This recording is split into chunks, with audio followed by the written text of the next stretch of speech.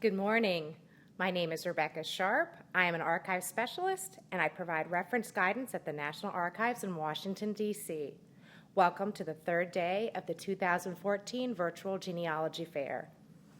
A few quick notes before we get started.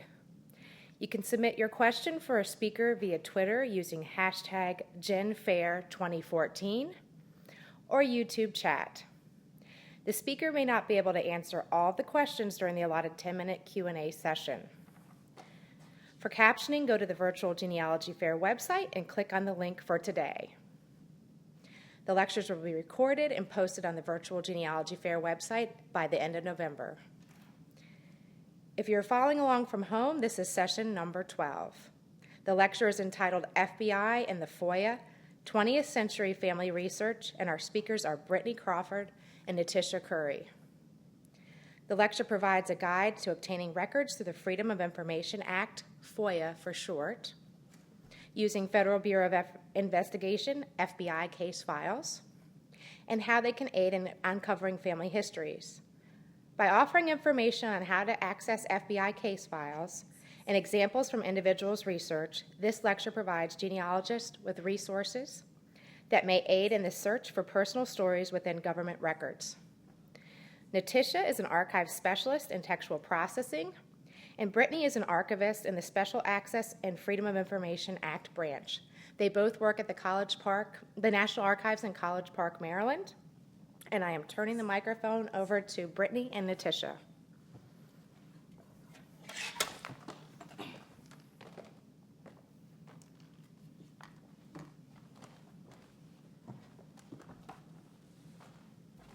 Thank you and good morning. Good morning, I'm Britney Crawford, and this is Netisha Currie. And today we're going to present on FBI and the FOIA, 20th Century Family Research.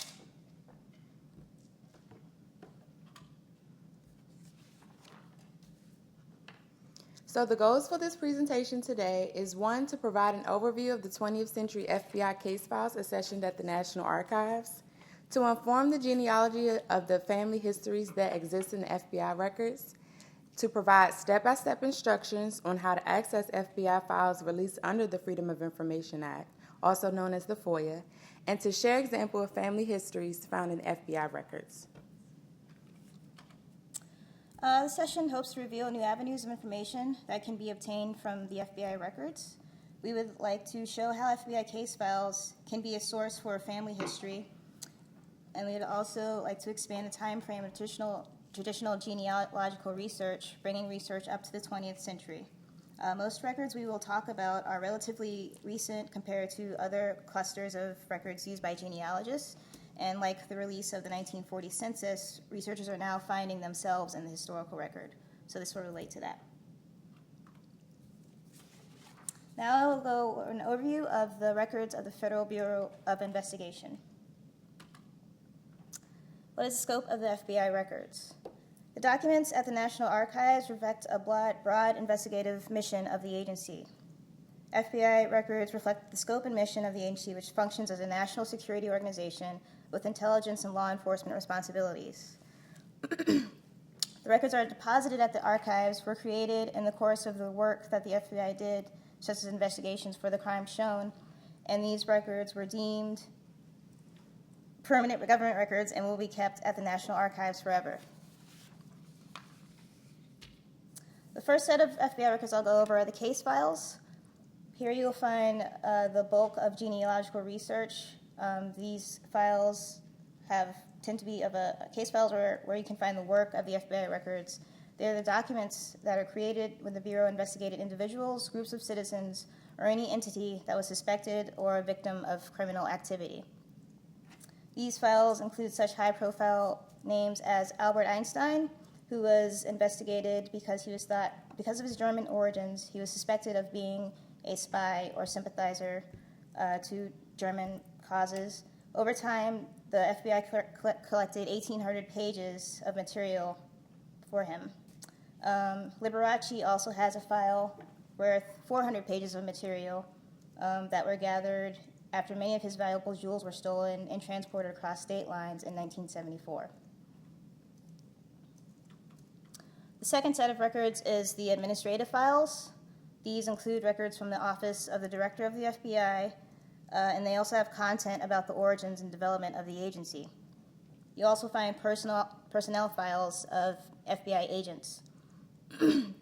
Administrative files include the records created by the founding director, J. Edgar Hoover, such as his official and confidential file, which is collected and separate for his special investigations on persons such as sitting and former presidents of the United States and civil rights leaders. These were sequestered away in his private office from the regular case files. The last set of records are the regional files of the U.S. attorneys. These records can be found in regional archives around the federal courts where cases were tried. And these files may be incorporated into files of other record groups, such as RG-21, the records of the District Courts of the United States, and RG-60, the Department of Justice.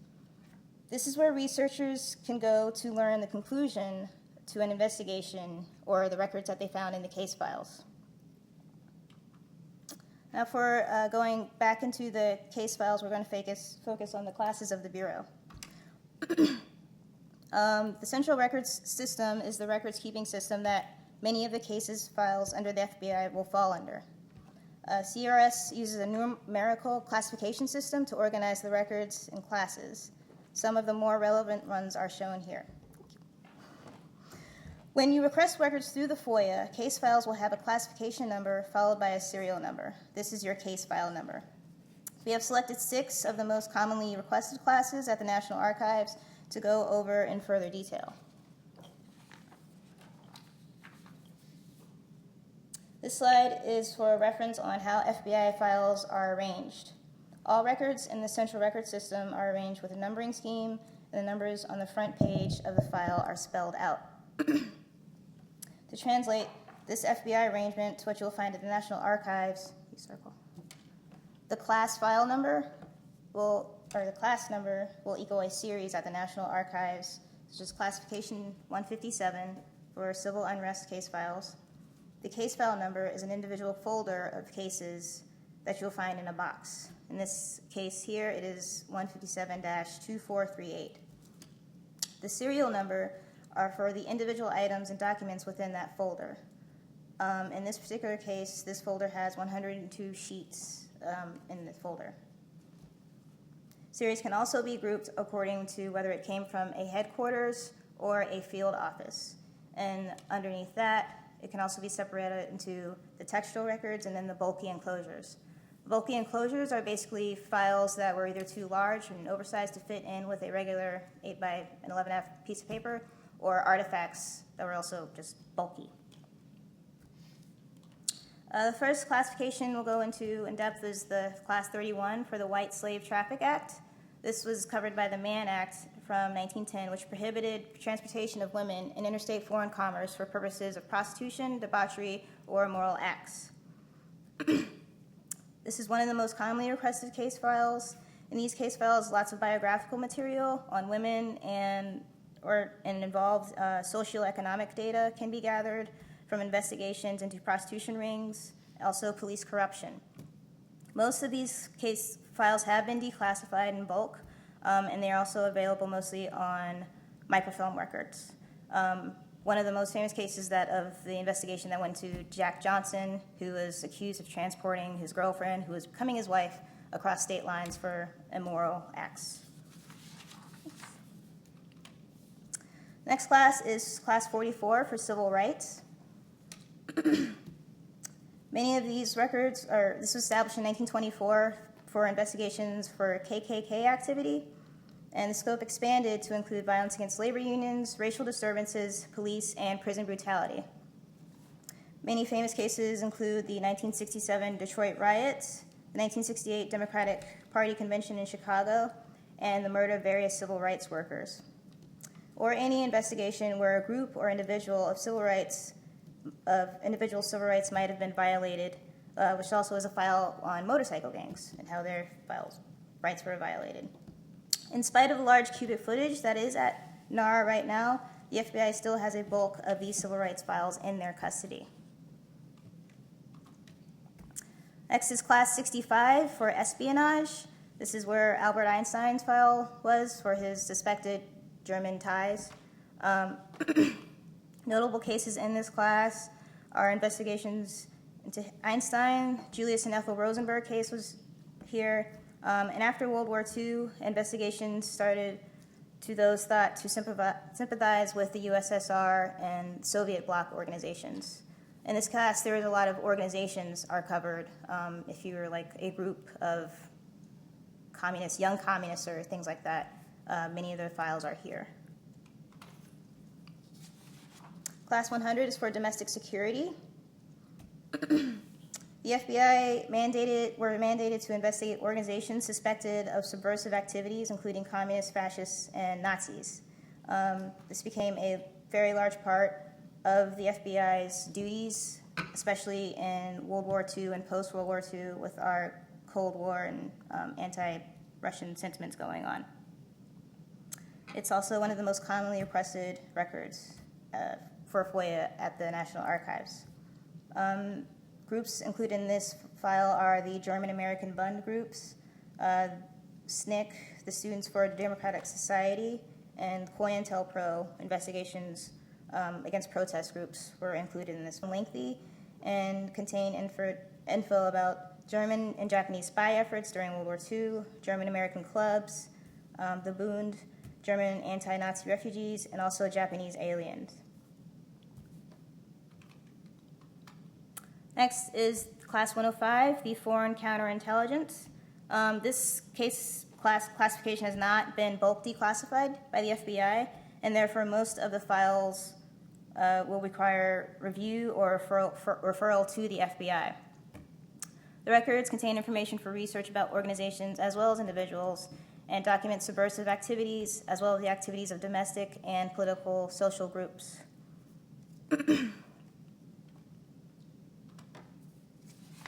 The last class to go over is 157 for civil unrest.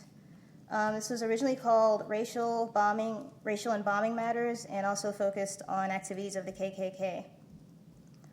There are investigations into bombings and bomb threats against racial, religious, or educational institutions, including the bombing of the 16th Street Baptist Church, which killed the 4 little girls in Alabama, the American Nazi Party and other anti-Semitic groups, and also attacks on civil rights workers. It was here that an investigation into the Black Panther Party was started in the North Carolina field office, and there are also investigations against the American Indian Movement, Abby Hoffman in the Chicago 8, as well as the NAACP.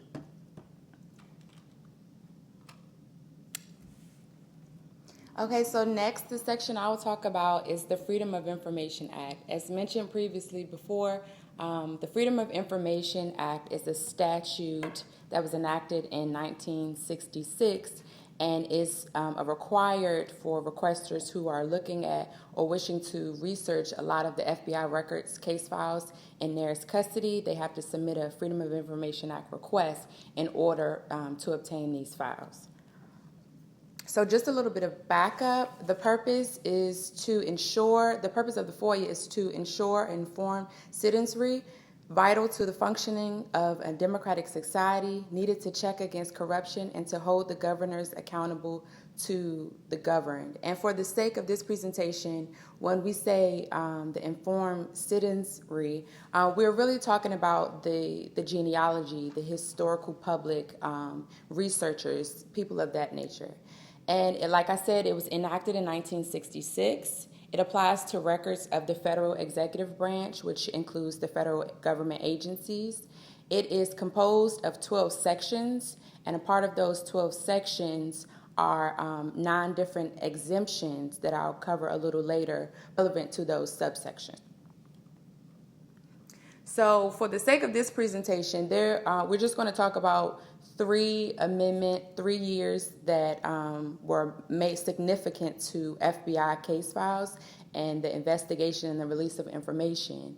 The statute was enacted in 1966. However, from that time, there have been several amendments up until today, 2014, that have either broadened the scope of information and documents and information that's been made available to the public, but also has narrowed the scope, specifically in 1974, where there was an amendment to narrow the scope of law enforcement exhibitions. And that's significantly important to the Freedom of Information Act as well as FBI case files, because initially the first 20 years, the FBI were only allowed or mandated to release certain policy manual documentations, but the actual investigative reportings were not necessarily covered within the first 20 years of the Freedom of Information Act.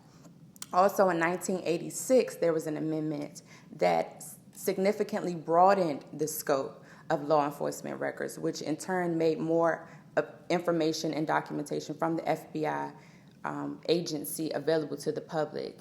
And then again in 2007, you had the Open Government Act, and that was really, really significant because here, again, we've seen a large initiative to make records more available to the public, but specifically in regards to the FBI records in NARA's holdings.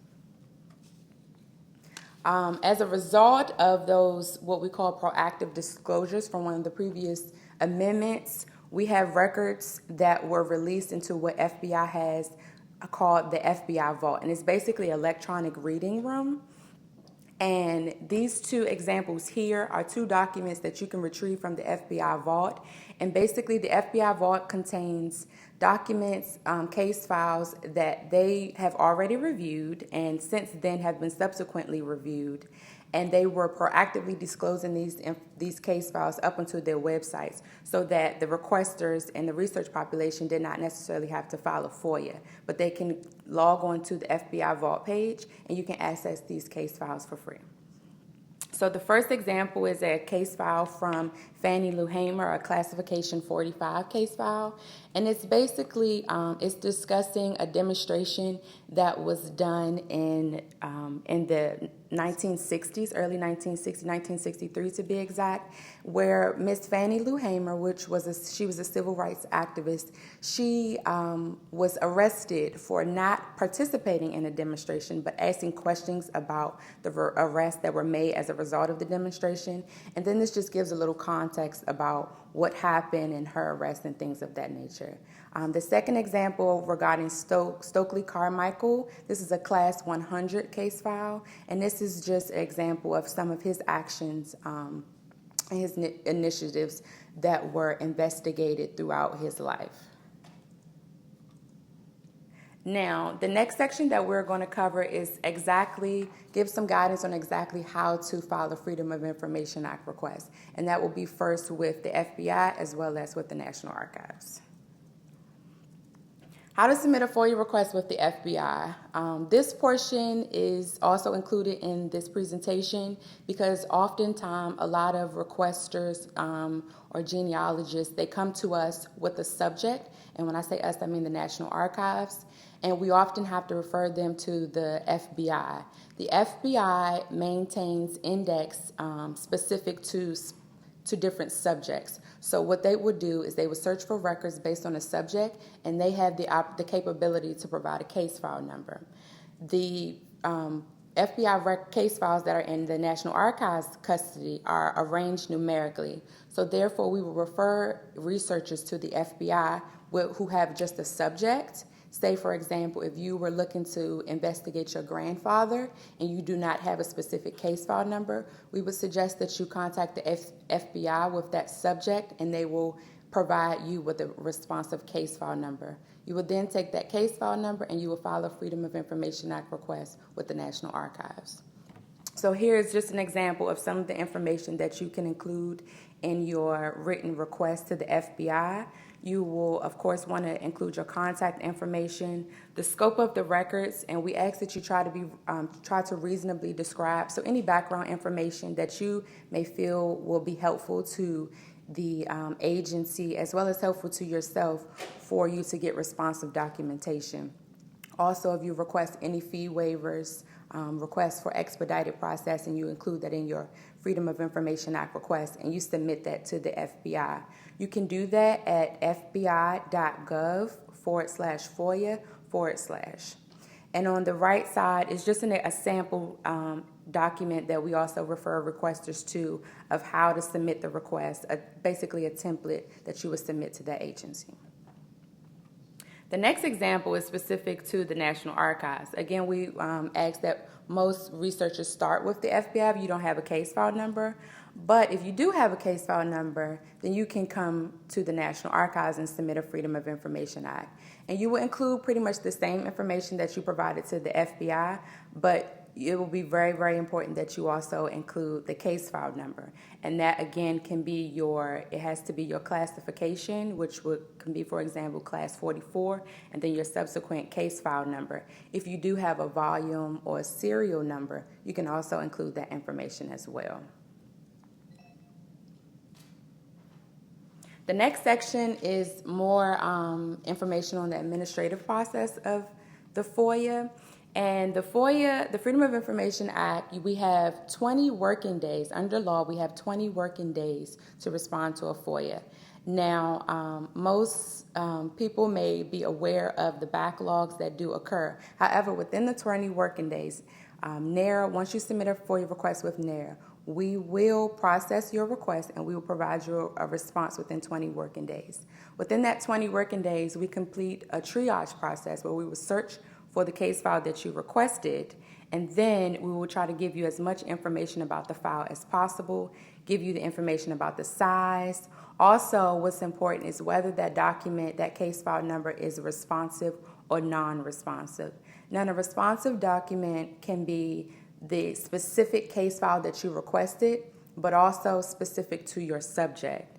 A non-responsive document is a document that we view is not necessarily specific to what you have requested, in which in turn we will come back to you and ask you to clarify your search, or you can also contact the FBI for additional case file information. Within our triage queuing system, we will provide you with the triage response that includes the case file number and details. We will also place you in our case queue, and our case queue is based on the size of the file that you've requested. So currently we have 2 case queue systems, a smaller queue and then a larger queue. And then third, we will process the case and complete a case review. In the case review, you have 3 options depending upon your request type. Now, you can have a first-party request, a second-party request, and a third-party request. A first-party request is a person who is requesting their own file. So if you are searching for a particular investigation based on yourself being the subject of that FBI investigation, you will be a first-party request. And you would, in turn, have access to more information that, say, someone who submitted a third-party request. A third-party request would be someone unrelated to the subject. And then a second-party request can be a relative. So a lot of genealogy contains second-party requests because you may be looking for a relative of yours. And then the final stage is basically the public access. Once this file is released under a third-party review, it is available to the public, and we can release it electronically or in paper. Now, what you may find in these case files, my colleague, Netisha, she gave you a lot of information, specifically how the case files are arranged and some things that you may find. This discussion will basically be about some of the specific examples of things you may want to look for within the case files that you are researching. The first section will be the content section, and that will include the different document types. Say, for example, you will have photographs, you can have news clippings, you can have transcripts, things of that nature. You can also find subject information, and that's how you determine if this case file is responsive.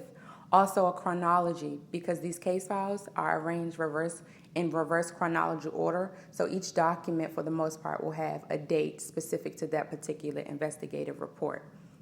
The next part that is important are exemptions.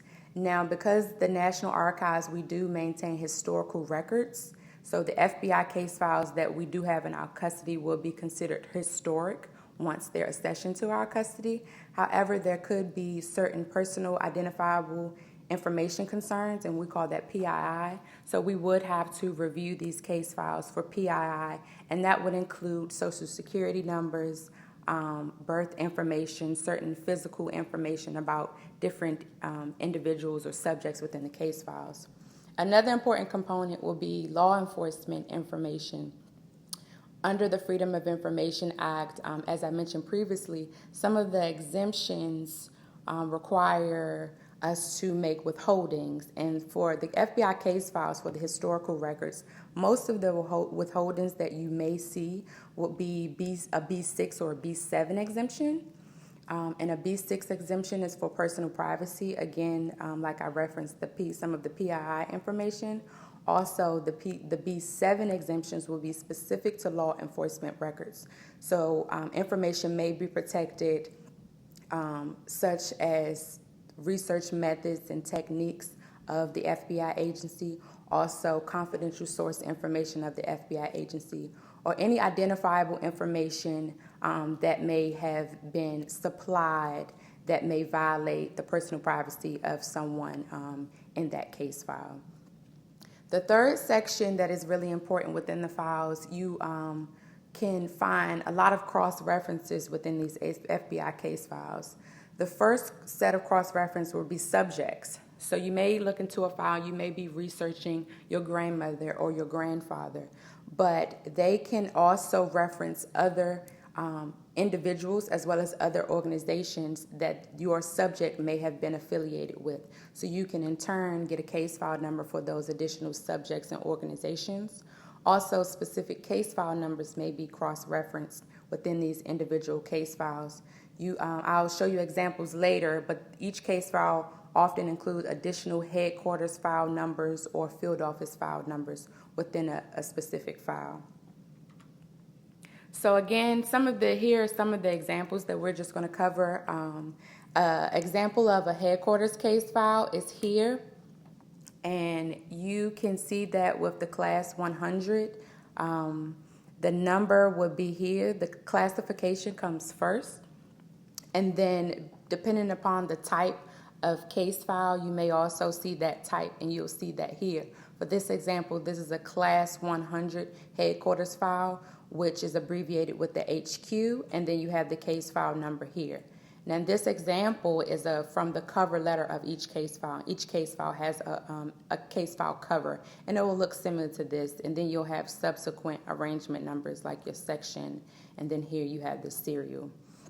Another example is you'll see the case file number within the file. So the lower example is an example from a document within a specific case file. And to identify what case file you are in, you're looking at this subject information, this director and FBI. Often that's a clear indication that that is the headquarters file. And then you have that case file number here with the classification and then the subsequent file number.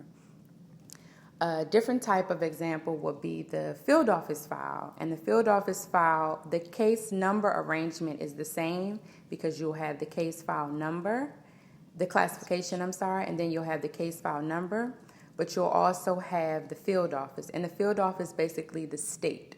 So for example, in this particular document, this is a field office file for New York. And you can have that field office that precedes the classification, or oftentimes it may come after the classification number.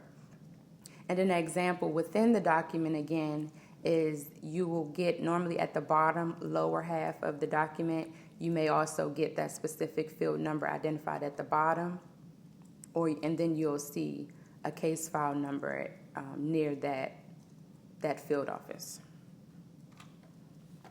So for another part of the content, you will get the subject. And the subject, of course, is going to be very, very important in your research because as archivists, when we're reviewing a case and determining what's responsive, we always look at the subject to see does it match our case file.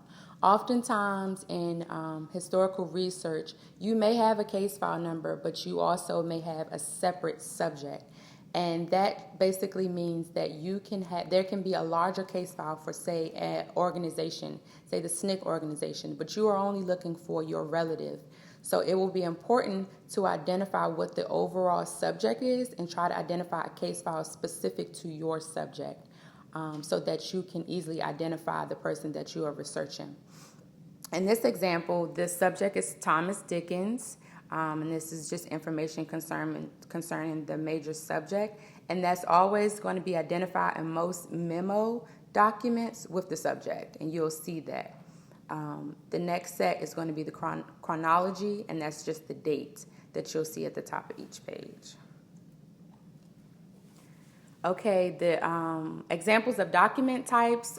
Here are just three examples. This came from a case file, all from a subject, from the same subject. And again, this was a letter. Initially, it was a handwritten letter, and then we had a translation in Russian, so that was typed. The handwritten letter was in poor condition, that's why you don't see it. But it also included a photograph, which is also helpful for family history, and also a Washington Post news clipping. So it talks about this subject and the work that he did in this news clipping.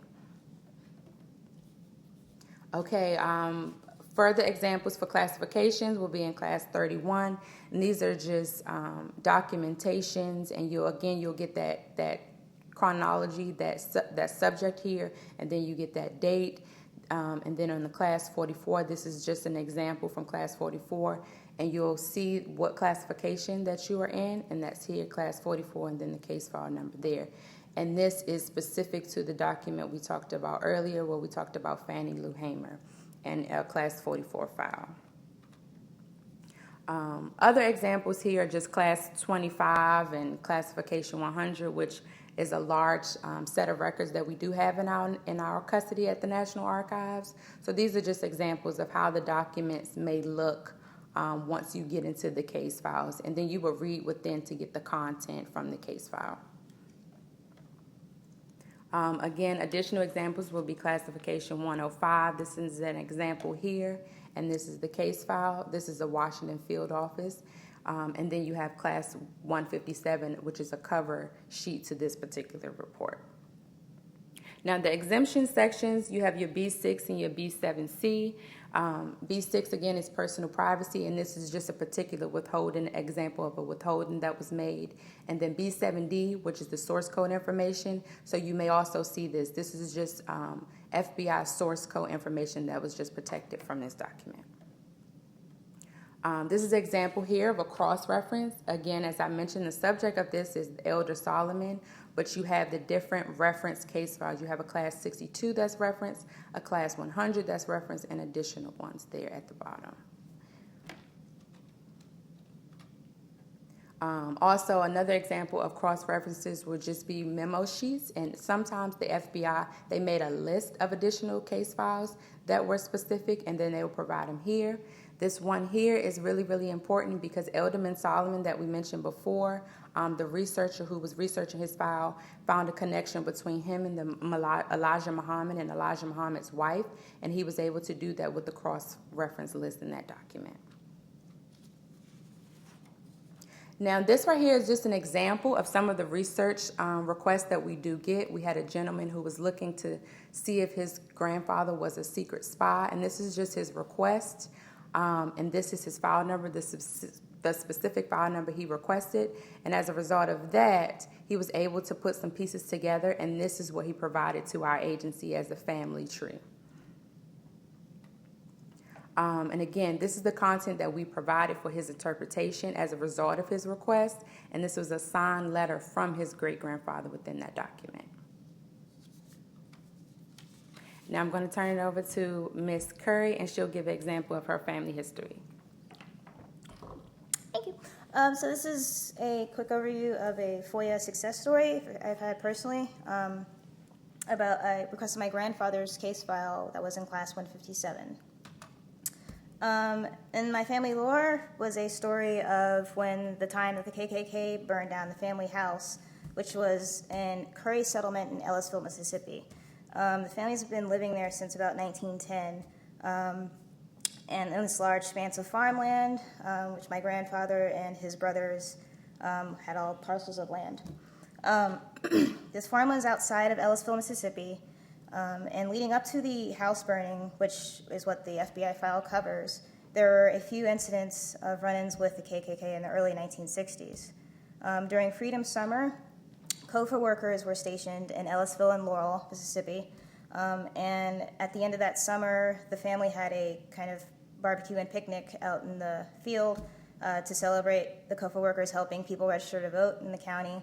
And unfortunately, the picnic ended with a shootout against the KKK. A few months after that, there was the first attempt to burn down the family home of Brule Currie and Florine Currie, whose portrait is pictured there.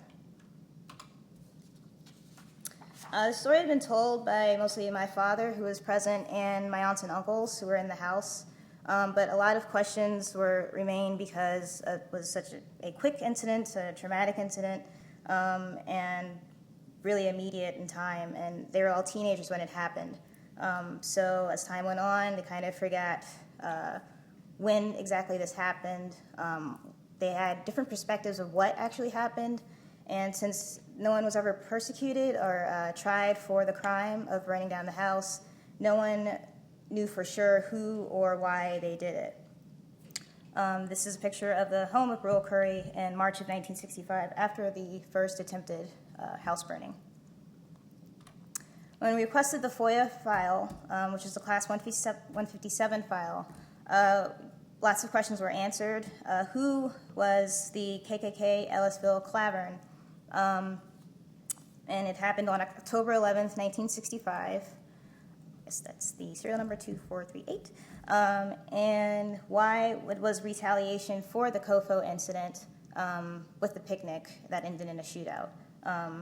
There is a picture of the house after it burned down, and a statement from an FBI informant is what revealed that the KKK had been planning for some time for this act of retaliation since one of their members were actually hit in the shootout at the farm. We also found out what happened in a lot more detail than we had known before.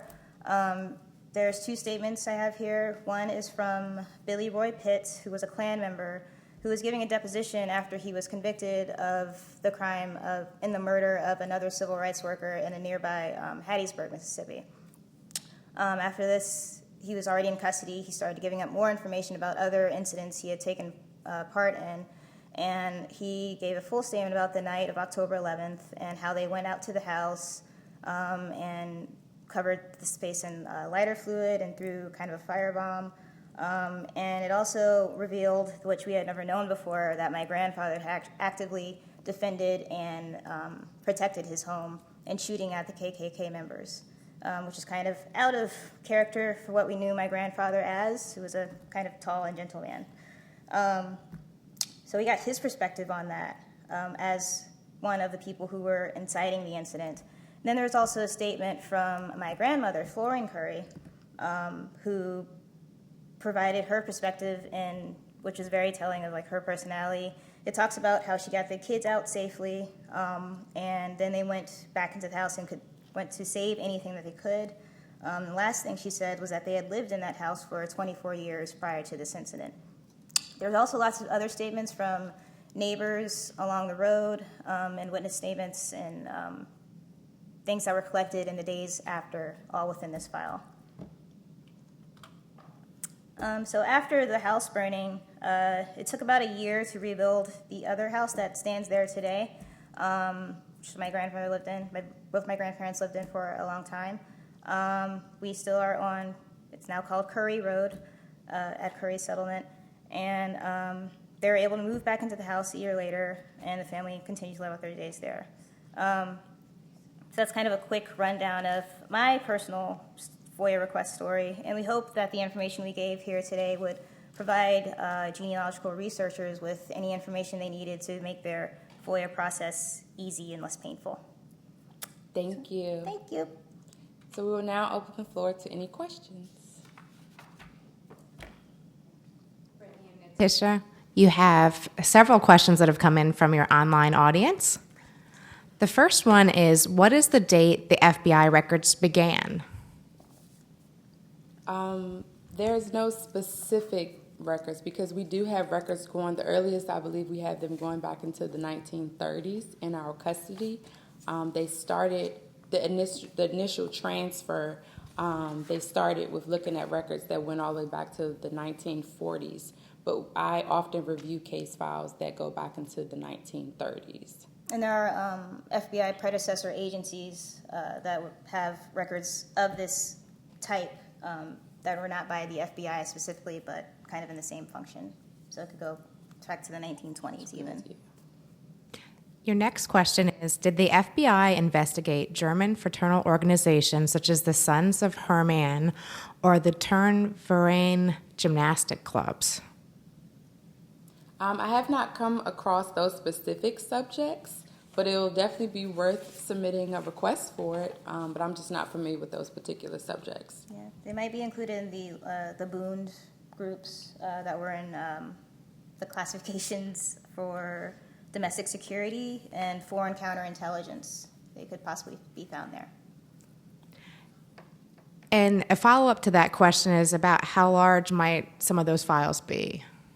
Well, we tend to find the organizational files are the larger files, so I've seen case files that are up to 10 to 15 different specific boxes, so that can be over 50,000 pages at least for the organization. It depends on the organization, and the headquarters files are normally larger than the field office files, but there's normally an overlap between the two case files. Your next question is, did the FBI investigate the Detroit 1967 riot? There was an investigation, and then we will also encourage you to file a request for it to get that information on it. I have a note. There was a file, at least in Class 44, which they would have investigated for the victims of the riot, their civil rights being violated. So, not the riot specifically is a case file necessarily, but the riot will be covered individual in investigations. Did the FBI question my family members in the early 1950s? It has to do with my grandfather, but I don't know why. FOIA requests to FBI came back negative. Can NARA search by subject's name without a case number? We cannot do a complete search without a case file number at this time. It could be true that there was an investigation that resulted in a case file. However, it would have been the FBI who determined that record temporary or permanent, and that record could no longer be permanent by the time it reached the National Archives.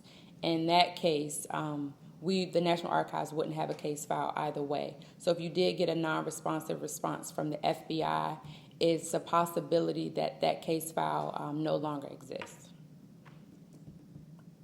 I understand that you need to go to the FBI first, search by subject, get the case number, then go to NARA with that number to request case contents. Can you search by person's name or surname at the FBI, or must it be an event or topic? Yes, you can submit a request to the FBI for a subject. I would also encourage you to search their FBI vault that we mentioned earlier by a specific surname and see if you can find information within that electronic reading room. Yeah, like my grandfather's file, we asked just for files with his name, and it just happened that the file is in his name. So you probably will find success with the more information you give. Right. They can give you a list of case file numbers, and sometimes those case file numbers are specific to your subject, but they can also be pertaining to other subjects where your surname is mentioned. Your next question is, my grandmother's brother was a bootlegger during Prohibition. Did the FBI investigate all bootleggers? I cannot confirm that. However, there are investigations of what were considered bootleggers. Do files exist for labor disputes or union activities? Yes, we do have files that exist. I've reviewed some of them myself. You can probably search in Class 44 for some of that information. If you do get responsive documents, they may come from Classification 44, which is specific to civil rights. You said that the cases you release records on become public access. Does that mean that for those records, no one else needs to file a FOIA to access it? That's only if it was a third-party release. If it was a first-party release, which is a request released to to the person who's on the subject, then yes, you will have to submit a third-party or second-party release. But if it was released as a third-party release, then it'll always be publicly available to the public. Are bombings checked by the FBI, and would there be files? This event happened in the 1930s.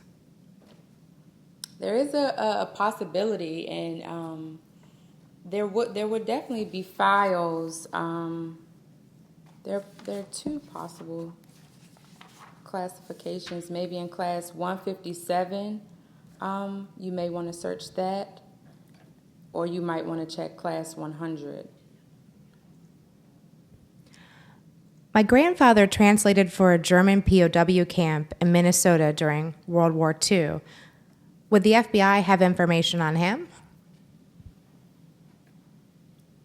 I'm sorry, can you repeat that question? Sure. My grandfather translated for a German POW camp in Minnesota during World War II. Would the FBI have information on him? Yes, that is a possibility that it may be an investigation file on him or specific to a larger investigation where that relates to it. The next question. I'm confused about where we do our initial search for case numbers regarding our ancestors. We do the search for a case number on the FBI site? Well, you would submit your initial search. You can submit your initial search to the FBI, and in their response, if they found responsive documents, they will provide you with that case number. But you can also, if you are looking at a case file number that's in the NARA file, the file that you got from the National Archives, the cross-reference documentation may include case file numbers. But if you had any additional questions specific to how to request with the FBI, we would refer you to the FBI website on how to file a FOIA. Your next question. Does the FBI investigate cases involving bigamy? If so, under what subject number do they fall? There is a possibility, and in this instance, we will refer you to the FBI. But there's also, I do want to mention, there's also a really good resource, the Guide to the FBI Records, that contained specific information about the FBI, their different types of investigations, and also each classification. They have the FBI released a report that they worked with the National Archives to publish, and it breaks each classification down and gives you specific subjects and main content for each classification. So I will refer you to those two resources to get context on your specific research topic. And the link to the FOIA guide is on our handout, and we can't say specifically which classification will have what in it. There are over about 250 or 300 classifications right now, so that would be a good resource. Could you please repeat the URL for the FBI? To file a FOIA? Yes. Okay, it will be www.fbi.gov/FOIA. That's FOIA /, and it's also included on our handout. Does the FBI have case files for missing persons? Yes, that is. They do have case files for missing persons, and again, we will refer you to the guide for this specific classification.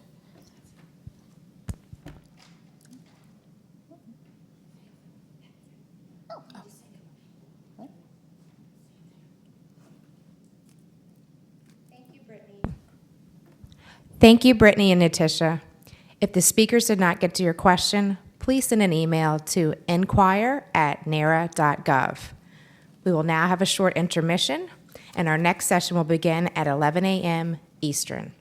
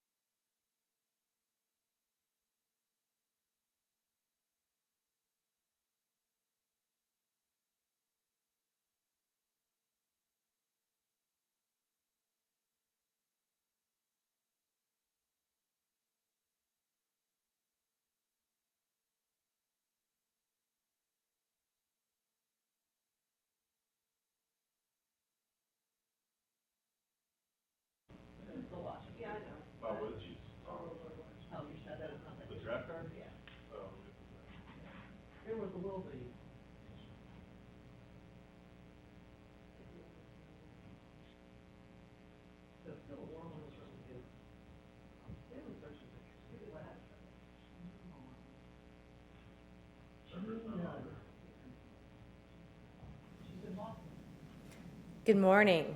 My name is Rebecca Sharp, and I'm an archive specialist, and I provide reference guidance at the National Archives in Washington, D.C. If you just tuned in, I have a few quick notes before we start the next presentation. You can submit your questions for a speaker via Twitter using hashtag GenFair2014 or through YouTube chat. The speaker may not be able to answer all of your questions during the allotted 10-minute Q&A session. For captioning, go to the virtual Genealogy Fair website and click on the link for today. The lectures will be recorded and they will be available on the Fair website by the end of November. Lecture number 13 is entitled Discovering Your Family's Past in Military and Early Veterans Administration, Personnel Data Records and Selective Service Records. We have 3 speakers with us this morning, David Hardin, Daria Labinsky, and Stephen A. Smith. Military personnel data records contain a wealth of information about America's veterans. Record series that we will discuss include burial case files, chaplains files, Army courts-martial case files, and Veterans Administrative World War I claim files.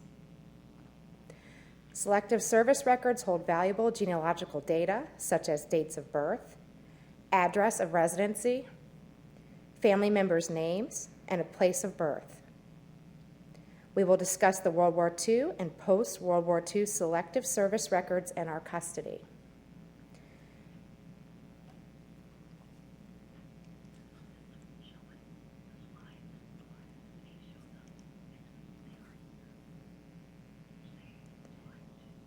Stephen A. Smith is a supervisory archivist, Daria Labinsky is an archivist, and David is a student intern.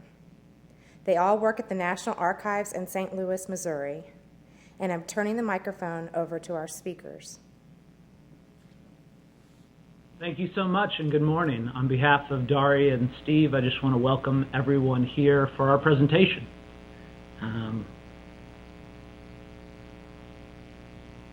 Starting with our slides.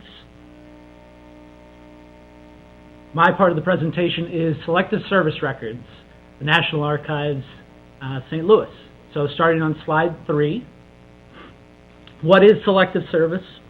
Selective service is the vehicle to raise a military through conscription as opposed to voluntary enlistment. And the system was in place to determine who was available, who would be deferred, and finally who would be rejected for military service. Slide number 4. So the collection, what do we have? Today we're talking about the World War II era and the post-World War II era.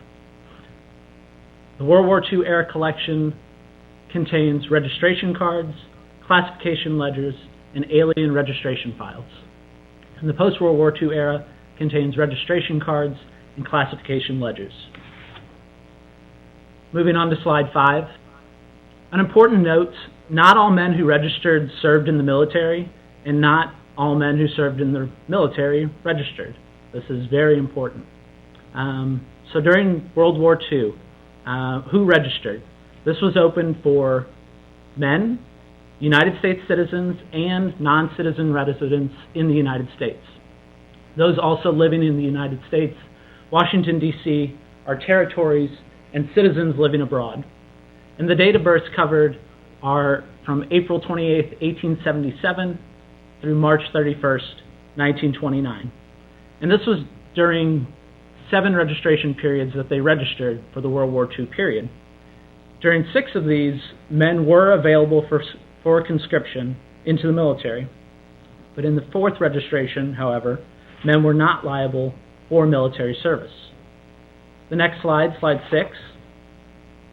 This 4th registration was also known as the old man's draft. And I wanted to bring this up because this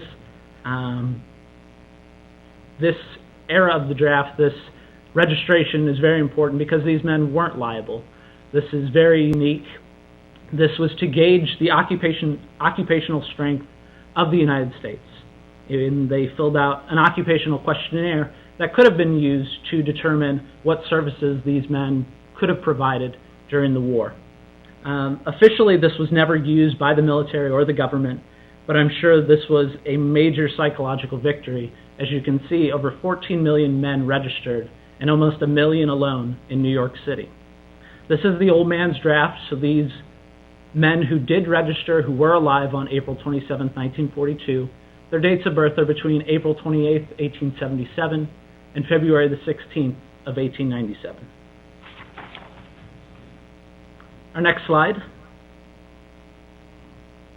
So, starting with our registration cards, what can you find? And I'm going to go to the next slide to sort of walk you through on an actual registration card. So slide 8, please.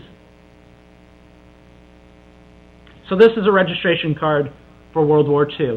This is Henry Greenberg's. Some of you may know him as Hank Greenberg. On the bottom you can see it lists him as a celebrated baseball player. He played for the Detroit Tigers. The information that you can find from the registration cards were the name, order number, serial number, address at the time of registration, their mailing address, telephone number, date of birth, place of birth, the employer's name and place of business, and moving to the back on slide 9, you can see descriptive information. So their height, their weight, how they were classified for complexion and race, and then other physical characteristics that would aid in identification. And then finally, the bottom will show the local board that they registered in. Moving on to the next slide, slide 10. The World War II classification. So this is where you find out if the registrant was available for military service, whether they were deferred or were rejected from military service. From here, and I'll move on to slide 11 to walk you through an actual classification ledger. This is a ledger. From here you can find their name, order number, serial, their age, how they were classified for race, administrative information such as the date that they registered, the date the questionnaire was sent, etc. Moving on to slide 12. This is the second part of the ledger, and on here it'll show the classification, the date that they were to report for order, and their final disposition and date, whether they were accepted, denied, or delinquent, and any other additional remarks. In the remarks section, this varies from board to board, what information was put in.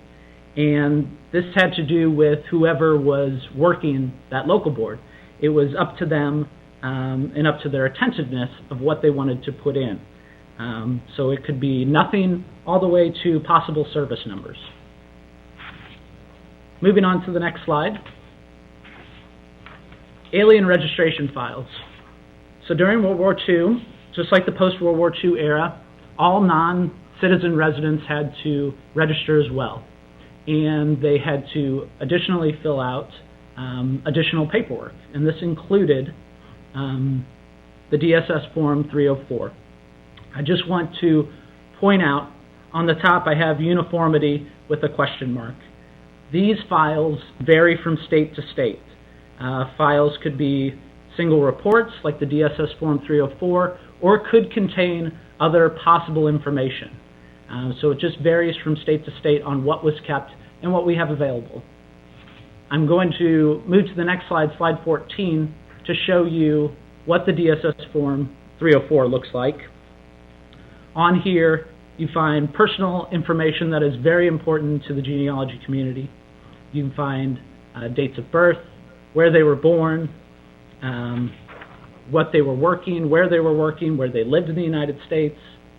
Moving on to the next slide, slide 15, shows a lot of the background information of the family, where they were originally, where they came from, what country they came from, and if they had any relatives that were still living in that country. Other possible finds in the alien registration files, you could find registration cards, registrations of Japanese descent, correspondence, discharge paperwork, physicals, reports for induction, and possibly much more. This again varies from state to state. Moving on to the next slide, slide 16. The post-World War II. So just like the World War II registration, this was open for men only. United States citizens and non-citizen residents also had to apply. Those living in the United States, Washington, D.C., its territories, and citizens living abroad. And this was, the dates of birth were from January 1st, 1922 to March 28th, 1957. And this was done as a rolling registration. During World War II, for the first 6 registrations, there were very specific dates that men would register, either one specific day or possibly 3 days. At the end of the 6th registration, they finally realized that a rolling registration would work best, and that's what they also did during the post-World War II era. Moving on to our next slide, slide 17. Could someone have registered twice? As some of you may have noticed, the dates overlap from the World War II era to the post-World War II era. So there is a possibility that someone registered for the World War II era and the post-World War II era. So these are dates of birth from January 1st, 1922 to the end of March, 1929.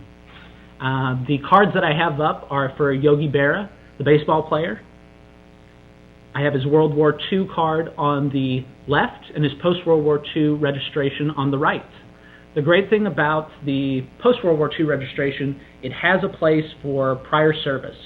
And because Yogi did serve in the Navy during World War II, it shows his information on the back of the post-World War II card. So you see that he served in the Navy. It has his service number and also his dates of service. Moving on to the next slide, slide 18. So the post-World War II registration, what can we find? I'm going to walk you through a card just like I did for the World War II registration. So on the next slide, please. Since Halloween is coming up, I thought it would be nice to show Stephen King's card for everyone out there for a quick scare. On here, just like the World War II registrations, you can find their name, selective service number. As you can tell, this number did change from how the structure was during the World War II registration. During World War II, you were given an order number and a serial number. For the post-World War II era, they figured out a much better system. So your selective service card can tell me exactly where this person registered. So the first number, 17, is the state of Maine. So I know that Stephen King registered in Maine. The next number is their local board. He registered in local board 1. And for most states, this is alphabetical. So he registered in Androscoggin County, which is the first alpha county for that state. So he's local board number 1. The next number, 47, he was born in 1947. And then finally, he was the 607th person to register that year for that local board for 1947. On here, you can find his name, the number as well, address at the time of registration, mailing address, telephone number, date and place of birth, descriptive information such as height, weight, eye color, and hair color, and any physical characteristics that would aid in identification if they had to go looking for Mr. King. So as you can tell, he had a scar on his left arm. On the back of the card, next slide please, we have occupational history. So he was a student, and it shows his high school that he was attending, his place of employment, which would have been where his high school was at. But if the person was working, they would include that information there. And then finally, any prior active duty or membership in a reserve component. Next slide, please.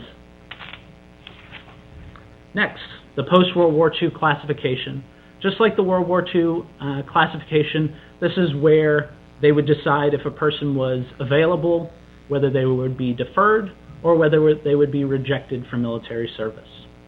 And I'll walk you through a post-World War II classification on the next slide to show you what you can find. On there you have the name of the person, selective service number, date of birth, date of classification questionnaire, mailing and return, classifications and dates, and then physical dates, the date they entered the military if they did, how they entered, whether they were enlisted, inducted, or possibly even ordered, the branch of service, date of separation, and then finally remarks. And just like the World War II era, just want to point out the remarks section was open to whatever the person that was filling in these reports, what they wanted to put in. So you may find nothing, you may find their possible service number, or even more information there. Next slide, please. So how do I request and what do I need? I included a link to our website. From there, you can find our request form. What's really important is having the full name of the registrant, the date of birth of the registrant, and the address that they resided when they registered for selective service.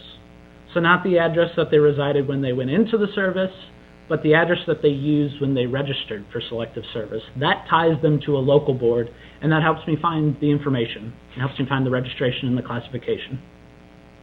If you do have the selective service number, that's great. Please include that. That'll help me find it that much more. And then finally at the end, I have copy fees. For the registration card would be $7, and then both for the classification and registration, that's $27. Finally, the next slide.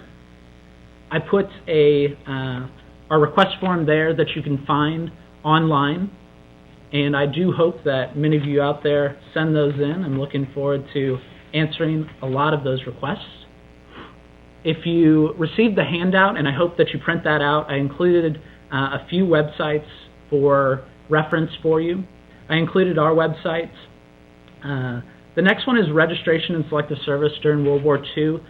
This was a publication that Selective Service put out, and it has a lot of background information. This is through the Hardin Trust, which has a lot of digital books and publications that are open to the public that don't fall under copyright.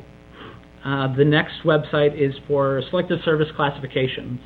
Because I couldn't go into full detail of the classifications today, if you do receive or do ask for, request a classification, from here you can find out what those specific classifications mean. So 1A if they were available, all the way to 4F if they were rejected for military service. And then finally, I included the Selective Service website. They do have a lot of good information there. And on there I included some information about some digitization projects that we're working on with Ancestry. Over the next 5 years, we will have digitized all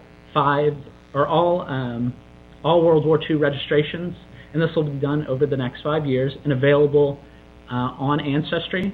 And this is available for free at all NARA facilities that have public research rooms. And next, I'm going to turn it over to Stephen Smith. Thank you so much.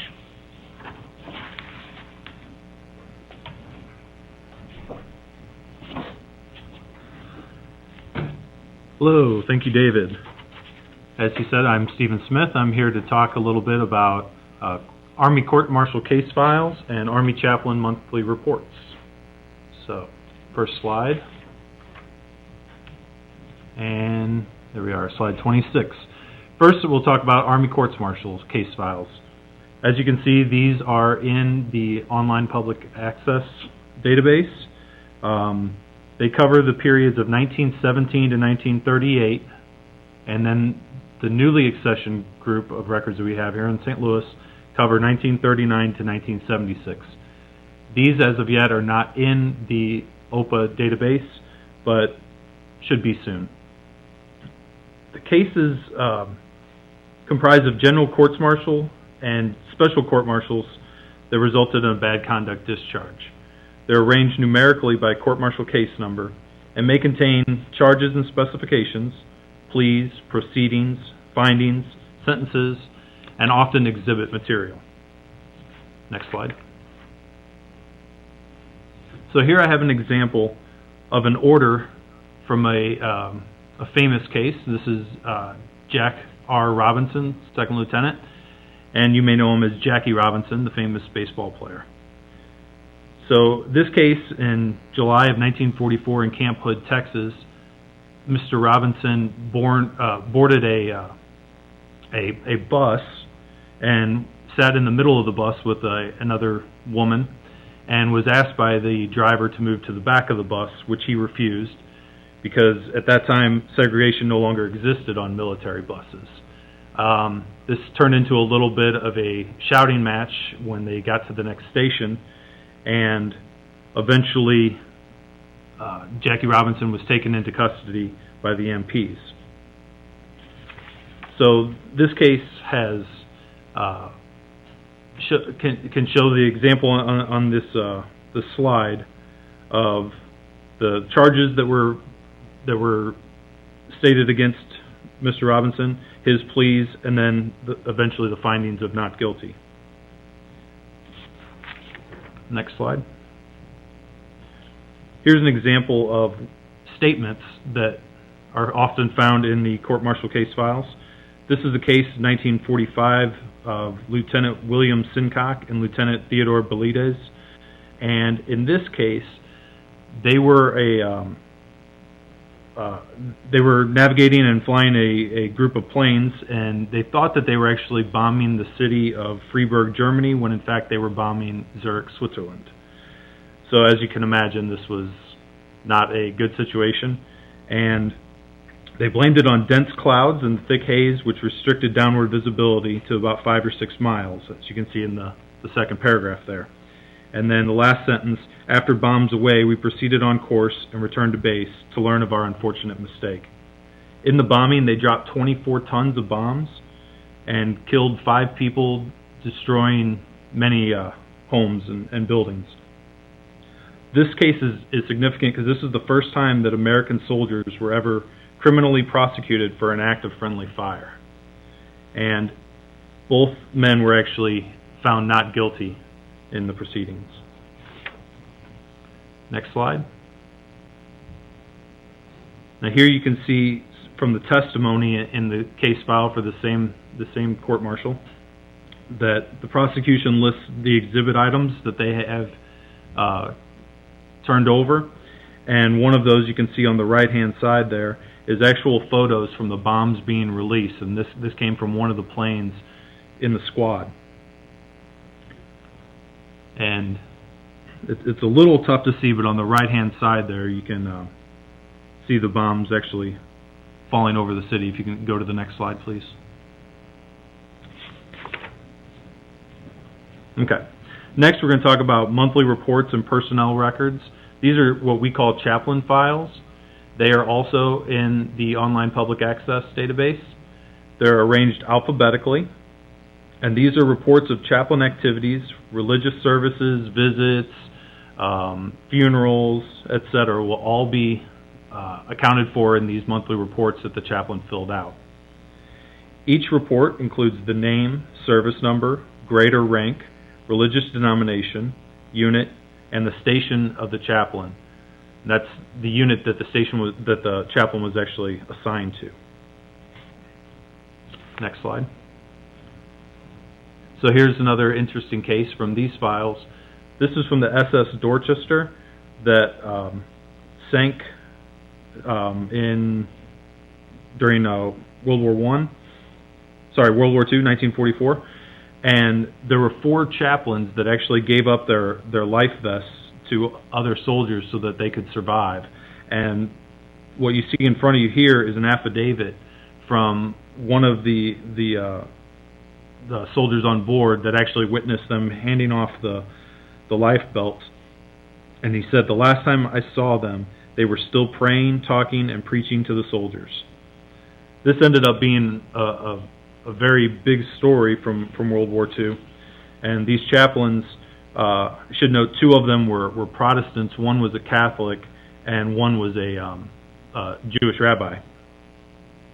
So in 1960, the military came up with the Chaplain's Medal of Heroism, and all of these men received it posthumously. And also in 1948, they were their images were put on a postage stamp with the words, "These immortal chaplains, interfaith in action." Next slide. Now here is a page from a monthly report by Chaplain Henry Gorecki, and he was one of the chaplains assigned to services for the Nuremberg prisoners. And he was actually from the St. Louis area, so we find it pretty interesting. His job was to hold services for any of them that were willing to listen, that wanted to give confessions, etc. And he states here that I was at Garing's bedside when he died by his own hands, spoke with him between 2000 hours and 2030 hours. He denied every fundamental doctrine of the Bible. He hinted at communion, but since he denied the Lord Jesus as his Savior, I could not commune him. Had he been sincere in his quest, he would not have gone the way he did. And of course, he's speaking to the fact that shortly after he met with Garing, Garing took his own life by cyanide capsule. Okay, next slide. There's a little zoomed-in version of the. There you go. Another important use for these chaplain files is that there's another series that goes along with them, and it's index cards for burial services. And if you know the individual who was buried, who died during the war, we can actually look them up in this index series, and from there, if they have a card, it will list the chaplain who held the services and the day or the month and year that the services were provided. From there, we can go on to the monthly files, and you go to the next slide. I think it'll zoom in. Yeah, you can see there that Francis N. Cunningham has had services provided here, and sometimes it just gives the name of the individual and their rank and service number. Other times there's a little more information, like in this case it gives his unit, the place of burial, and next of kin. And that is all that I have. I am going to pass it on to Daria.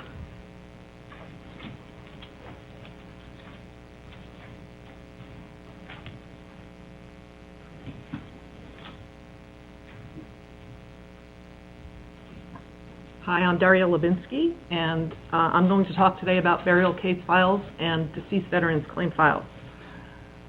First slide, please. Next slide, please. Okay, the burial case files, which are in OPA, the National Archive identifier is 595318. They're officially called correspondence, reports, telegrams, applications, and other papers relating to the burials of service personnel. And they're also called cemeterial files or 293 files. Next slide, please. Okay, they were created by the Quartermaster General's Office between 1915 and 1935 to record information relating to service members' burials in national cemeteries overseas. Primarily, we have World War I burial case files, and they are arranged alphabetically by last name. Next slide, please. Okay, some of the things they may contain. One of the things they almost always have is information on reburial. Often if somebody was killed overseas, they would be buried 3 times. They would have been buried right in a hasty grave right after a battle.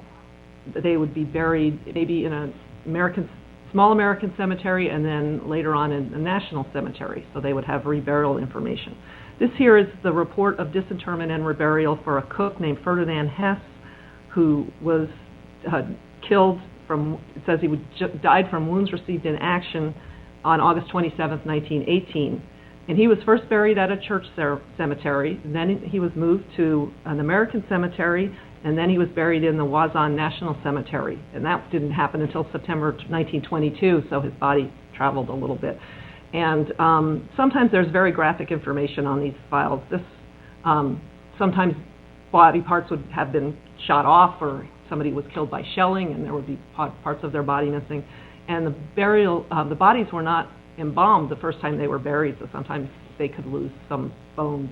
And this one mentions that he is missing the right and left tibia and fibula. Next slide, please. Another document you'll often find is the circumstances of death document. And this is for Private Salvatore Buscemo from New York City. And he died right outside of Hoperinge, Belgium, and he was killed by a shell. and they're usually like a sworn statement from someone who saw the person get killed. So they're very interesting if you're trying to figure out how someone died. Next slide, please. These are grave markers or identification discs, and they often were attached to like a wooden cross at the first burial site so that you could help identify the body. This one belonged to Harry Miller. He was a sergeant with the 96th Company of the 6th Marines who was killed in the Battle of Blackmont Ridge in October 1918. Next slide, please. They often have correspondence. Sometimes there'll be congressional correspondence if there's an issue that the survivors are having trying to get someone's body returned to the United States, or in one case there was a incident where the body was the wrong one. Somebody opened up the coffin and discovered it wasn't their relative. This one is from a funeral director named W.R. Millward, and he was from Lexington, Kentucky, and he wrote a letter to the Quartermaster General's office, and he wanted to be endorsed as being recommended as the leading funeral director in Lexington, Kentucky. And the item that's circled on the left is a notation in somebody's handwriting that says impossible. There'll also be correspondence from the military to members of the family trying to determine who is the proper person to determine the dispositions of remains. Sometimes there were arguments about where the body should be. Should it be kept overseas, or do they want it back in the United States? And those are interesting for genealogists because you had to list all the next of kin and their relationship. Next slide, please. Other interesting items we found, there have been requests for photos of the grave, and the Red Cross would comply and send a photo. There would be applications for headstones, for military cemetery headstones. This one is a receipt for flowers from a florist in France, and Sergeant George Call family asked that there be flowers placed on his grave, and this shows that they complied. Next slide. Burial case files also contain information on the Gold Star Mothers. The Gold Star Mothers program was a U.S. government-sponsored visits to grave sites in Belgium, France, and England by mothers and widows, or sometimes sisters if mothers couldn't go when they didn't have a widow, of deceased World War I servicemen from 1930 to 1933. They were all expense-paid trips. More than 17,000 women were eligible for this, and Ancestry.com has an index to all the eligible women, but it doesn't indicate too much information other than that they were eligible. More than 6,600 attended these visits, and they were segregated trips. African American women were taken on separate trips, and they had separate accommodations, separate ship, passenger ship, and then separate train travel also. Next slide, please. This is Ferdinand Hess, who was the cook I mentioned earlier. This is his mother, Mary. She was one of the Gold Star Mothers. She left home on May 12, 1930. She was 59 years old. And these are the things that you can find in these files when there is a Gold Star Mother. They had to have a headshot for their passport. You see a lot of refusals due to poor health, and they would often get asked again if they wanted to come. If they turned it down the first year. And there's correspondence in there. They're very interesting. Next slide, please.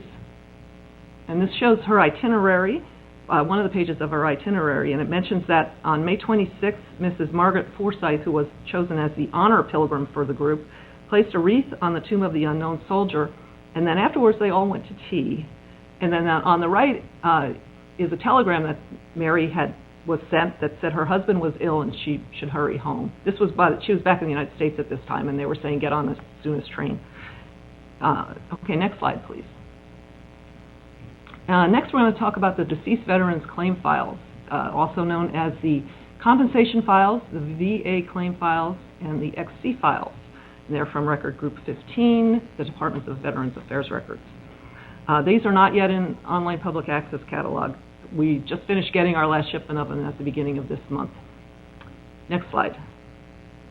Talk a little bit about the history of these records. You might be familiar with pension files. They started doing that during the Revolutionary War. And in 1917, they added the War Risk Insurance Bill. And basically what what happened as veterans aged, new legislation would be passed, and they would extend benefits and change benefits for different veterans. In 1921, the Veterans Bureau was created, and that consolidated the Bureau of War Risk Insurance, the Public Health Service, and the Bureau of Vocational Rehabilitation. So that they were basically saying we're going to combine all these different kind of benefits into one clearinghouse kind of agency. Our cases were opened between 1917 and 1945, and I'll get into a little more about that in a bit.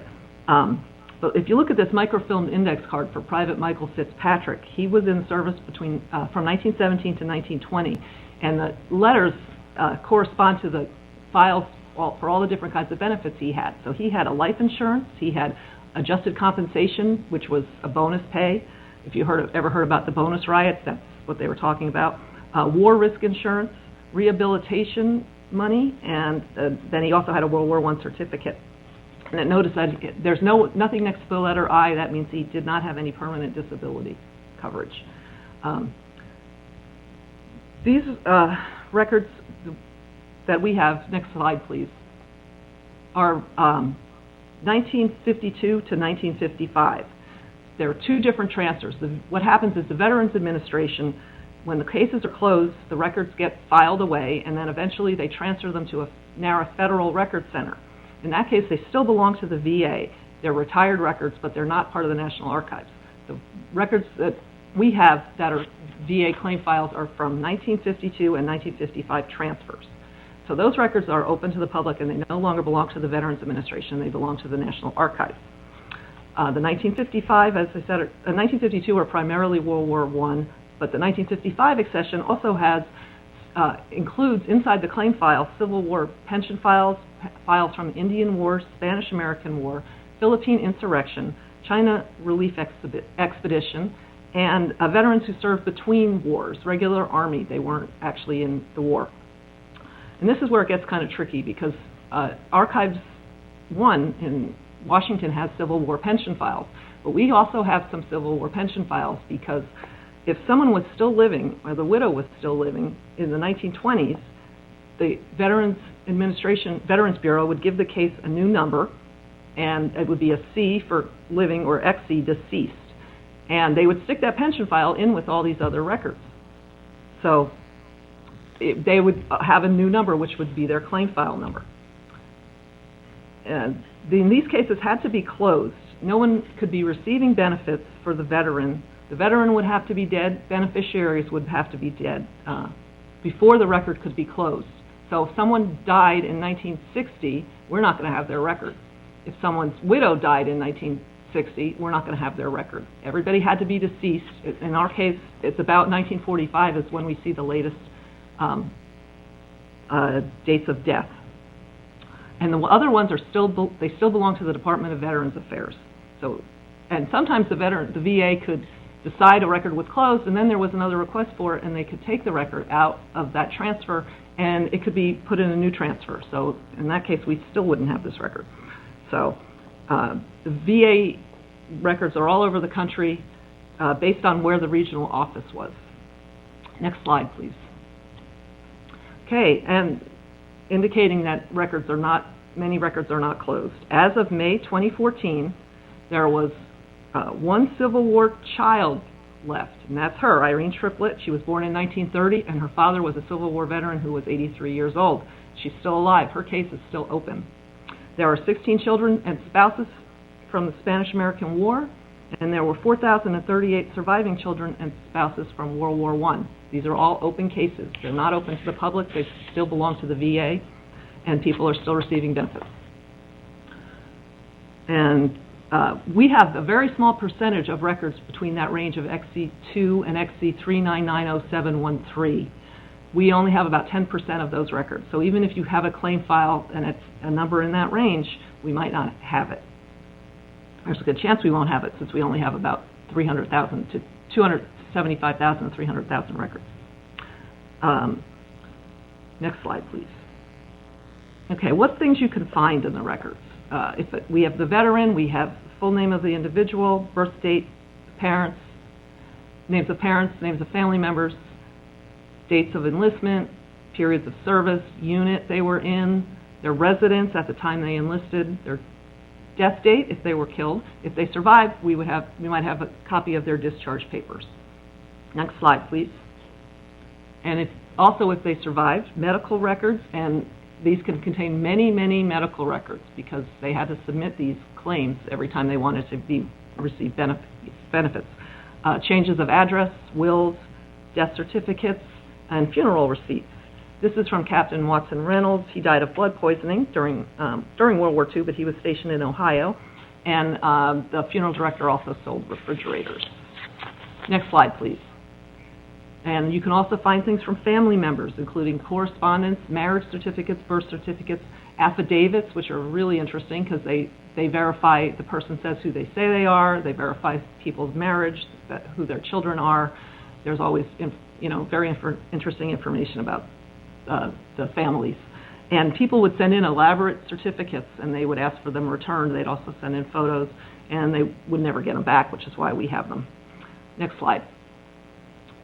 And other interesting items, I just always think that these are better than a soap opera because there are some really interesting cases. We'll find paternity issues and bigamy and people who had common law wives and people who had girlfriends that the family didn't like, and you'll see people fighting over money constantly.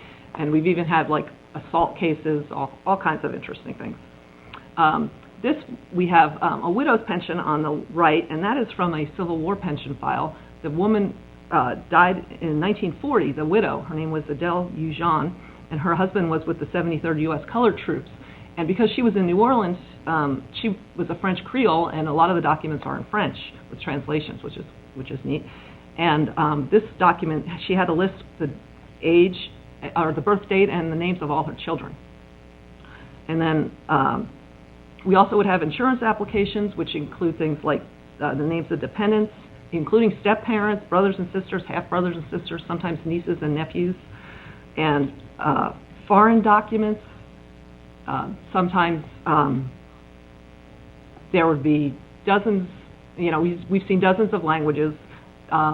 There were 20% of the World War I, American World War I soldiers were actually immigrants, were foreign-born.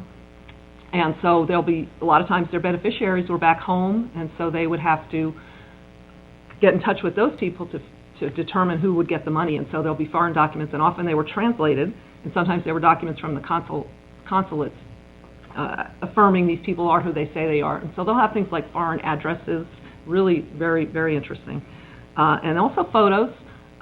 This is the sister of a veteran named John Canulis, who was from Lithuania, and the documents in there are Lithuanian. And they sent this picture in because the mother wanted to know if the daughter could receive benefits because she was born with 3 fingers on each hand, and so she sent this picture in to show that what she was talking about. And they told her, no, sisters are not considered beneficiaries of deceased veterans. Next slide, please. If you want to locate these records, for a burial case file, we need the full name, date of birth and or death, and service number. For the VA claim files, full name, claim file number, place of residence or enlistment can help, date of birth and or death. During World War I, not all service members had service numbers. They weren't issued until 1918. So if you have one, it's good, but if you don't, that's not crucial. And it's also important if a person doesn't have a middle name, say that there's no middle name, because you'll have a lot of people named John Thompson, and if you know it's John, no middle initial Thompson, it's going to be a lot easier for us to find it. Next slide, please. And this is kind of useful. If you are looking for a claim file for someone who served before World War I, there's a database on Ancestry called the Civil War Pension Index. And even though it's called that, it's not just Civil War. It goes up to 1934. So we've been able to find things like Spanish-American War veterans in this database, as well as pension. And you'll see it'll have an XC number on it, and that'll indicate they had a claim. This is Tony Janicki's index card form from the Ancestry.com database, and his other name was Tony Janeski.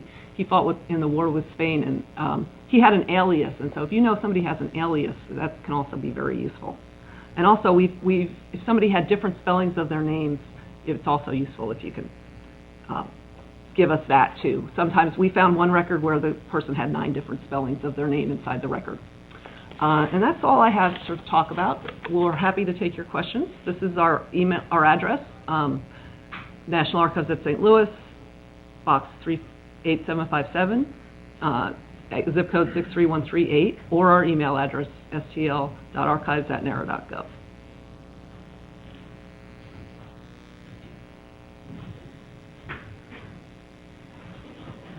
Okay.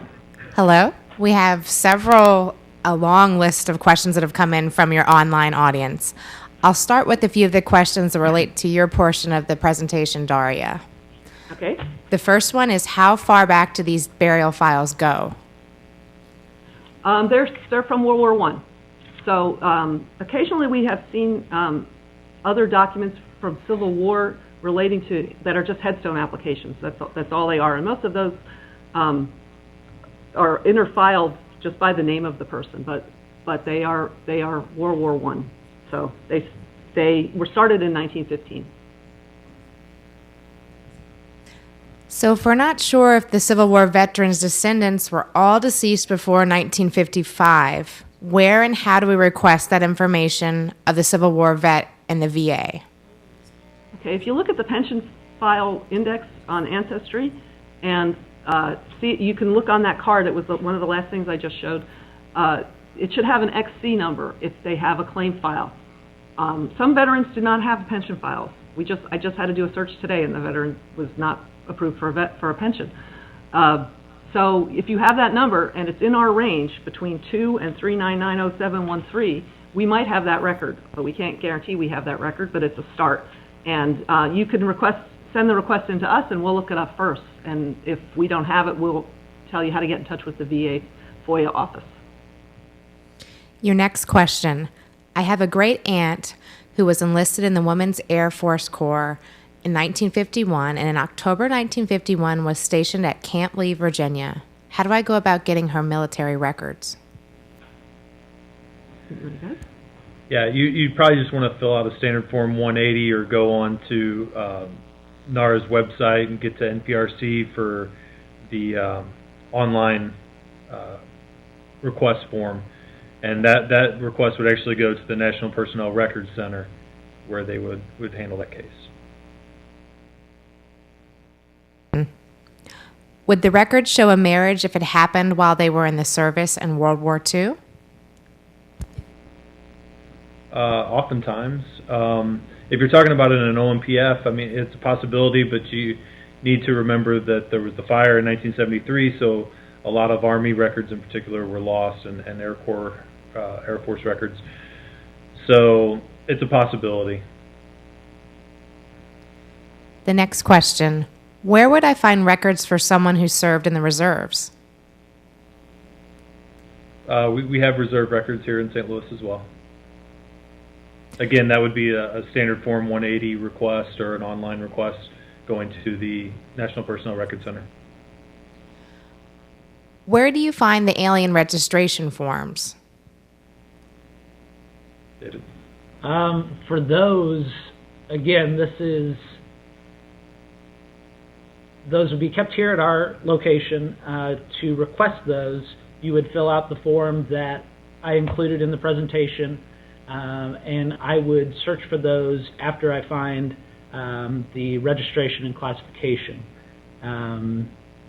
So yeah, fill out the form that I included, and if that person, remember, they have to have been a non-citizen resident, an alien, to fill out this additional form.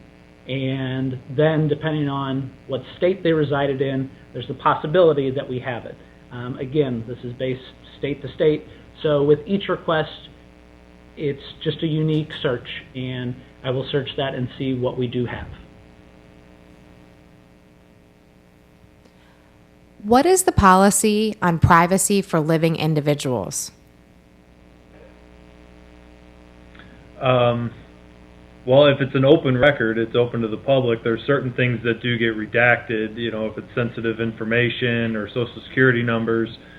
but the series that we talked about today are completely open. Of course, most of these individuals are not alive. If you're talking about the OMPF, that's the 62-year rule, where 62 years after the person is separated from military service, that record becomes open to the public, and that's where some of the redaction comes in on a case-by-case basis. But even if the person is alive, the record is still open to the public. Anyone can request it. The next question. I thought most of the World War II info was lost in a fire. Can you clarify, please? Yes, there was a large portion of the OMPF, which is the official military personnel files. Those were affected by the fire.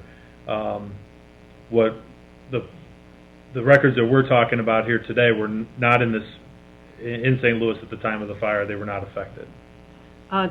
Theresa Fitzgerald will talk a little bit more about that in her presentation in a couple hours. Navy and Marine Corps records were not affected by the fire. Only Army and parts of the Air Force records. And they were all, again, official military personnel files. They weren't other record series.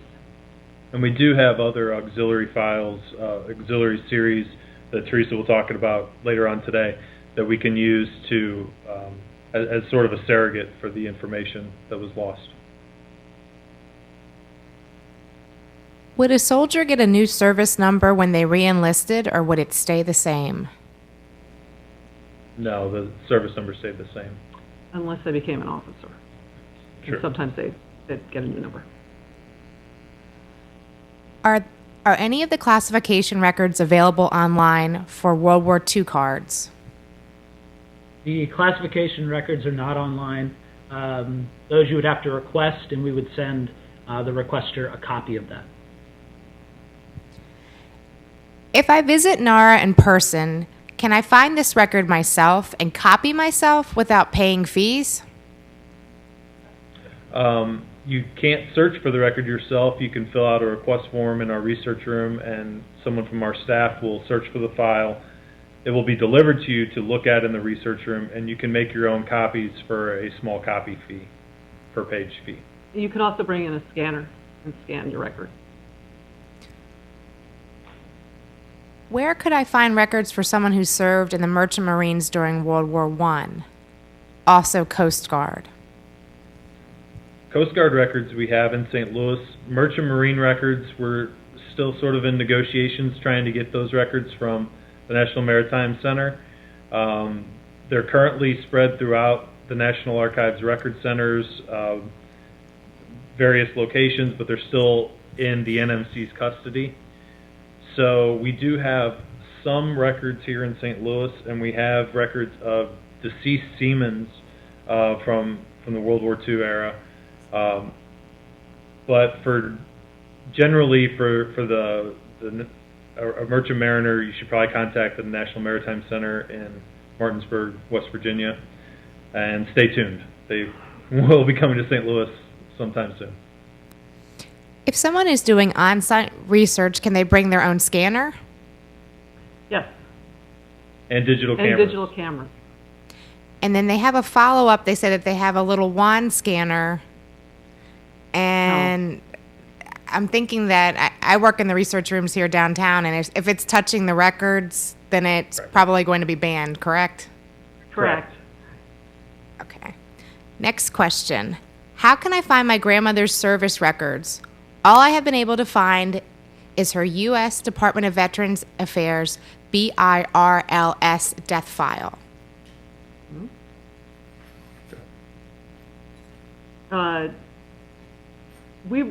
That's a request you could make here. You would just need her name, and if you have her birth date, information about her. Do you know where she served or what branch of service she was in? That would be helpful.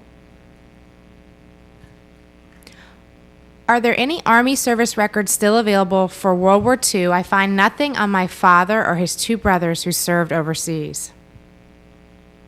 Again, Theresa Fitzgerald is going to talk about that in the session in 2 hours. Ways you can search for a veteran if the record was destroyed in the fire. But yes, there were records recovered. Very few records were recovered in whole. There's bits and pieces. There's documents. They might be singed, they might be completely burned. We do have a preservation staff that can work with those records to get them stabilized to a point where they can be viewed or copied. And then also we have the auxiliary files for pay records and awards cards and that sort of thing that can make up that service. So it's always worth putting in a request and saying that that you want any documents available. Thank you, Daria, David, and Stephen. If the speakers did not get to your question, please send an email to inquire@nara.gov. We will now have a short intermission. Our next presentation will begin at noon Eastern.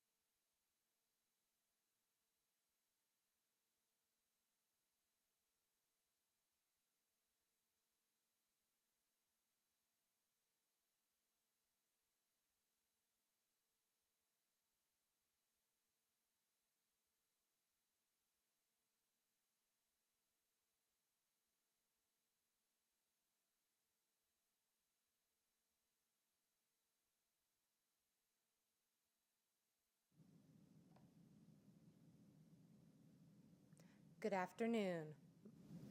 Thank you for joining us. If you just tuned in, my name is Rebecca Sharp. I'm an archive specialist, and I provide reference services at the National Archives in Washington, D.C.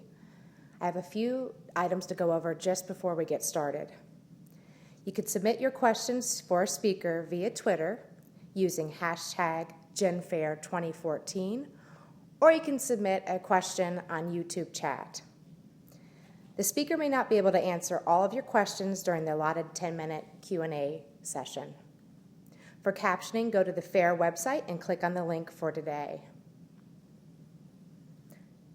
The lectures will be recorded and available on the FAIR website by the end of November. If you're just tuning in and following the schedule, this next lecture is Lecture 14, and it's entitled Individual Deceased Personnel File. Our speaker is Bryan K. McGraw.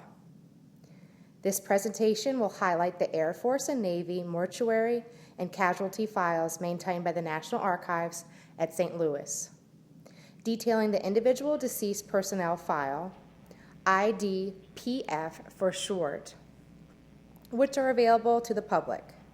The lecture will also include an overview of the information and documents typically found in these files. Procedures will also be explained for how to access these records for both on-site and off-site researchers. Bryan is an access coordinator and the director of the National Archives at St. Louis, Missouri. And I am turning the microphone over to you, Bryan. Thank you, Rebecca. And good afternoon to all of you in Eastern time zones and points east, and good morning to those of us still in Central and points west. I'm Bryan McGraw, and I'm very happy to be able to spend a little time with you today talking about a collection of records that we have here in St. Louis at the National Archives that I have a personal connection with because while not among the records that I'm going to talk about here today, but in records of a newer period, I actually created some of these records serving as a mortuary officer in the Air Force in the 1980s and 1990s. So I'm going to give you the overview of these records, but I'm also going to try to give you a little perspective into some of the things that went into creating these records and some of the stories behind the documents. So on slide 4, my agenda, I'm going to talk about what an IDPF really is and discuss some of the information about the record series so you can make an informed request. I'll also discuss the function, use, the scope and content of the material, the arrangement and how to locate a record. I'll also talk about some of the access restrictions since they're personal data series records and how you can get that material, and then of course Q&A at the end. So moving on to slide 5, an IDPF is a personnel file that's created by a military service branch that documents the actions taken when someone is killed in the service. In the Air Force, they're called mortuary files. In the Navy and Marine Corps, they can also be called casualty files. And the National Archives here in St. Louis has the legal custody of these records of the Air Force, the Navy, and the Marine Corps, which are combined. And the Army records we expect to receive in the very near future. Those records are currently being digitized by the Army to help resolve open MIA cases from World War II, Korea, and as soon as that work is finished, those records will be transferred here. So a question that's often asked, why are these permanent records? From a standpoint of genealogy and various research, they are extremely beneficial because they have a variety of information that is useful in conducting that research, whether it's for family history, for historic or academic reasons. Another reason for some of these, specifically the Air Force records, they can contain some surrogate material for the OMPFs, the official military personnel files that were lost in the 1973 fire. Again, this would only be for those individual airmen that were killed, not for those that survived. Next slide, please. The Air Force IDPF I'm going to talk about first, and then I'll discuss the Navy and Marine Corps records. The series title is listed there, again called the Mortuary Files. The citation, Records of the U.S. Air Force Commands, Activities and Organizations, Record Group 342, maintained here in St. Louis. These are not yet in the online public access catalog. We're working to do that, but we will still be able to find these for you if you need them. These records run from 1940 through 1973 and comprise 273 cubic feet. That's a small collection, small for us in the scheme of things here in St. Louis. The creating agency, of course, is the Air Force through the Department of Defense, major commands, installations by a particular wing or group organizationally, and then, of course, Record Group 342. Now, at the bottom of the slide, I have a bullet there talking about the nuances of this because, as I'm sure most of you know, the Air Force was part of the Army in the early days prior to its own establishment as a separate service in 1947. So from 1940 through mid-September of 1947, they were part of the Army, specifically the Army Air Corps for the period 1926 into June of 41, and then later the Army Air Forces from June of 41 until the establishment of the Air Force. So while these records were created, and of that period will have Army documents in them because that's the parent service, they were subsumed into the Record Group 342 Air Force collection. You also notice, as you look at these records, those older ones, the governing regulations and directives on the activities that were performed came from Army Regulation 30-1820, whereas when the Air Force was established, they came from Air Force Regulation 143-1. Going on to slide 7, information on the function and use. As I mentioned, these were created when someone was killed. It didn't matter if they were killed in an accident, in combat, by their own means. If they died, there was a record created. And it documents all the actions taken to take care of the remains and get them to their final resting point. Interesting in this design is the fact that there are largely two roles performed. One as the mortuary officer, which was a permanent position established at the base level, wing, or installation, and that person would spring into action when something happened and would be responsible for basically recovering the body, making a positive identification, and then, of course, making all the arrangements for the final internment. Concurrently, a summary court officer was appointed, and this was someone that was selected from the unit that the individual came from that was deceased. And that person was largely responsible for taking care of the personal effects. So closing out the bank accounts and all the financial matters, as well as even things like closing out the locker at the gym and returning the key, things of that nature. So anything and everything associated with the person's effects. Because in the overwhelming majority of these cases, this was unexpected. And so things were left as if things were, he was still alive. So the summary court officer had a lot to do in a very short period of time. So these two individuals worked together. And so when you look at the files of the Air Force, and especially in the 1950s forward, you see that the file is arranged typically with mortuary actions in one section, and another section would contain the summary court-martial documents. As I mentioned, these can be used for those Air Force records that were lost in the 1973 fire at the National Personnel Records Center. And again, those are records, and you'll hear more about this in the next presentation from Theresa Fitzgerald, but Air Force personnel with the last names Hubbard through the letter Z that were discharged, left the service, died in service, in this case, 1947 to 1963. Approximately 75% of those records were lost. So if a mortuary record exists for one of those individuals, it can be very helpful in the family history research. As I mentioned, these are an excellent source of genealogical material from things such as obviously the date and place of birth, the date of death, the addresses, the next of kin, beneficiaries, all sorts of things that help paint a picture of this individual's existence on this earth. Moving on to slide 8. The contents of these records vary over time, and this is a common theme not just with the Air Force but with all of these records from the services. In the early periods, these from the 1940s up until the Air Force is established and the Defense Department is established, the records are fairly small in size.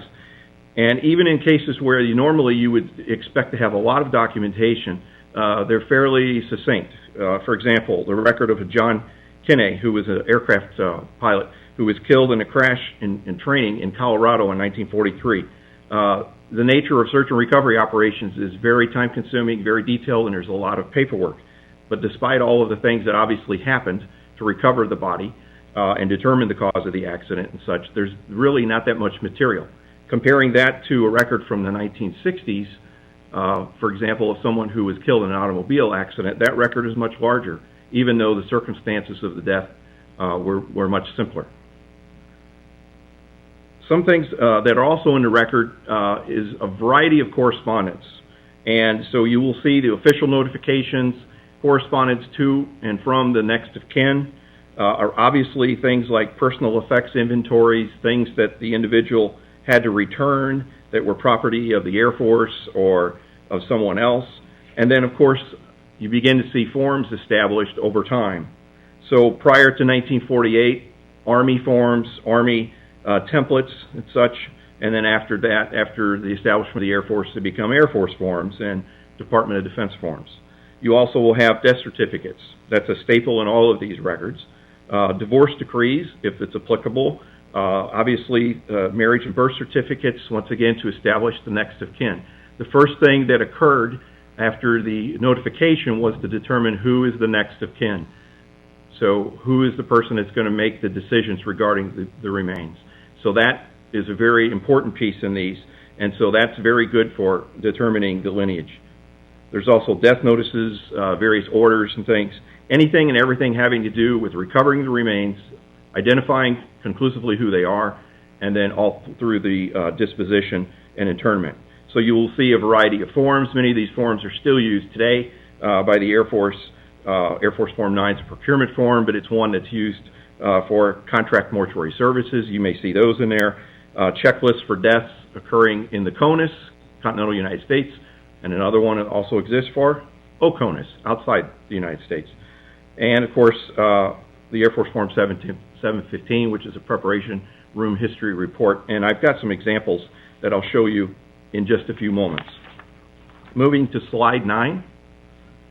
From an arrangement perspective, each of these records, of course, is unique, and they are filed alphabetically by the individual and the year of death. So to locate one of these records, the researchers need to provide the name of the person. The full name is very beneficial, and the date of death. If you know the exact date, that's very helpful, but even if you get it into the right year, we can usually work with that. And it's also important to know where that individual served, what type of, if you know the base where they served, or if you know the major command that they were part of. For example, if they were a B-47 pilot and crashed, that is a bomber, and so that would have been under Strategic Air Command.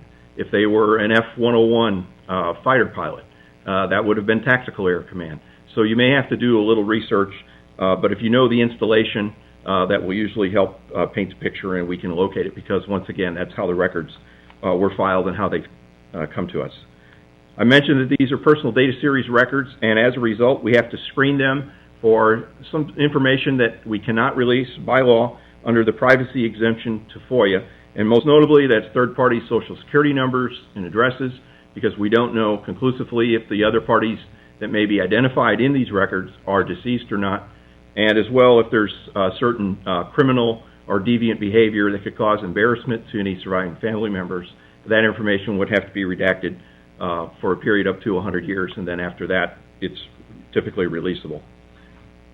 Moving on to slide 10, I've got some examples here, and I realize you may not be able to see these that clearly. I apologize, but of course you can certainly come here to St. Louis. It's a great town. We have great baseball in spite of what happened last night, and we'll be happy to show you these records. But this is an example of one of the forms that was used early on, and this is what we call a report of disposition of remains, and it's basically a summary. It's a document template which was typed on a typewriter. This is from the period of when they were under the Army. This is from 1943, and it really just summarizes kind of it gives an overview in the top portion of the nature of the death, and then lists the various expenses and the costs associated with the preparation of remains, with all the things necessary to get the individual buried. So that would vary from case to case and location to location, but that's a typical document found in some of the early records. Continuing on to slide 11, this is a document which is a typed narrative instruction. In later years, this would be on a form, and it would be a little more standardized, but nonetheless, it's still something that's used today. And this is an instruction for the escort. The escort is the military service member that would accompany the remains to its final resting place, to wherever the next of kin desires that to be. And the escort is someone that typically, with few exceptions, was from the same unit, had the same rank as the deceased, same gender, race, even the same specialty. So if they were a aircraft mechanic and they were a white male of, say, Polish descent, there's a good possibility if the unit had someone that fit that description of the deceased, that person would be the escort. Not always, but that was generally the rule, and that was to ease the burden on the family, because this person is the individual outside of the mortuary officer or the casualty officer and the chaplain, the individual that the family is going to have conversations with as they are making the final internment. So they were responsible for getting the body from the Air Force Base, from the location, to its final resting place. And so these instructions are very specific, and of course, there's some things in here I just want to point out that's very typical. An excerpt from it, about halfway down on the page: the attendant will conduct himself as a gentleman, will not impart himself upon the family in any way, and accept their offers as to sleeping accommodations with gracious thanks, and will do all this in the power to keep the high regard for the service that is prevalent in the minds of citizens, but being the only representative of the Army.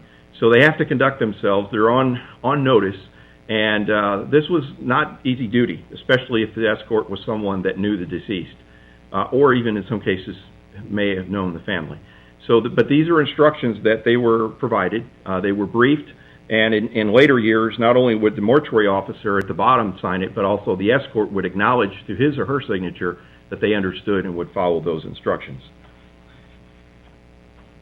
The next slide shows the Air Force Form 715, and this is from the 1950s, and it shows basically summarizes the condition of the remains as well as the actions taken to prepare the body.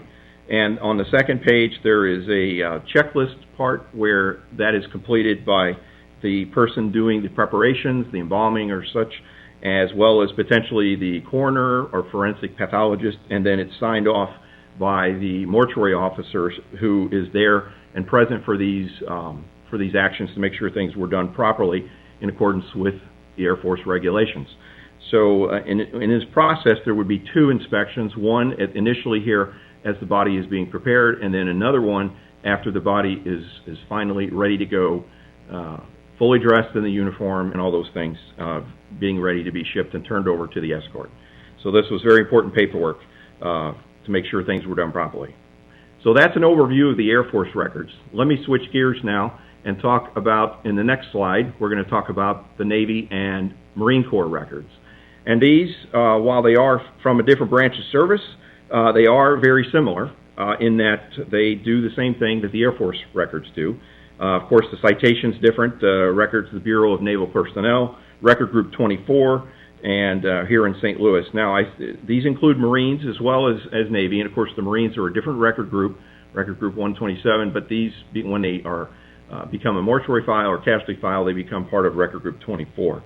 The OPA identification numbers are listed there for the online public access, and these records range from 1907 in basically up through 1975, 688 cubic feet, and they are from, of course, the Department of Defense, Department of Navy, Bureau of Navy Personnel, Bureau of Navigation, Record Group 24, and include both Navy and Marine Corps. And in cases of wartime, they would also include the Coast Guard that were mobilized as part of the Navy. Slide 14, we're going to talk about the function and use of these records. Again, these were created when someone was killed while serving, and it documents those actions taken to complete that case, but this is where they kind of differ slightly from the Air Force approach, and it's just a matter of implementation. The actions are the same. They still had to take care of the remains. They still had to close out the bank accounts and all the personal effects and things, but typically in the Navy or the Marine Corps, this was done by one office versus separating those duties out as the Air Force did. So the same types of things occur, and the actions are documented in a similar way. In later years, using a lot of Department of Defense forms and Department of Navy forms, but in the early days, using a lot of correspondence. It does complement the record of the personnel record that we have on these individuals. And as has been mentioned, I think, in the earlier presentation, the Navy and Marine Corps records were not significantly affected by the fire. I say not significantly because there was We know some records, very small number of records, but those were lost in the fire because those were on the desks or in the file areas where the fire occurred on the 6th floor of the building in 1973. But the Marine Corps and Navy records were not stored on that floor where the fire occurred, so only those that were actively being used at that point were affected. They are also, just like the Air Force Ones, an excellent source for genealogical material, listing again date and place of birth, date of death, addresses, next of kin, beneficiary information, and so on. On slide 15, the scope and content, the next area I'm going to talk about. Can we go to slide 15? Thank you. Like the Air Force ones, these vary. Again, in the early days, from the early parts of the 20th century up in through World War II, these records were fairly small in size. They were not standardized. There was a lot of unique documents in them based upon the particular command or fleet in which the individual was killed. Pacific Fleet versus Atlantic Fleet versus the Mediterranean. There would be some differences there in the correspondence in the documents, but largely, again, the same actions occur. Again, by the time you get with the establishment of the Defense Department in 1947, and when you get beyond that point, you begin to see a lot more standardization occur in the records, extensive use of forms, and so they become, as well, just like the Air Force records, larger records through time. The contents are similar to the Air Force ones. Correspondence, a tremendous amount of correspondence. The Navy likes to write. I guess if you're on a ship a lot, there's not much to do. But there's a tremendous amount of correspondence going back and forth between various commands, the next of kin, and so forth. There's, of course, personal effects inventory, the standard legal documents, death certificates, decrees, and things of that nature. And you'll also find a tremendous amount of what is called official message traffic. These were things that would be documented on a DD Form 173, which is a form that's used in the Defense Department. It was used extensively to communicate back and forth around the world. So it was a very convenient means to communicate from ship to ship, ship to shore, remote locations and such, and it allowed that information to flow. But it was, again, a very sterile means of communication. And of course, there's other things like claim and vouchers for death gratuity payments. Again, a tremendous amount of forms used in these records. On slide 16, we're going to talk about the arrangement and locating the record. Again, these are deceased members filed alphabetically by the year of death. So in this case, it's good to know, obviously, the full name. The date of death is very important. And if it's a military, if it's Navy person, it helps to know if that person was on a ship or on a shore installation, and obviously the Marine Corps, if they were in combat role or if they were in a support role. The Marine Corps being a smaller service, it's a little easier to locate some of those known entities. Again, the same access restrictions apply, subject to FOIA, Exemption B6, the third-party socials and addresses, things of that nature, have to be redacted out.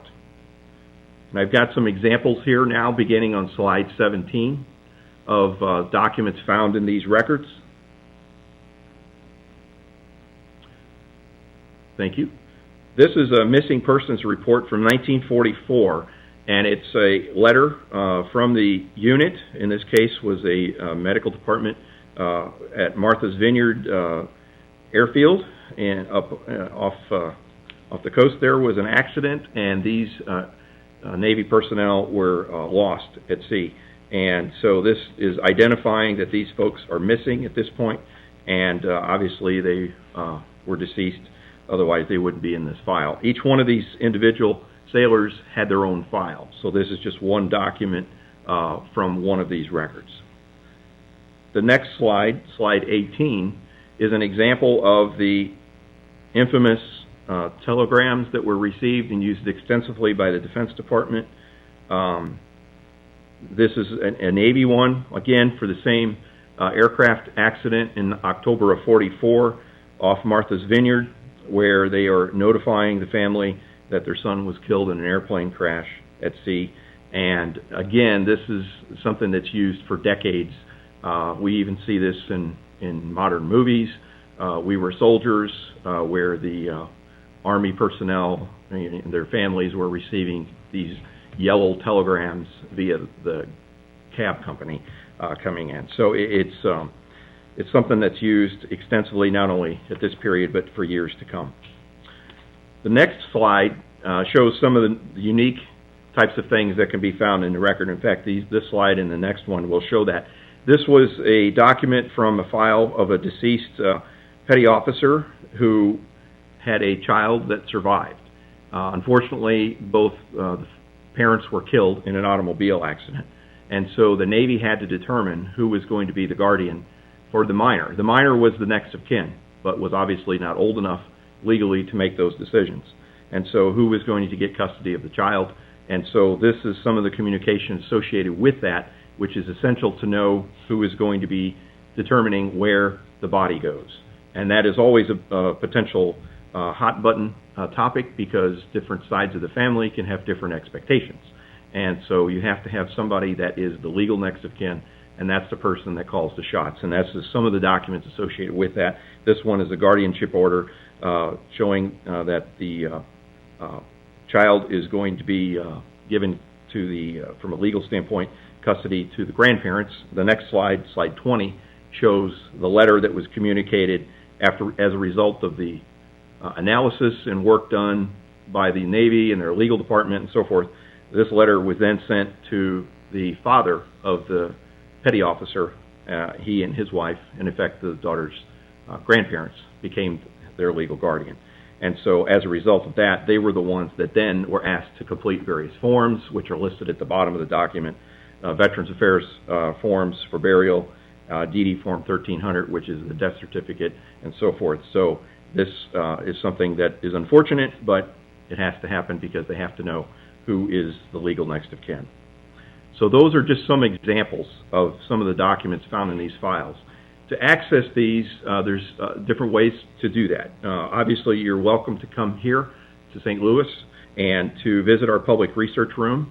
I have our phone number listed there, and I have there listed appointments are necessary. And the reason is, when you have personal data series records like we have here, and we have many tens of millions, names are quite common, and we have to make sure that we have the right record. We also have to make sure the record is in a stable enough condition to be able to be served, so that you can review it, scan it, get a copy of it. And we also have to do the screening on it to remove the redactions and things, which is one of the problems that prevent the public from being able to search the records themselves or to review them without that work being done. So we ask you to please contact us in advance. Don't show up at the door. We'll do everything we can to accommodate you, but it may take a while. So our hours are listed there, Tuesday through Friday. And as I mentioned, we have to make sure we have the record, and we get everything scheduled to make your visit a very productive one. It's no cost to view the records.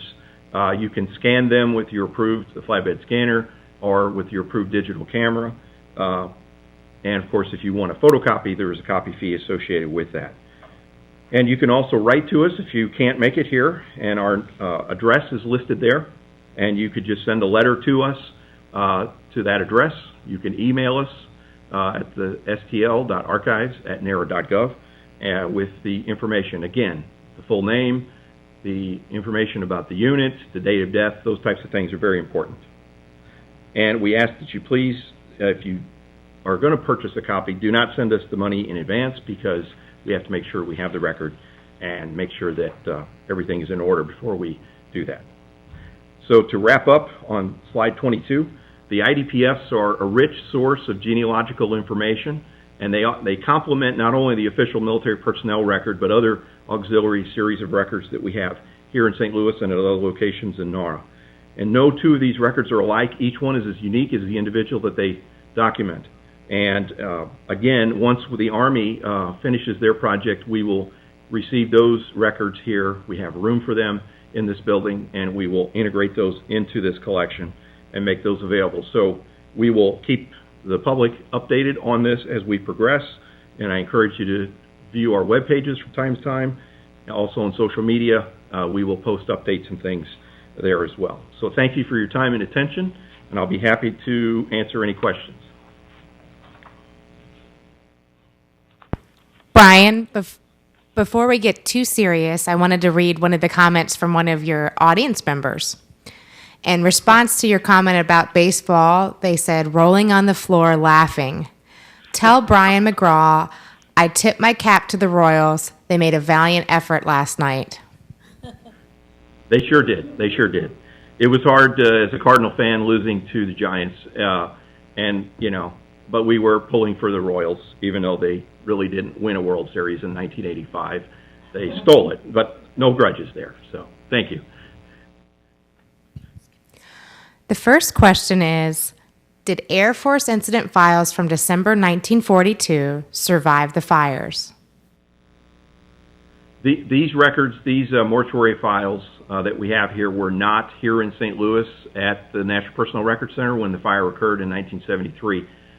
The archive here is fairly new. We were established in 2004, and so the records that we have now are a combination of the official military personnel files that were at the NPRC that are co-located with us here in this building, as well as records that have transferred here, and these Air Force records transferred to us well after that period. In 2006, I believe, is when they started coming in. So they were not affected by the Your next question. Are the Red Tails or Tuskegee Airmen records included in these records? Yes, the Tuskegee Airmen records are, part of the military service, so they are among the 57 million military personnel records that we have here in this building. Thank you, Bryan. That's all your online questions. Okay. If the speaker did not get to your question, please send an email to inquire@nara.gov. We will now have a short intermission. Our next session will begin at 1:00 p.m. Eastern.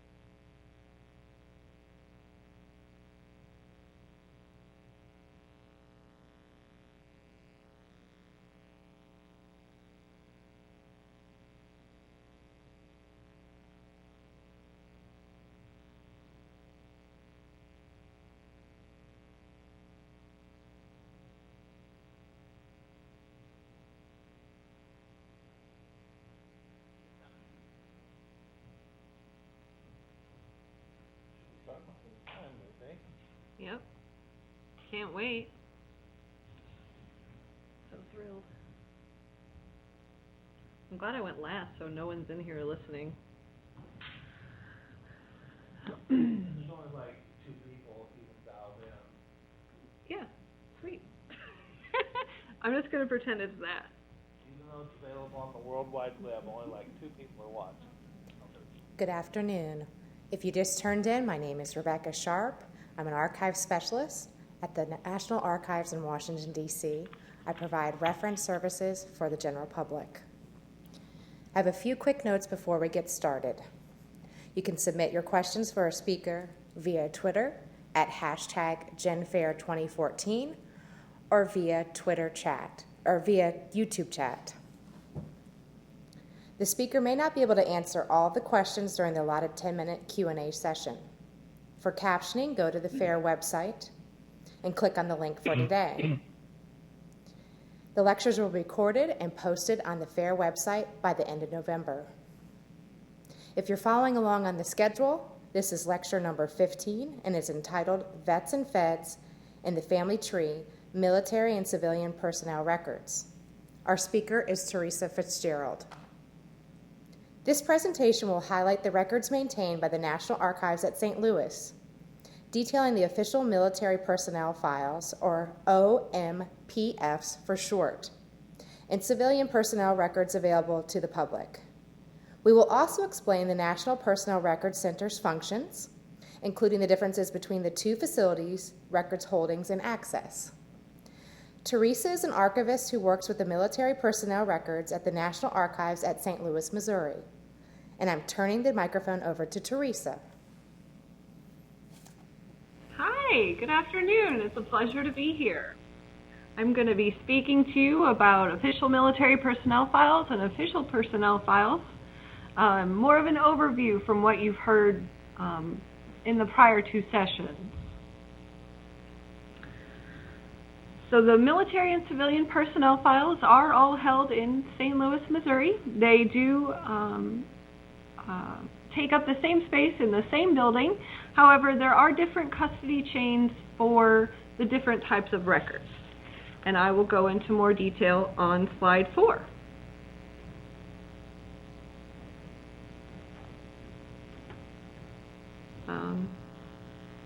Yes, thank you. So the National Archives at St. Louis, in which I'm an archivist with, maintains the records that are in the legal custody of the National Archives. These records are the records that are available for research to the public. All of the information is open except for any information protected by the Personal Privacy Exemption of the Freedom of Information Act, or otherwise known as FOIA B6. This is going to be information concerning sexuality preference or health concerns, dates of birth, or not dates of birth, my apologies, social security numbers is what I meant, things like that. On slide 5, the National Personnel Records Center side maintains the physical custody of records that are still in the legal custody of the creating service branch or agency, in this case the Department of Defense or the individual civilian personnel agencies that we also hold at our facility. Information contained in these records is still protected under the Privacy Act of 1974. It is only available to the public under conditions specified by the creating service branch agency and according to FOIA. So page 6, military personnel files or military personnel records.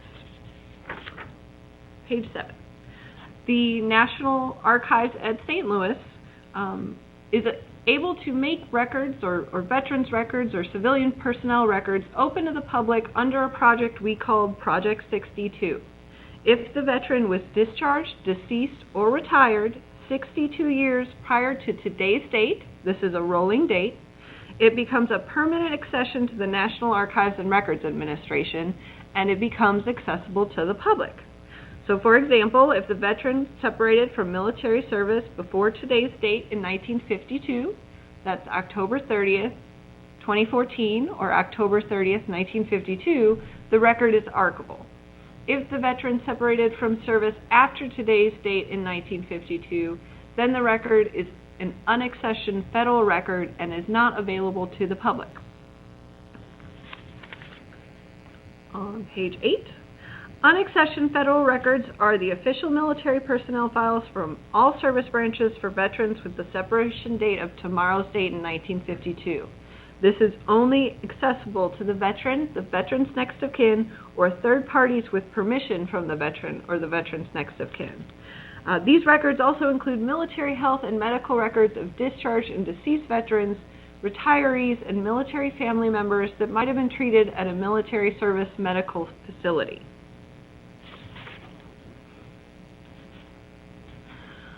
Military personnel records are generally, in our case, for the National Archives at St. Louis, and this is where I'll mainly be talking about records that are accessioned into the National Archives. We generally break them up into 3 different categories, at least for this presentation.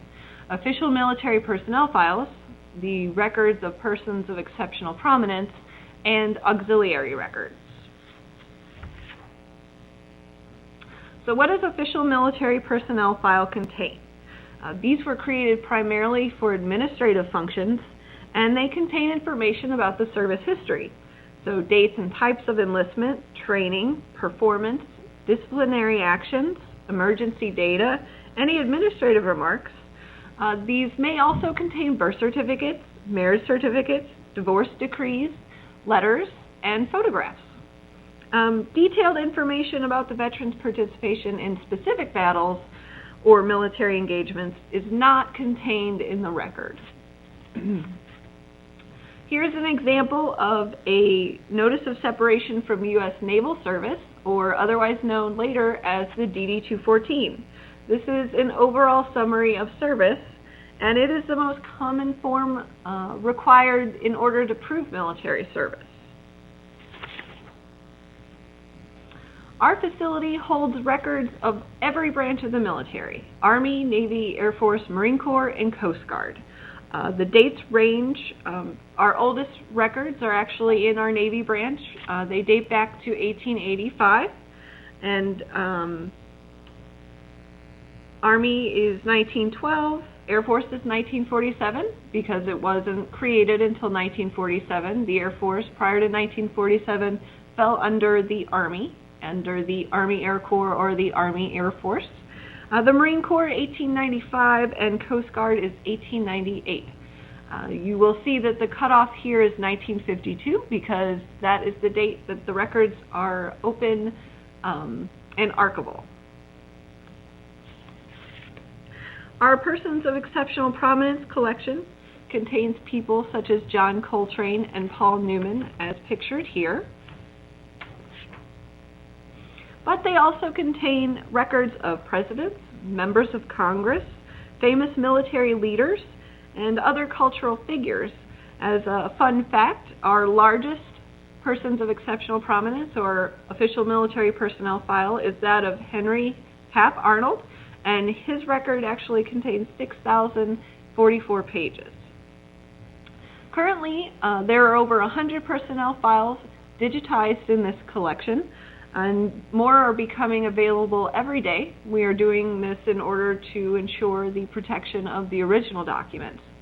If you would like a complete list of all of the persons of exceptional prominence that include digital and paper form, it is on our website, listed there, and it is also listed in the handouts that are provided on the virtual Genealogy Fair website. Auxiliary records. As many know, our old facility suffered a fire in 1973.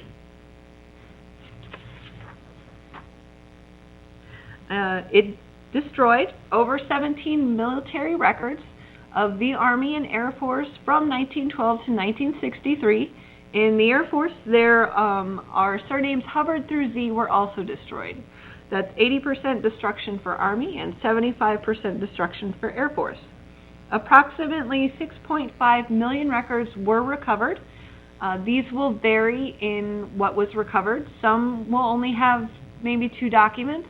Some might have half of the record, and others might just have water damage, and the entire record actually does still exist. It just needs to go through some preservation treatment. Here's an example of one of those burned records.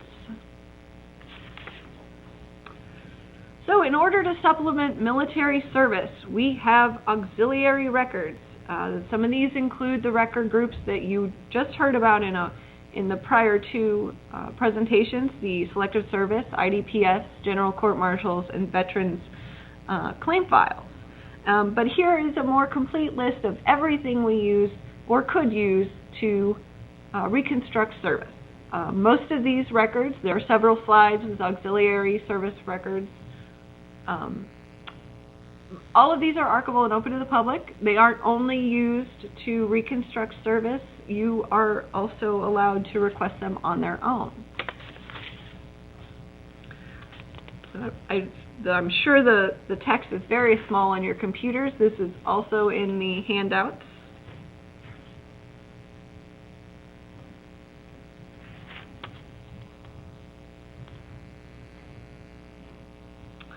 So one of the main groups we use to reconstruct service are morning reports and unit rosters.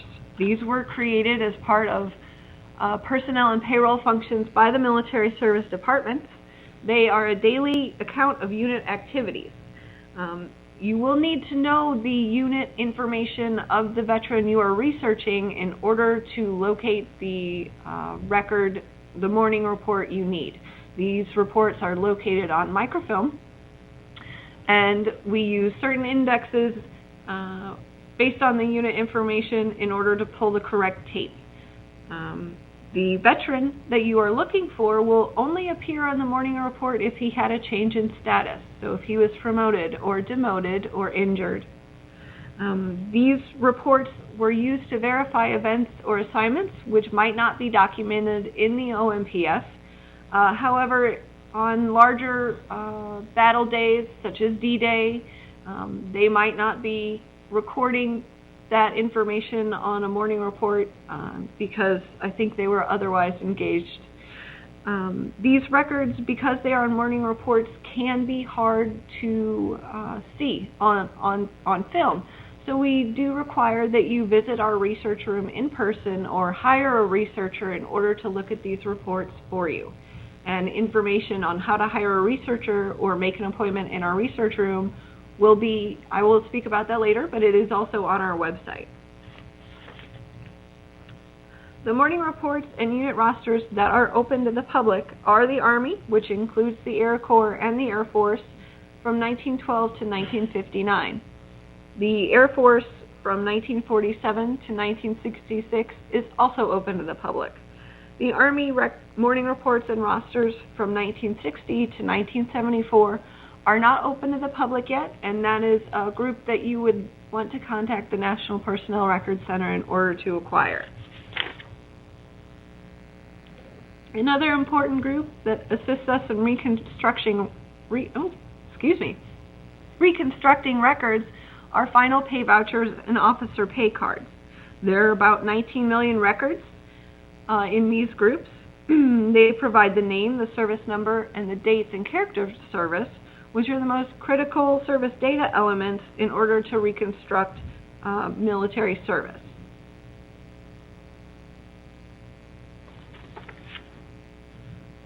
The Selective Service records, which David Hardin went into detail about just a few hours ago, are located at our facility from World War II through the Vietnam era, with men born 1877 to 1957.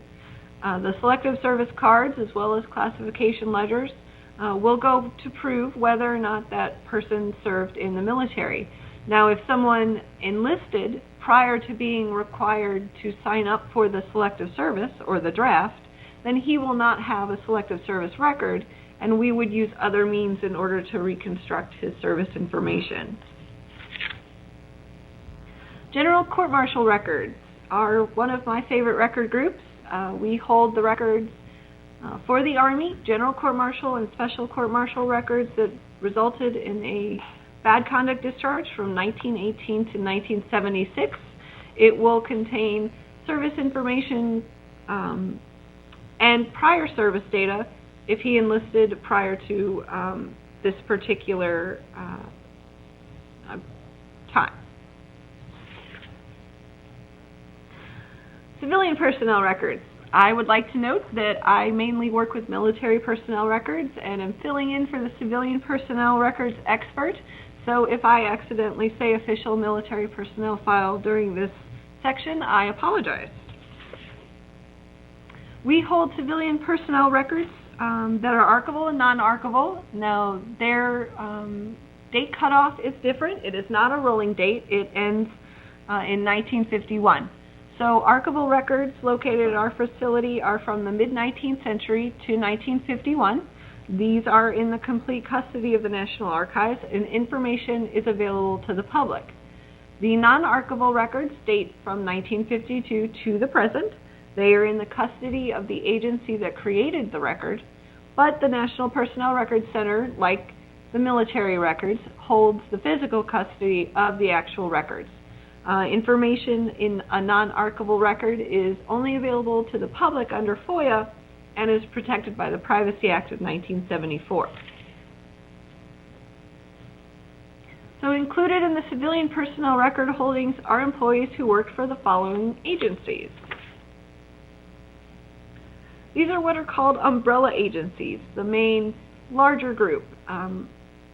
I like to think of it as the agencies that you would hear more commonly: Department of Justice, the War Department, Veterans Administration, the Library of Congress.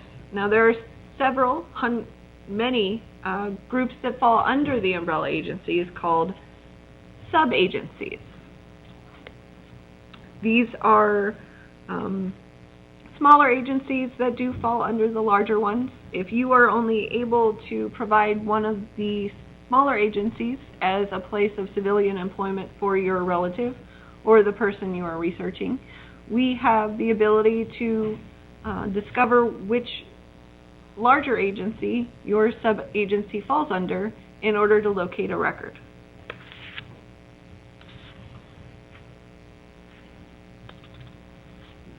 Civilian personnel record types include the official personnel folders and the service record cards. In the OPS, you may find the application, any correspondence, leave and pay information, letters of recommendation, photographs, and changes in work status. And here are some examples of documents and photographs that have been located in official personnel files.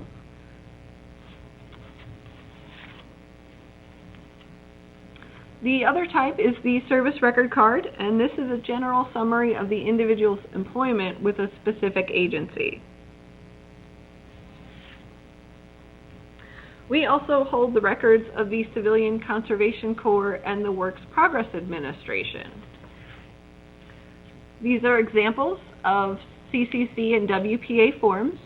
Additionally, in the official personnel files and the CCC and WPA records, it will note whether or not a veteran was, or a civilian employee was a veteran. That is another source that we can use in order to prove military service. The civilian personnel files also have their own section of persons of exceptional prominence, although they don't follow the same accessioning rules, which I won't get into, but here are some excerpts from Albert Einstein's record. How to request records. This is the information you would need to request an official military personnel file. The veteran's complete name as it is used in service, the service number, the branch of service, the date and place of birth, and the dates of service. Approximate dates of service will help. It doesn't have to be exact. If you know your record, it was affected by the fire in 1973, additional information such as the place of discharge, last assigned unit, and place of entry into service may be useful to help us locate information relating to your relative. To locate a civilian personnel record, the full name of the employee and any alternate names or spellings, the date of birth, employing agency, the dates of employment, location of employment, and if you know the Social Security number. The CCC and WPA personnel records have their own request forms. They are located on the websites that are listed on this form as well as your handouts. But the full name of at the time of service, Social Security number, date and place of birth, their hometown, a parent's name, a spouse's name, dates of service, and location of employment will assist us in locating these records. To request copies of an official military personnel file. If you would like to request an archival official military personnel file, that's someone with a date of separation 62 years from today's date, you can mail in a standard Form 180 to request military records that is located on our website to the National Personnel Records Center at 1 Archives Drive. You also may fax that form to 314-801-9195 in order to get those requests to us. If you would like to acquire an unaccessioned federal record, which is someone with a separation date of 1962 or 52 or after, then you can complete a request online using our eVetRec system that can be found at our website, or you may also complete a standard Form 180. If you are the next of kin of a deceased veteran with an unaccessioned federal record, you will need to provide proof of death, and that can vary from anything, the death certificate to the obituary in the newspaper. If you would like to request civilian personnel records, selective service records, court-martial records, or any of those auxiliary series that were shown on the several slides earlier, you may mail a written request to our P.O. Box. You may also fax the request to 314-801-9187. Additionally, if you just have some inquiries, you may write to stl.archives@nara.gov, which I believe is on a slide coming up. If you would like to request a persons of exceptional prominence, you can write to pep.records@nara.gov. Here are some of our reproduction fees. Official military personnel files that are 5 pages or more are $70. 5 pages or less are $25. The selective service records, that's $20 for a ledger, $7 for a card, $27 total if you would like both. Service record cards for civilians are $7. The persons of exceptional prominence have 2 different formats. If it is not digitized and is only in paper form, it will be 80 cents per page. If it is in digital form, it will range from $20 to $250, depending on the size of the original record. Additional auxiliary series, such as burial files, chaplain files, are 80 cents per page with a minimum of $20. And Army General and Special Court-Martials have a tiered fee of $65, $98, or $145, depending on the size of the record. You are also welcome to visit our facility. We are located at 1 Archives Drive in St. Louis, Missouri. It is located off of Dunn Road and 270. We are open Tuesday through Friday from 7:30 to 3:45. If you would like to contact our research room, you may call 314-801-0850 or email the email address listed. An appointment is required in order to look at records in our research room.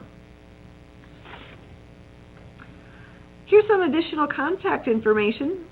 These are websites concerning military personnel records that are open to the public, records that are not open, persons of exceptional prominence, civilian personnel records that are open, and civilian personnel records that are not yet open.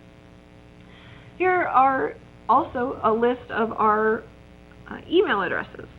General inquiries are to be sent to stl.archives@nara.gov. And we also have different email addresses for Research Room, Persons of Exceptional Prominence, Facebook and Twitter inquiries, and public programs. At the bottom is the Military Personnel Records Reference Archivist. That's myself, and my personal email address. You are always welcome to contact me directly. And the Civilian Personnel Records Reference Archivist, Ms. Ashley Mattingly, and her email address.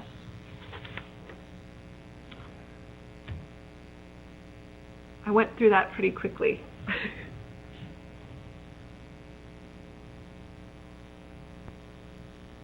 Theresa, you have Yes. a few audience questions. Okay. The first one is, my father left active service in the Navy and subsequently went into the reserves. Is the rolling date only for active service, or would it include reserve time? The rolling date includes reserve time. So it'll be the final date of any service, which includes reserve service. The next question. Grandfather's OMPF goes out of the 52 waiting period this year, but my grandmother is still living. She is blind and cannot sign the papers. Do I still need permission to access his file? No, once the record hits the 62-year rule, or today's date in 1952, that record is completely open to the public. Anyone can request it. Your neighbor could request it if they really wanted to. The next question. Were the naval records damaged in 1973? No, only Army and Air Force were damaged. There were some Navy medical records, very, very few, that were affected by the fire, but Navy official military personnel files were not affected and are completely intact. Your next question. Included in the civilian personnel records are records for the Works Progress Administration of the Great Depression. Can you comment on the contents of those records? They will include information concerning projects they worked on. If they had promotions, it might list next of kin, names and dates of birth, and different project locations that they were located at. If you want more detailed information on WPA records, I suggest contacting stl.archives@nara.gov. The next question. What is the turnaround time to receive records of grandparents who served? Well, if you would like to request the official military personnel file, the National Personnel Records Center works cases based on order of priority. So living veterans and next of kin that might be entitled to benefits for health emergencies or burials will be worked first. If you are doing genealogical research, your wait time might be a little longer. Additionally, the Records Center has a very large backlog. I would estimate your time to be at a month to 2 months. If you wanted to request auxiliary records, records located at the National Archives at St. Louis and actually worked by us, your wait time might be less than a month. If my grandfather had a contract to help construct Army training camps in California during World War II, would he have a personnel file? As far as I understand, contractors for government agencies were not considered actual civilian employment by a government agency, so they would not have a record here.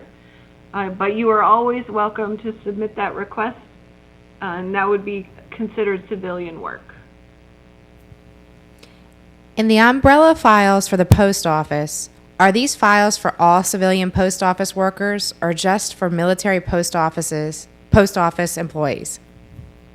The civilian personnel records are for every civilian agency in the government, not only military related. So yes, That would include post office workers that worked for the post office in a civilian capacity. A relative worked for the State Department. Don't know all dates, but have a date they definitely were in service. Is that enough? As long as you have the full name and approximate dates that they were there, the department they worked for, and their date of birth and maybe place of birth, that should be enough information to assist us in locating a record. My grandfather worked in the Navy Yard at Vallejo, California, and in Washington, D.C. Would his records be in the civilian personnel records? Yes, that will be a civilian personnel record. Thank you, Theresa. You're welcome. If the speaker did not get to your question, please send an email to inquire@nara.gov. INQUIRE at N as in Nancy, ARA.GOV as in Victor. We will now have a short intermission, and the next lecture will begin at 2:00 p.m. Eastern.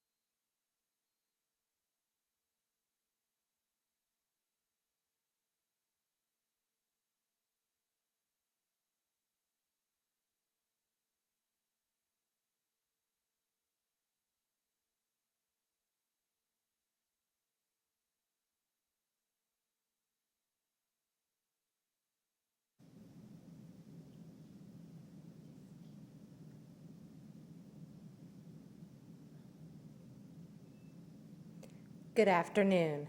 If you just joined us, my name is Rebecca Sharp, and I'm an archive specialist, and I provide reference services at the National Archives in Washington, D.C.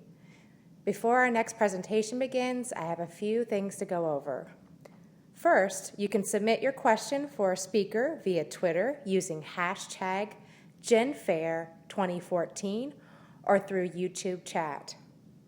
The speaker may not be able to answer all of your questions in the allotted 10-minute Q&A session. For captioning, go to the Virtual Fair website and click on the link for today. The videos are being recorded and will be posted on the Fair website by the end of November. If you're following the schedule, this is lecture number 16, and it's entitled Friend or Foe, Documenting Alien Ancestors During Times of War.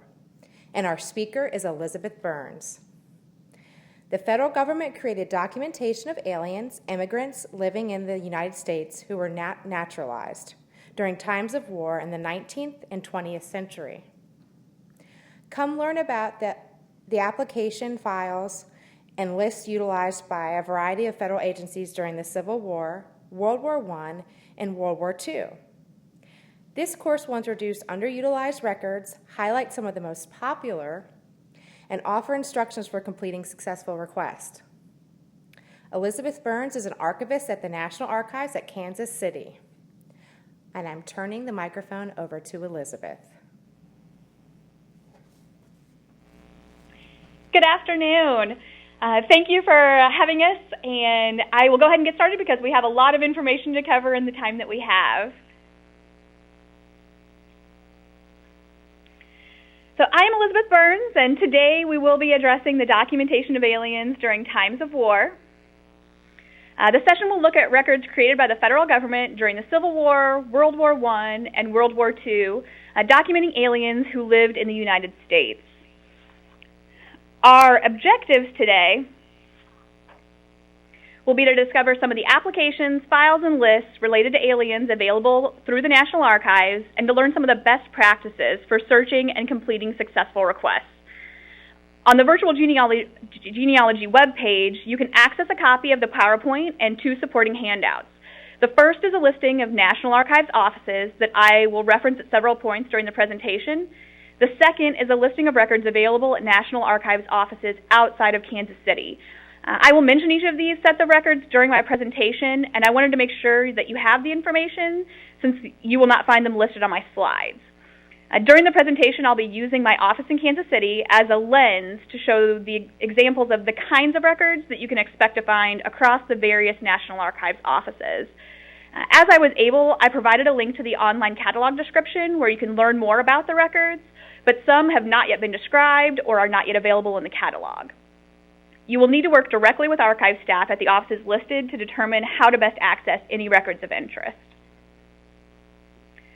Before we start, I want to give an overview of the information that will be pertinent to keep in mind throughout my presentation. Here are a couple of broad definitions I thought might be useful as we start our conversation. An alien is any person who is not a U.S. citizen or national of the U.S., and an enemy alien is any person who is a citizen of a country which is in a state of conflict with the U.S. For example, German-born men and women that were residing in the U.S. during World War I. And then here are a couple of National Archives definitions that will help shape your understanding of searching for records within our holdings. A record group, we call them RGs, is a collection of organizationally related records designated by a number and the name of the federal agency that created them. For example, records created by the National Park Service are located within Record Group 79, or RG 79.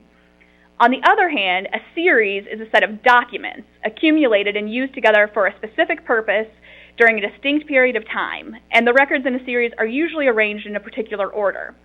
For example, think of your financial statements at home and how you might use them each year to prepare your taxes. You may have them in a folder and arrange them chronologically. This could be a record series. It would have a different than other record series that you keep. For example, you might have a file containing your pet's certificates proving their vaccinations.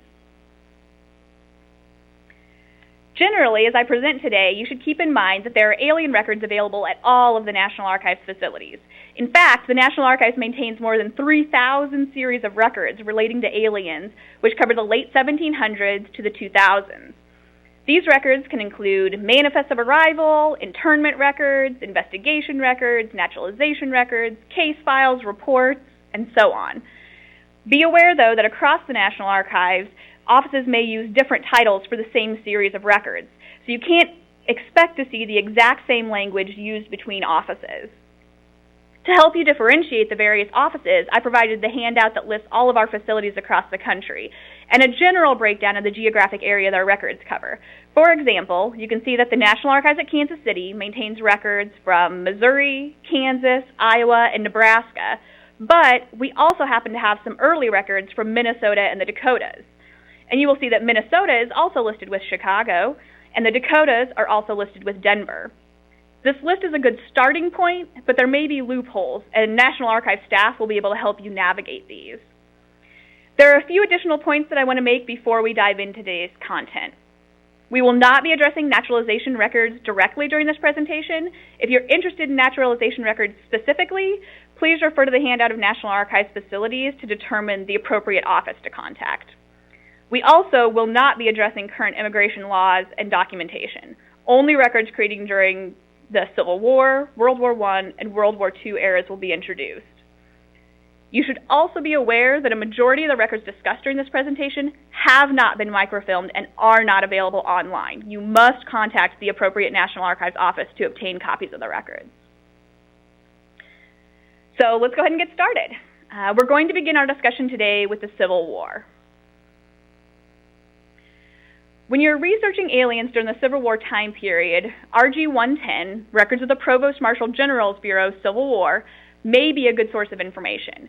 RG 110 records about aliens will predominantly be lists related to enlistment and exemption of alien residents. You'll need to keep in mind that the states covered and the types of records available will vary. I'm going to share 3 examples of RG 110 records available in Kansas City as a means of conveying the kinds of documents you may find. The first series we'll look at is lists of aliens residing in various counties, 1861 to 1866, which were created in Iowa. The information recorded includes the name of the county, the townships included in the county, the names of the aliens residing in each. The lists are arranged alphabetically by county, and there is no name index. This means that you would have to talk to archive staff to search within the records. An interesting side note is that occasionally during the Civil War time period, federal courts were also keeping registers of aliens. For example, the courts for Detroit, Michigan, whose records are maintained by the National Archives at Chicago, kept registers of aliens from 1837 to 1906. Exemption lists are another good source of information about aliens during the Civil War time period. The series Exemption Lists and Related Papers, 1863 to 1865, from Missouri, includes certificates of exemption and also lists of men exempt from service, which detail the individual's county, township, name, and case for exemption, which may include alien status. Again, there is no name index, so researchers must contact archive staff to search within the records. Here's an example of an exemption record. You can see on this record we find out, I, Henry Eilert, do upon oath declare that I am an alien and a subject of the King of Hanover, that I immigrated to the United States in the year 1857, and that I have been living since that time in the state of Missouri, that I have never declared my intention to become a citizen of the United States, and that I have never exercised the right of suffrage at an election whatever. Just from that one sentence, we've gained information about his nationality, entry into the U.S., residence while in the U.S., that he was not a voter in the U.S., and that, as of this document, he had not pursued naturalization. Now let's compare this exemption record to another found within the Kansas City RG 110 holdings. The series List of Arrested Persons and Deserters, 1863, from Iowa's 3rd District, includes a list of men exempted from the draft. The information recorded includes name and reason for exemption, such as alien. Luckily, there is an index for this series, but the name index is only in the volume. There are no online finding aids available.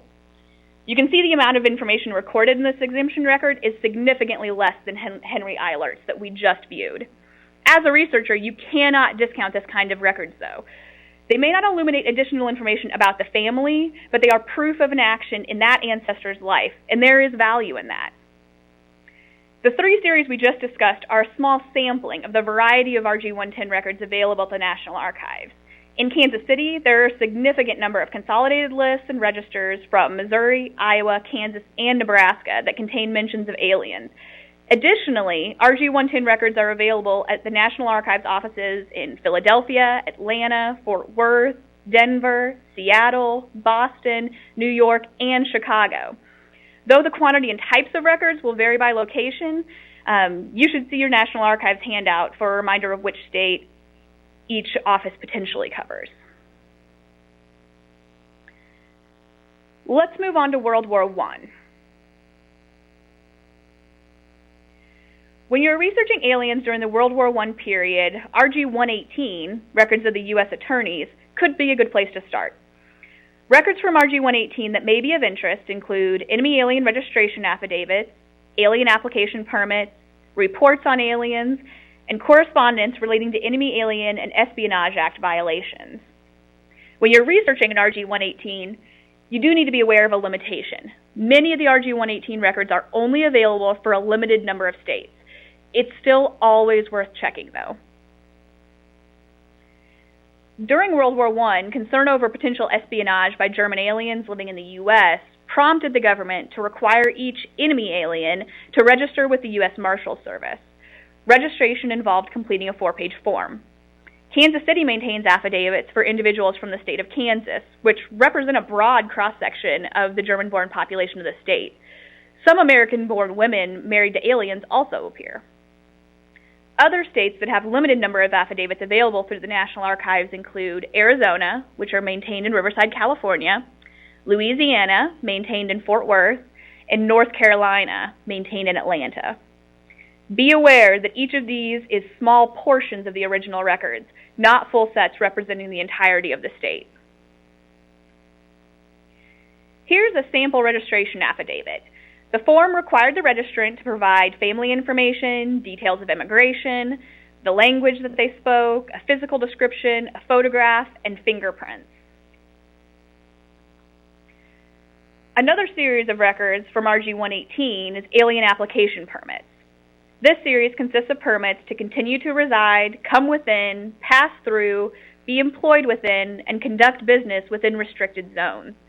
Restricted zones included locations around docks, factories, military camps, arsenals, and other sensitive areas. Kansas City maintains applications for the U.S. Marshal for the District of Kansas. There is a name index available in the research room, but there are no online indexes. Be aware, too, that there are individuals who could have both an alien registration affidavit and an alien application permit. So if you're inquiring, you should inquire about both when you place a request. Here's a sample permit. The alien application permits include the name and residence of the applicant, type of permit requested, and definition of restricted area, place and date of birth, number of years that they were a resident in the U.S., employment records since July 1914, arrest records, and a physical description including a photograph. Reports on aliens are a third series from RG 118 that can prove useful when researching alien ancestors. This series consists of reports, investigation summaries, letters and memoranda, fugitive circulars, and instructions received by the U.S. Attorney. The files relate chiefly to the investigation of individuals and groups suspected of violation of draft and espionage laws prior to the end of World War I, and relate to charges of draft resistance and evasion, loyalty of enemy aliens, citizenship of German and Austrian nationals, and accusations of conspiracy and sedition. Kansas City maintains reports from the U.S. Attorney for the District of Minnesota. There is no name index available, so you would need to work directly with staff to utilize these records for your research. Keep in mind, you may also find similar sets of reports from the World War II era. For example, from the U.S. Attorney for the District of New Hampshire, there is a series, Records Relating to National Defense and Enemy Aliens, 1941 to 1945, that's maintained in Boston, which discuss Germans, Italians, and Japanese nationals. Here's some sample report content from Minnesota. On the left is an application for exception from the classification of alien enemy, which was used, quote, for the purpose of obtaining the privilege of applying for naturalization as a citizen of the U.S. On the right is a fugitive circular sent out to various offices to assist in tracking down individuals under investigation by the Department of Justice. Correspondence relating to enemy, alien, and Espionage Act violations is a final series from RG 118 that I will suggest. This series consists of letters that were assembled during the investigation of alleged threats to national security during World War I. Espionage Act violations include, quote, conveying information with the intent to interfere with the operation or success of the armed forces of the U.S. or to promote the success of its enemies. Kansas City maintains correspondence from the U.S. Attorney for the District of Nebraska. There's no name index, so you'll need to work directly with staff to determine if these records match your needs. See your handout for examples of similar correspondence from the World War I and World War II eras. You may also need to consider activities your ancestor may have participated in. For example, if your ancestor had any patents for designs or inventions, you may want to research records relating to patents seized during the World War I era from RG 153, records of the Office of the Judge Advocate General Central Patent Section. You'll see records from RG 153 at our College Park, Maryland facility listed on your handout. A final series of records from Kansas City I would like to highlight from the World War I period is alien applications for permission to depart from the U.S. from RG 21, records of district courts of the U.S. The applications were submitted by aliens to the Department of State for permission to leave the U.S. during World War I. The Bureau of Immigration investigated each applicant and sent a recommendation to either grant or refuse permission to depart. Kansas City maintains applications retained in the U.S. District Court at Fort Scott, Kansas. A name index of the applications available in Kansas City can be found online and in our research room. Other National Archives offices may maintain these applications. For example, our Philadelphia office maintains 2,577 applications created in Philly.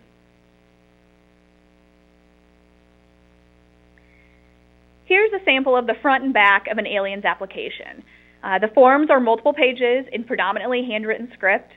Each application contains an in-depth information about the subject, such as date and place of birth, information about family members, description of military service, details of immigration, and a photograph of the subject and anyone planning to travel out of the U.S. with them.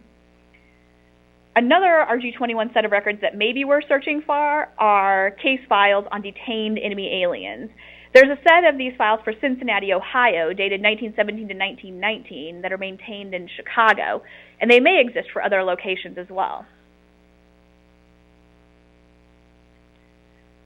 Now let's move into the World War II era. Record Group 147, Records of the Selective Service System, includes a series of aliens' personal history and statements forms, which can prove extremely useful when researching immigrant ancestors during the 1940s.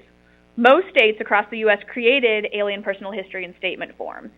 Sometimes these are found in a series of applications by aliens for relief from military service, so you'll need to pay close attention when you're searching.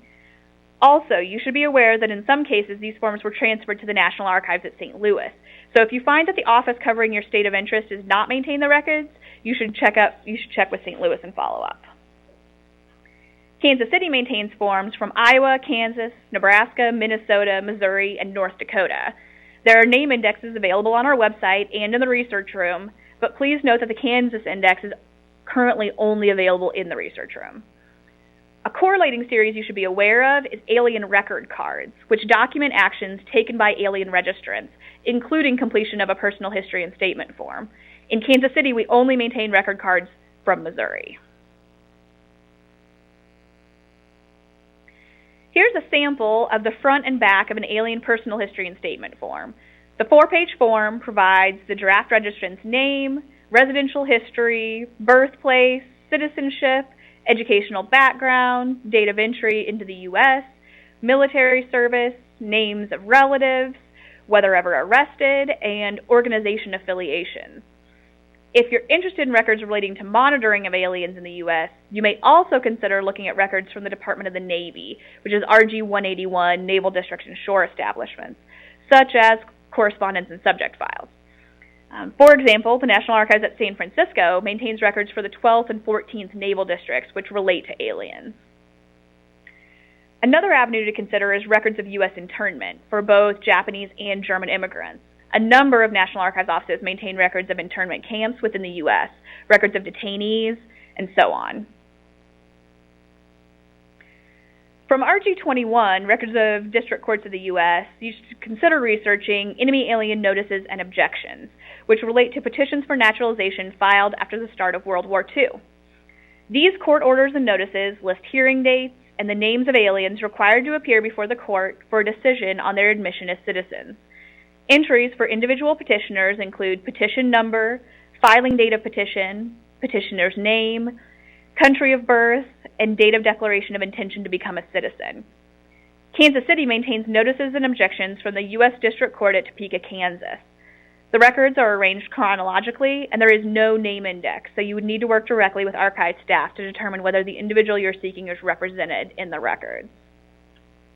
These records are available at other National Archives offices as well. For example, there are records for Maryland at our office in Philadelphia, and there are records for Fort Wayne, Indiana at our Chicago office. Another possibly related series is orders regarding aliens and deportation. One set I'm aware of is for Hammond, Indiana. The records are maintained in Chicago, and the same kinds of records may exist for other locations.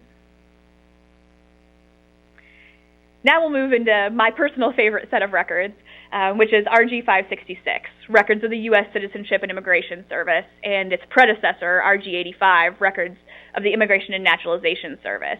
Both are also great resources for information on alien ancestors. In particular, you should be aware of the alien files, which are more commonly called A files. Kansas City maintains 456,333 files for individuals born 1910 and prior from all 50 states and U.S. territories. The National Archives at San Francisco currently maintains some of the files for individuals born from Reno, Guam, Honolulu, and San Francisco. The Alien Registration Act of 1940 required all aliens living in the U.S. to visit their local post office and register their alien status with the federal government. This process included completion of a form and issuance of an alien registration number. Beginning in April 1944, INS began using these registration numbers to create individual case files called alien files, or A files, which record the immigration and inspection process for aliens entering the U.S. and subsequent interactions with federal agencies. A files hold a wealth of data, including visas, photographs, applications, affidavits, correspondence, and more. There are a number of factors you need to take into consideration when determining if the individual you're researching could have an A file. This chart walks you through each of these scenarios. For example, if the individual you're seeking died before August 1st, 1940, they would not have been alive to receive an alien registration number and could not have an A file. But the National Archives may have other resources of genealogical interest, such as ship passenger manifest lists. Additionally, if the individual you're seeking naturalized between 1906 and March 31st, 1956, they will not have an A file, because during that time, INS was utilizing a filing system that included the creation of certificate files, C files, when anyone naturalized. You can request C files from the U.S. Citizenship and Immigration Service Genealogy Program. If you determine that the individual meets the criteria to have an A file, you can search within the National Archives online catalog. All A files maintained by the National Archives are name searchable in the catalog. If you do not locate an individual you're seeking, but feel that they do meet the criteria to possibly have a file, contact the U.S. Citizenship and Immigration Service through their genealogy program at www.uscis.gov/genealogy. To make a record request for an A file, you should provide the individual's complete name, alien registration number, National Archives identifier, accession number, and box number. This may sound like a lot of information to track down, but I promise it is very easy to locate through a search in the online catalog. If you visit www.archives.gov/research/search and enter the name of the individual you're seeking, you'll be looking for results with the title alien case file for the individual's name. And the result will appear like the top image on the slide, where you can see the name, National Archives identifier, and a local identifier that will contain all the details I just listed as necessary for a successful request. If you provide me with those details, I can easily locate the file and help you work to determine if it's a match to the individual you're seeking. Another step you can take before submitting a request is to read the full catalog entry, as we've provided additional details in the scope and content note about the subject of the file, such as date of birth, country of origin, and so on, that may help you immediately determine if the file lines up with what you know about the person you're seeking. Always read the scope and content note, regardless of any set of records you're looking for. If you're in the online catalog, be sure you're reading the scope and content when you're researching in the National Archives online catalog. Also be sure that you scroll to the bottom of the description and note the contact information provided, as it will tell you which office maintains the records. Here's some sample content that can be found in A-files. On the left, you see an alien registration form that was completed during the 1940 registration process.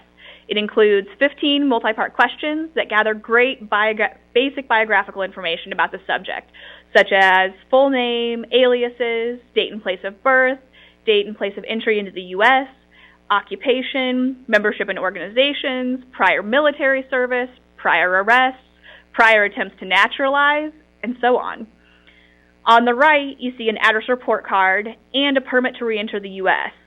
From physical description to residence and non-census years and photos, the A-files really can contain anything and everything, even documents that were not federally created, such as birth, baptismal, marriage, and death certificates. They even show up from time to time. Other places to look for similar documents are in series such as Alien Enemy Naturalization Investigative Reports. I know that the Boston office maintains these reports from Connecticut, and other offices may maintain similar records as well. Now that we've discussed some of the kinds of records you might come across as you research your alien ancestors at the National Archives, let's look at some strategies for searching and requesting. I've mentioned the National Archives online catalog several times, so I'd like to do a quick walkthrough to familiarize each of you with the steps that you can take and refinement tools that are available. If you're searching the catalog broadly to try and hone in on the kinds of records that you may be able to find and that may be available to you, you can start by entering the online catalog at www.archives.gov/research/search. Once you're there, you can select the Advanced Search option. A new page will open, and you'll see a number of fields available to aid you in narrowing your search. In this example, I searched broadly on the term alien in the search field. Other broad search terms could include immigration and naturalization. In the middle of the page, you'll see a bar labeled Filter Archival Descriptions with an arrow next to it. If you click on the arrow, another set of filter options will appear. If you know a record group that may prove useful to you, scroll down to the bottom of the page and type the number in the record group field. For example, if I know that I'm interested in researching an ancestor who mustered into service during the Civil War, I might try RG-110 in the box to see what kind of results populate. I made sure to note several record groups on the other records of the National Archives list that you received and throughout the PowerPoint. Once your results page populates, you'll see brief results listed on the right and refinement tools listed on the left. Be sure to take note of the number of results that populate to help determine if further refinements may help get the results to a more manageable quantity. One refinement that can be useful is refine by location. Looking at your handout that lists the National Archives offices, you can begin to deduce which facility could contain records for the states where your ancestors lived. Remember, the states listed with each office are general rules, but there are loopholes, so you may need to keep an open mind when refining your searches. Another search option is to look for finding aids and name indexes within the websites for individual National Archives offices. To do this, you should visit www.archives.gov/locations. Pick a facility from the list and spend time perusing their website. On the Kansas City webpage, we've created a research guides and name index site. The link can be found on the left-hand side of our main page. That includes series title lists and searchable indexes for some of our high-use records. Be aware that each office maintains additional indexes that they have not posted to their website, so talking to a member of the staff can prove extremely useful to your search. You may also want to consider trying topical searches within the National Archives website.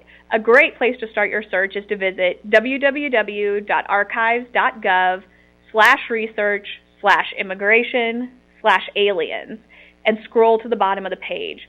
There are a number of links to resources on the topics of aliens, immigration, and naturalization that may prove useful to progressing your research. A search approach our staff sometimes uses is to study the Guide to Federal Records, found at www.archives.gov/research/guide-fed-records. You can search on terms or by specific record group number, and it's a great way to identify federal agencies that may have produced records about the topic you're researching. Oftentimes, researchers limit themselves just due to being unaware that their ancestors could have interacted with a large variety of federal agencies in sometimes unexpected ways. Once the results list appears, you can select an agency from the list and review the full description to discover the kinds of records that that agency produced. Be aware, though, the guide is currently out of date, but it can still be extremely useful in getting a broad idea of the possibilities. I actually learned about a new record group I had never known about as I prepared for this presentation. I came across RG-131 in the Guide to Federal Records. RG-131 is the Office of Alien Property, and I discovered that their agency administered all suits in federal courts and all claims relative to seizures and vesting of enemy-owned or enemy-controlled property during World War II.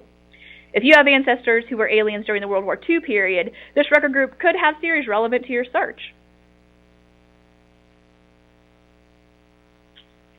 If you're not familiar with Access to Archival Databases, AAD, you may want to spend some time perusing the various data files maintained on the site. AAD provides descriptions of some National Archives records and allows you to search within the electronic records themselves. Keep in mind, the results you see when searching in AAD is extracted data in a spreadsheet, not a copy of an original record. Regarding aliens, AAD has a collection of passenger lists that can be a rich source of data on immigrant ancestors.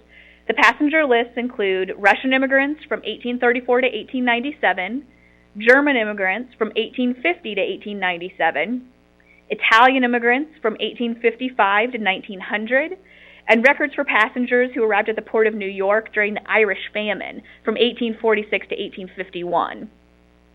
Another set of records that may be of interest are records about Japanese American relocated during World War II, which was created by the War Relocation Authority and relates to individuals evacuated from the states of Washington, Oregon, and California. A few general tips to keep in mind when you dive into your research at the National Archives. It is worthwhile to complete preliminary searches in the National Archives website. If you can reference a specific set of series of interest when you place a request, it helps narrow the search immensely. When submitting a request, you should provide the individual's name, general location of residence, and other basic biographical information as you're able. This could be date of birth, country of origin, names of family members, and so on. Any of that can be helpful as archive staff work to track down records and determine if any documents might match the individual you're seeking. As researchers, you also need to work to properly set your expectations. The kind of records and information recorded in each set of records vary. You will not always find in-depth information about the subject and their family.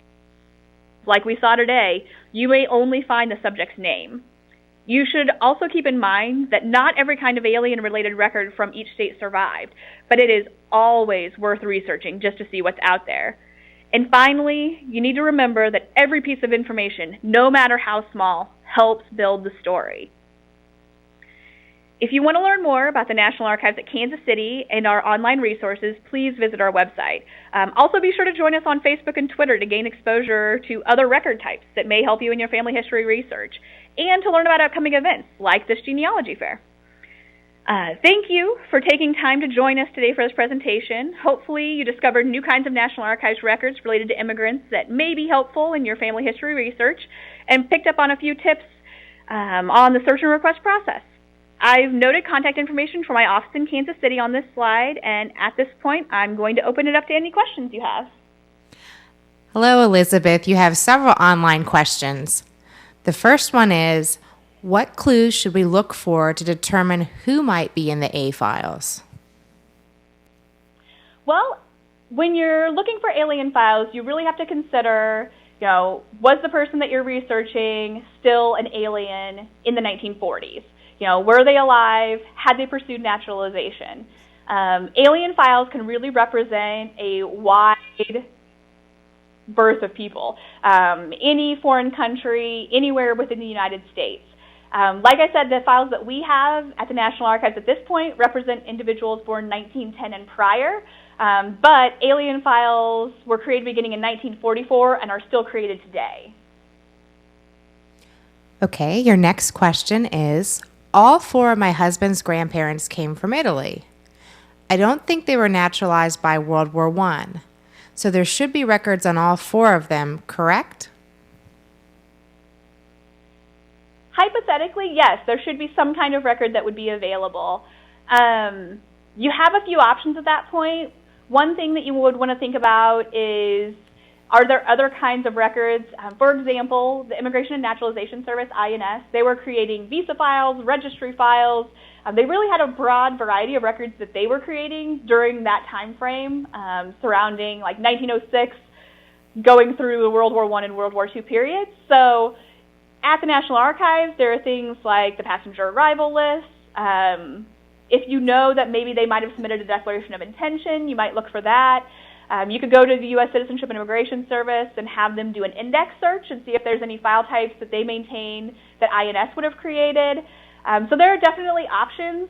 That's actually something that would be worth talking to the National Archives office that covers the state where those individuals would have been residing to see what kind of records that office maintains about immigrants.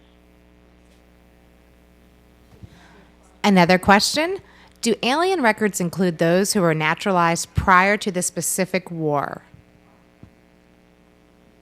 Can you say the question one more time? Yes. Do alien records include those who were naturalized prior to the specific war? I guess it depends on the time frame that you're talking about. Naturalization records, like I said, if you're looking pre-March 31st, 1956, going back to 1906, the records probably won't show up in an alien file, but they could show up in a certificate file. And you could find naturalization records at the National Archives. Our naturalization records within National Archives holdings go back well before 1906. You can find a lot of early naturalization records. So I don't know that they would show up in alien-specific records, but there would be records of their naturalization and immigration that you should be able to locate. The next question, where would I find records of German POWs who were interned in the U.S. during World War I, and how do I access them? That is not something I actually know that much about. I'd have to do a little bit of looking, honestly. For that particular question on the German POWs, please send an email to inquire@nara.gov. That's INQUIRE at N as in Nancy, ARA.gov as in Victor. Your next question, Elizabeth. I do realize that Italy was not our enemy in World War I, like they were in World War II, but if persons were still not naturalized by that time, there would be records. Am I right? Hypothetically, yeah, there should be records of Italian immigrants living in the United States during the World War I period. It wouldn't be enemy alien records, and that's a good differentiation to make. That's a case, again, where I would think about where they were living in the United States and talk to the National Archives office that covers that area. If they were still alive during the World War II period, and it's possible they could have an alien file, it's definitely worth looking into. I will say I handle a lot of Italian A files, and their files tend to be pretty interesting.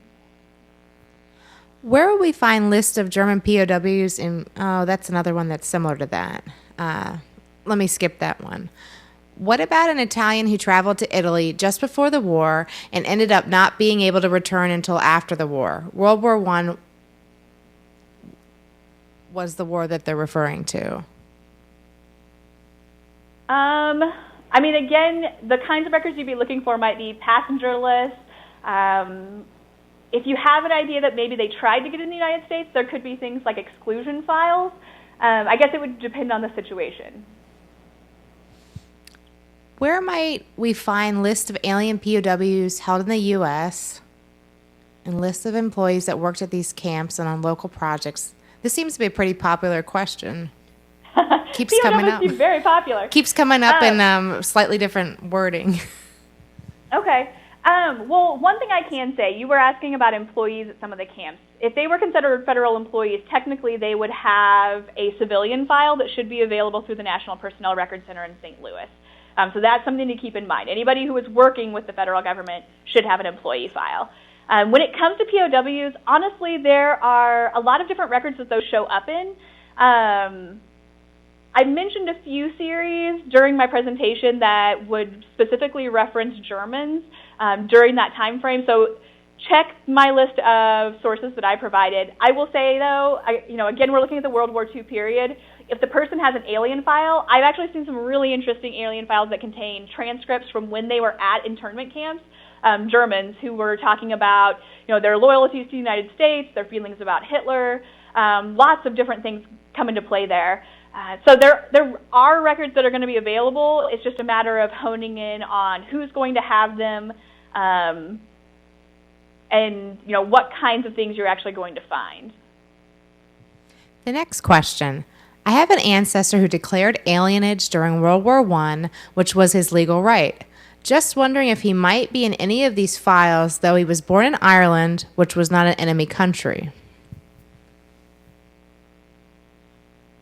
Again, it would depend on how long he was alive, and what his interactions with the federal government would have been. Coming into the U.S., again, you're going to be looking for those passenger arrival lists. He wouldn't have had to register as part of that 1918 enemy alien registration, but that doesn't mean that there wouldn't be maybe some kind of visa record, or if he was alive in the 1940s, an alien registration record. I don't know. There are possibilities for that. But again, I would look at where did they live when they moved into the United States and seeing what the office that covers that state happens to have when it comes to alien records. The next question.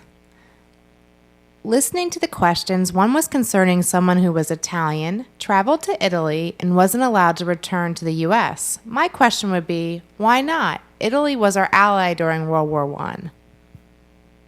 There are actually a lot of different things that could have come into play there. Anything from not having the correct paperwork. If somebody didn't have a valid visa, they weren't allowed, regardless of their country of origin. They were not allowed to come into the United States. And so just getting your paperwork in order was sometimes a prohibitive reason for somebody not to come in.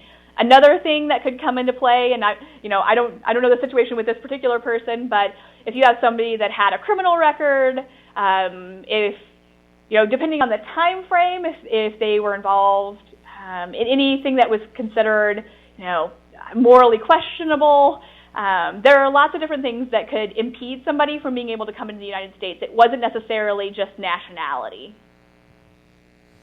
Thank you.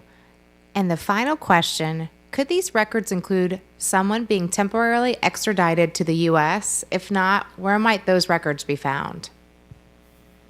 That's also one I wouldn't know too much about. You'd probably be better off emailing the Inquirer email address. I will say records like that, I don't believe would be found out in the regions. It would be something that might be at our College Park, Maryland facility, but I don't want to say that on the record. I'm not for sure. Thank you so much, Elizabeth. If the speaker did not get to your question, please send an email to inquire@nara.gov. That's N as in Nancy, QUIRE at N as in Nancy, ARA.gov as in Victor. We will now have a short intermission. Tune in at 3:00 p.m. Eastern for the next presentation.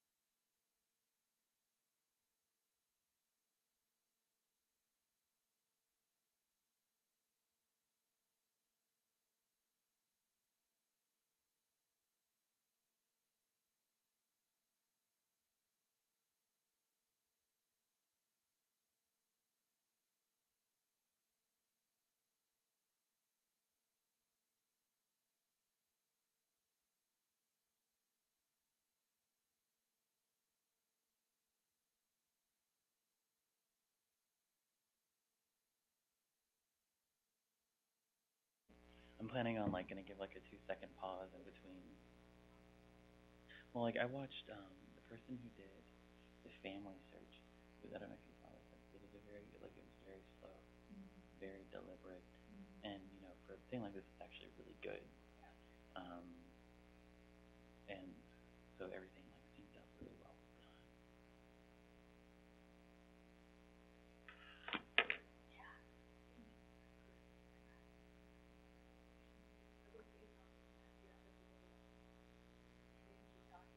Mhm. Well,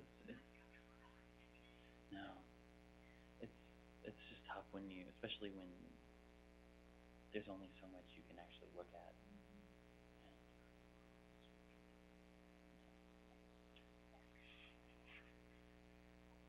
This is alien record. Thanks. That's good to know.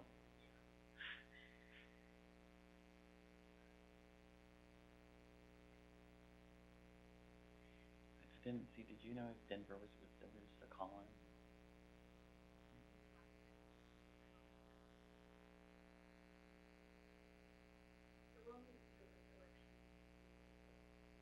I know last year Michael Wright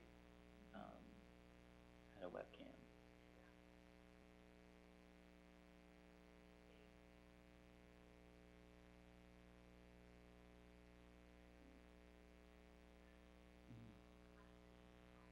They did. I saw Bryan McGraw today.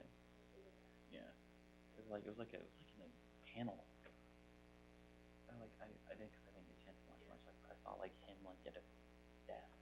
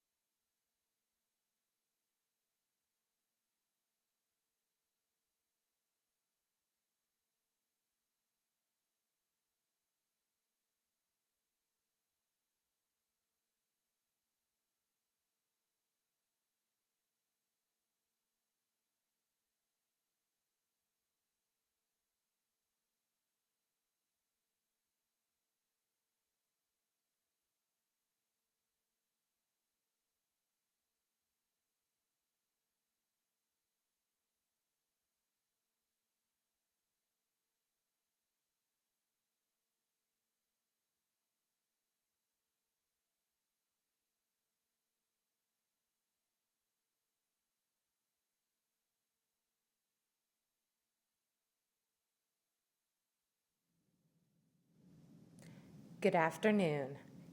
If you are just joining us, my name is Rebecca Sharp, and I'm an archive specialist, and I provide reference services at the Washington, D.C. location of the National Archives. Before we get started, I have a few things to go over.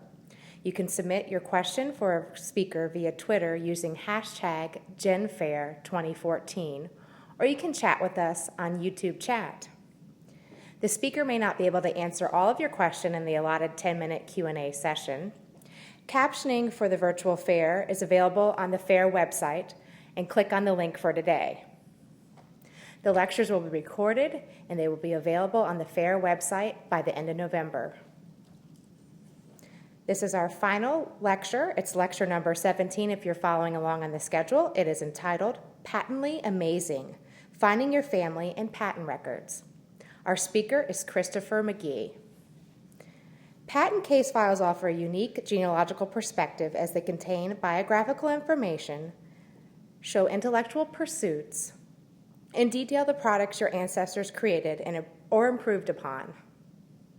Learn what information is available and how to access the over 4 million case files held by the National Archives. Christopher Magee is an archivist with the National Archives at Kansas City, Missouri. And I'm turning the microphone over to you, Christopher. Hello. I'm very glad to be here today. And before I begin and get to share this, have this opportunity to share this tremendous resource, I would like to thank all of the other presenters who have given their time. I'd also like to thank Andrea Matney and Rebecca Sharp for doing their organization of this event. And I'd also like to thank you, the attendees. Without your participation, this program wouldn't be possible. And so I hope you all have an opportunity to get out there and learn and explore a whole bunch of new records and fill in some of your family histories. Today's presentation is Patently Amazing, Finding Your Family in Patent Records. Primarily today, we will be focusing on patent case files. These are records that relate solely to the actual granting of a patent by the United States Patent and Trademark Office. Will be to identify what a case file is. We will then learn about the history of the Patent and Trademark Office and how this may impact your research. We will describe the genealogical benefits found in a case file and walk through an example, and you guys, so everyone can see what is actually available in a standard file. We will learn ways to locate patent numbers, and then also understand how to search for and order files. One of the things that's instantly apparent once I started providing reference on these records is that these are a very fun group of records to work with. And this patent here is actually kind of what really got this ball rolling on me sharing this with internal NARA staff. A colleague of mine was watching a TV show, and in this, it was a pawn show where they got a storage locker, and in there was a bunch of eye protectors for chickens. And they thought, hey, it'd be interesting to see if there was an invention, a patent for that. And sure enough, they found one. This was granted in June 1916, in 1903, to an Andrew Jackson Jr. of Munich, Tennessee, for an eye protector for chickens. And it's a good example of you never know what you're going to find when you open up a file. And so with that, a little bit about the National Archives. For anyone who is attending this fair for the first time today, the National Archives, often called NARA, holds the permanently valuable records created by the federal government. We have offices around the country, from Boston to Seattle to Riverside to Washington, D.C., and more. And the facility I'm based at, the National Archives at Kansas City, is pictured here. As has been mentioned in previous presentations, the National Archives at Kansas City holds records created in Iowa, Kansas, Missouri, Nebraska, as well as selected Minnesota and North and South Dakota records. So this leads to the very interesting question is why are records created by the Patent Office in Washington, D.C. and Kansas City? Due to the overall size of the holdings, they were moved off-site for space concerns. NARA actually has 3 off-site facilities in Kansas City. As was mentioned, we have over 4 million patent files that were granted, and if you laid each of those boxes end to end, it would cover over 323 football fields. So we have a lot of records, which is great because that means there's a lot of chances that your ancestor is included.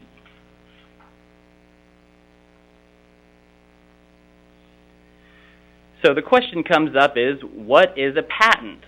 A patent, in its most basic terms, is the granting of a right or title by a government authority.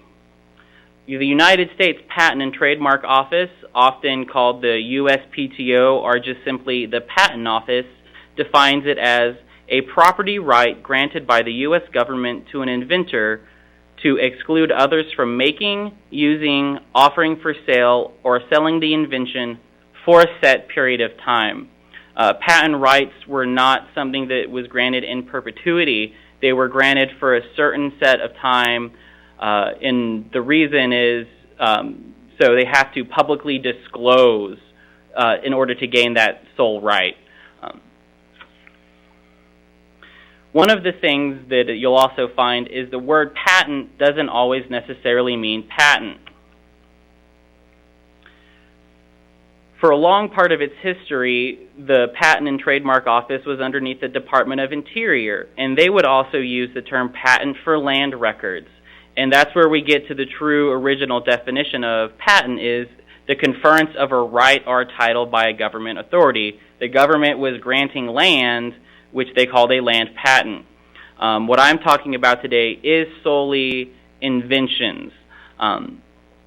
Patents are also different from trademarks. Even though this is part of the same agency, trademarks represent a wholly unique set of records and are not reflected in the records I'm talking about today. What really can be confusing is the Patent Office would use the term patented to mean trademarked. If you zoom in on this picture here, it has a serial number and a date from the U.S. Patent Office. So this very much looks like it's going to be a patent case file. This was actually a trademark. This was a reference request that I worked with where the person came to me, and through researching we were able to use context clues to determine that this was actually a trademark and not a patent file. These are also different. Patent files are also different from copyrights. Patent files relate to an invention, whereas copyrights relate to protecting the authorship or creative work, and those are actually maintained by the Library of Congress.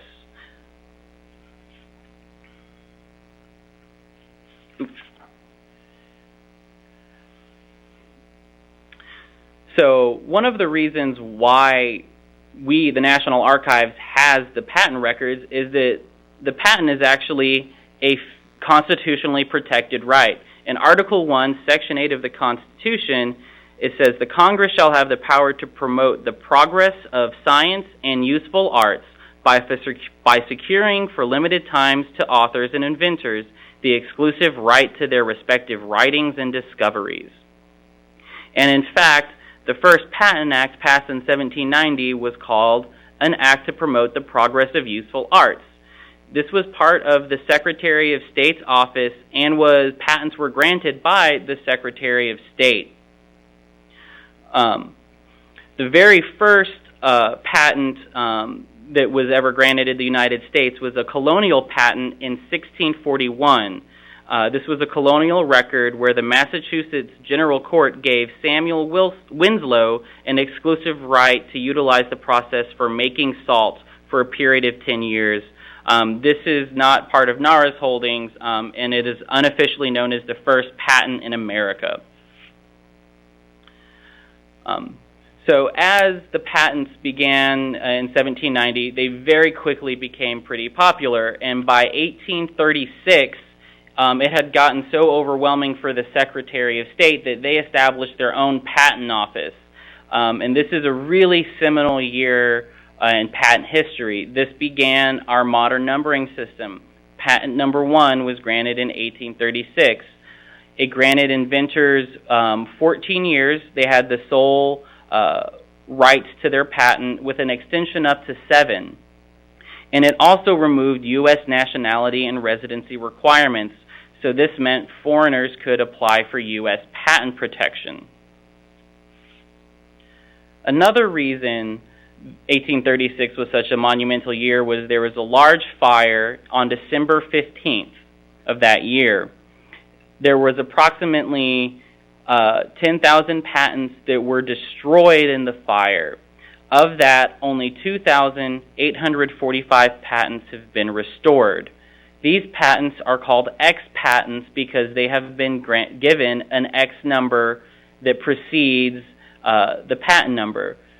So this, what I have up here, is a patent granted to E. Insure for a harp guitar, which was patent 6788X. And the X is the signifying that it was destroyed in the fire and reconstituted.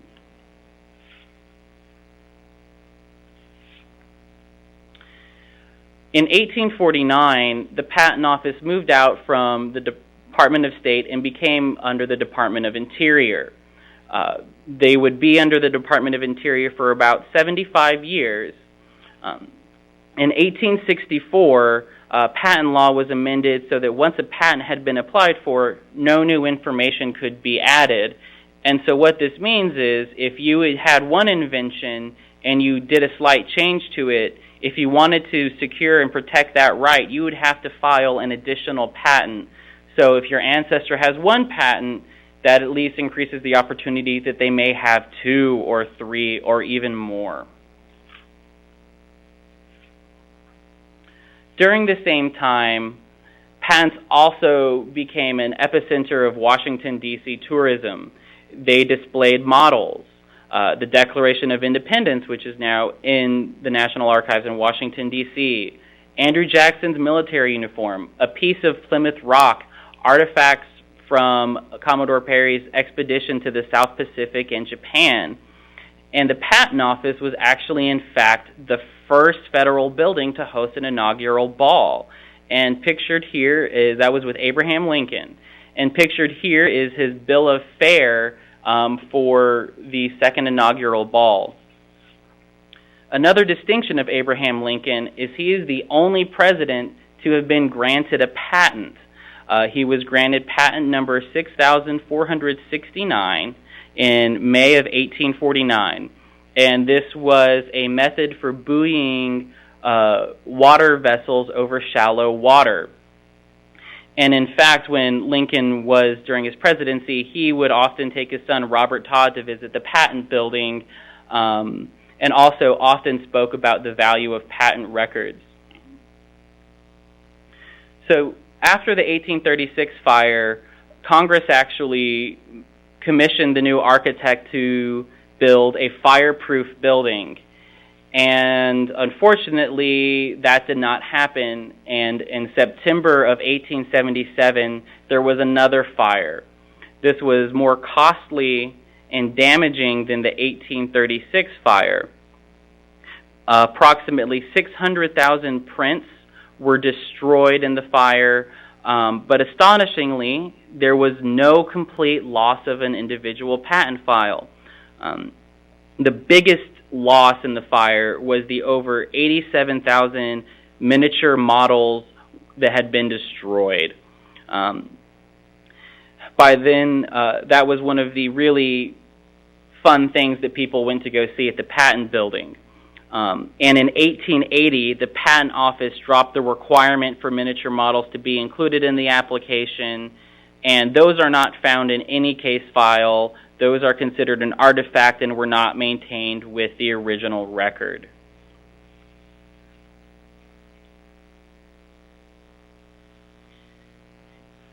In 1925, the Patent Office moved into the Department of Commerce, and that is where it still is today. In 1952 was another major overhaul of the Patent Act, and they stated that patents must be non-obvious and that inventors must detail the basis for an infringement of their rights. And what I have here is an example of what I would consider a very obvious patent. This was granted to a person in July of 1928 for a toy representing a turkey gobbler. I don't know the purpose of this invention or how it was granted a patent, but this is something that would likely not be granted today. In 1975, the Patent and Trademark Office merged into one. It used to be from the 1800s through 1975, there was an individual patent office and an individual trademark office underneath their various departments, and now we have the United States Patent and Trademark Office. And even in more recent history, there was the 2011 Leahy-Smith America Invents Act, and this was a fairly big change in patent law that switched patent protections from the first to invent to the first inventor to file, and the United States was actually one of the last countries to make this switch.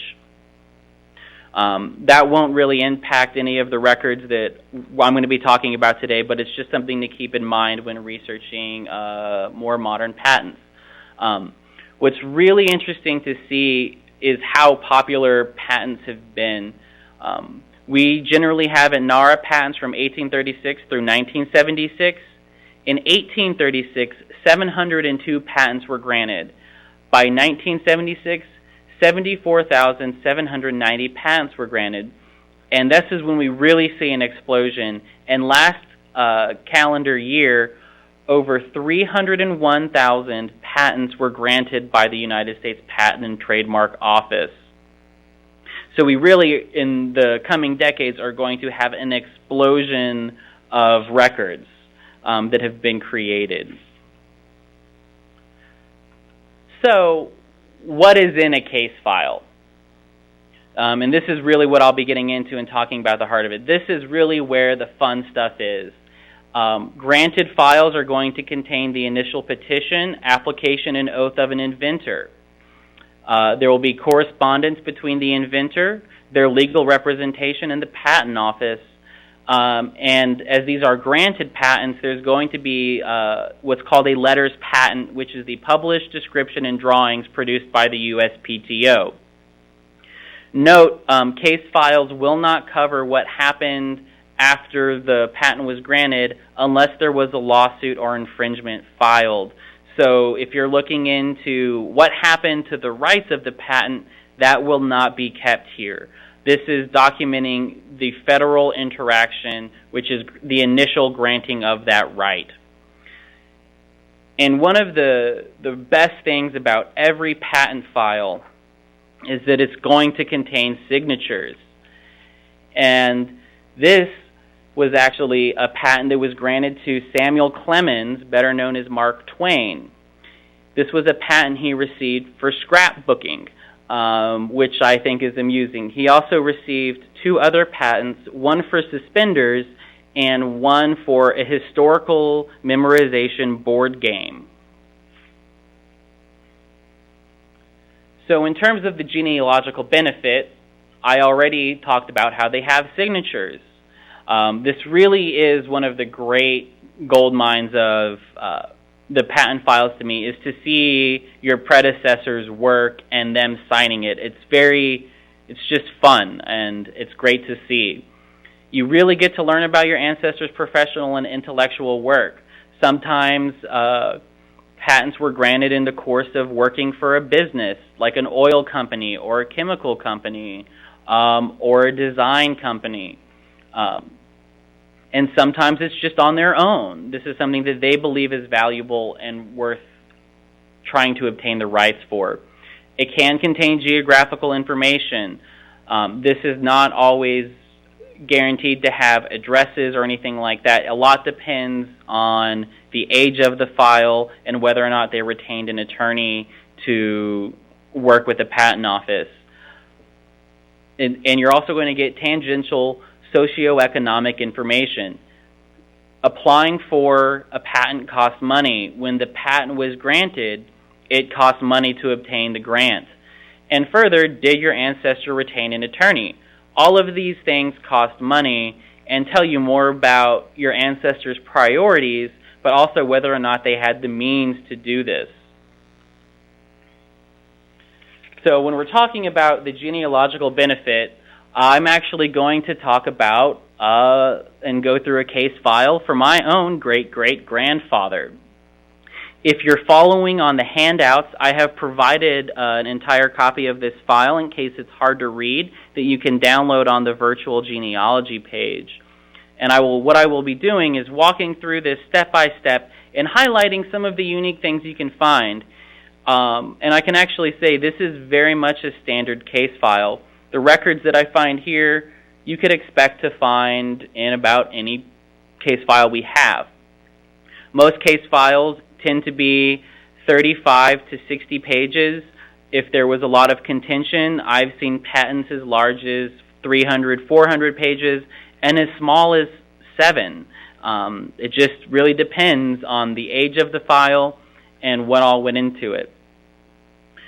So this is patent number 452,846. This was granted to William Joseph Magee on May 26, 1891 for an improvement in churn power, which is basically a mechanized churn. This is the wrapper that contains the records. Before about 1900, all of the records are trifolded, so this does have preservation and access concerns just to be aware of when ordering or viewing files. After the 1900s, the records were filed flat, and preservation concerns on that are much lower. So Willie's file was trifolded, and on the back side of this, there was an index, and this index contains every filing that the Patent Office put in there, and generally that's going to be pretty accurate. They did a pretty good job of keeping records in there. The one thing I can say is the published letters patent is not always in the case file, but you will get the initial application, correspondence back and forth. The index on the back of the file wrapper will contain the dates of filing, what was filed, and so you can really go through and track. Oftentimes, while the patent files are in the boxes numerically, in numeric order, inside the case file, they're not necessarily put in chronological order. They were just kind of placed in the file, so you might have to do some sifting to get it in chronological order if you order reproductions.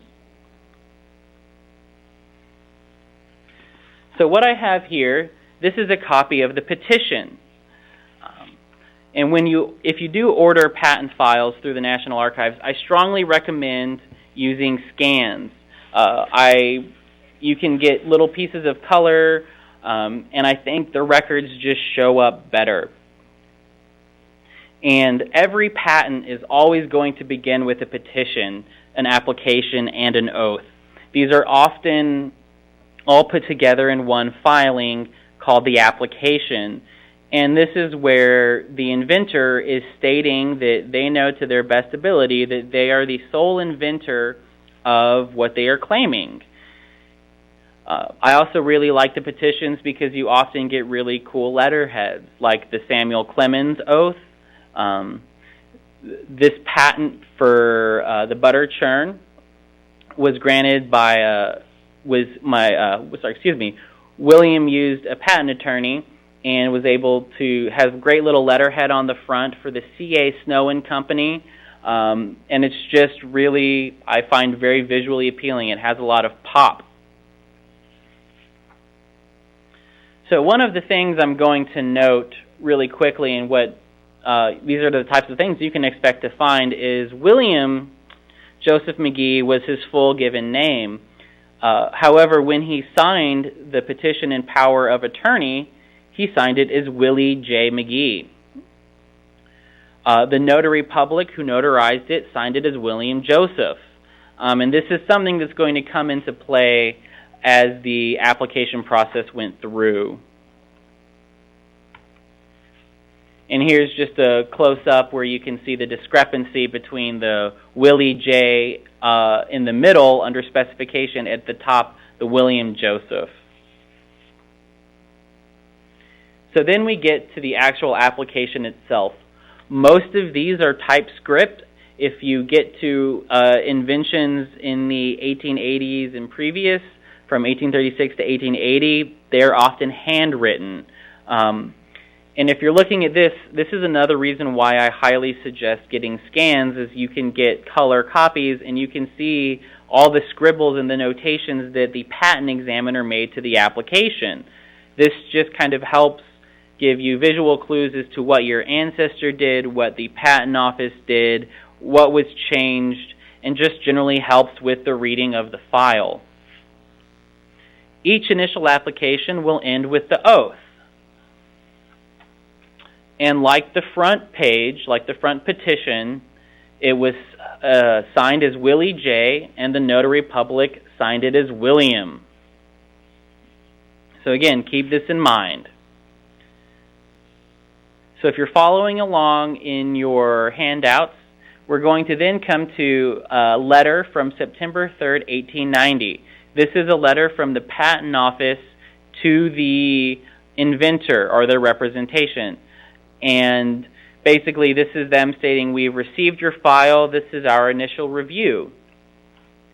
In this letter, the Patent Office says you have basically two claims and you need to decide what you want to pursue, because you can't have two claims in this invention. And so the patent attorney filed an amended claim where they canceled the first one and chose to go with Claim 2, so they would not have as much work to go through. Everything seemed to be going along very smoothly, and so that was December 12th, 1890, when the amended claim was submitted. On December 27th, the Patent Office saw a discrepancy, and they wrote, "It is now noted that applicant's Christian name is given in the petition preamble and the oath is Willie, while the signature it is written as William. The preamble should therefore be amended and a new oath furnished in order that they may agree with the signatures." And so this is the 1890s. That's going to, cause some time. It's going to cause some delay. So in the next amendment, the patent attorney argued that the inventor signs the name William throughout the papers. There being no discrepancy in the signatures themselves, it is thought that the requirement is groundless. Aside from this, Willie is merely a contraction of William.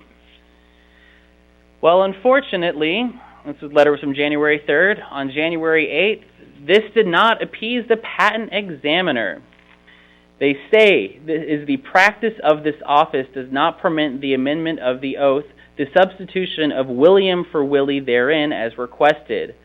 By the amendment cannot be complied with, and a new oath is therefore essential. The argument that Willie is a contraction of William and that the requirement as to the correction of names is groundless is not well founded. Willie is no more a contraction of William, as stated by counsel, than is Bill. Both are nicknames." So if the Patent Office says that, and if you want to get it granted, you have to follow what they say. So correspondence obviously went back and forth between the attorney in Washington, D.C. and my ancestor in Texas, and a new oath was furnished where it was signed as William J. Magee. And one of the things that just kind of makes me laugh at this time, it was actually then they conflated where he signed it as Willie. So he had to go back over his oath, re-sign it in different handwriting to actually make it agree so that the patent could be granted. So, very shortly after the new letter was received, the patent said, "Okay, great, we can go forward through this. The case can now be considered." And here they go through and talk about some of the language in the patent that needs to be used. about a couple weeks later in April, there's another response from the attorney submitting a new claim. And then a month after that, there was a notice of allowability, or 2 days after that, was a notice of allowability stating that this patent was now acceptable to be granted.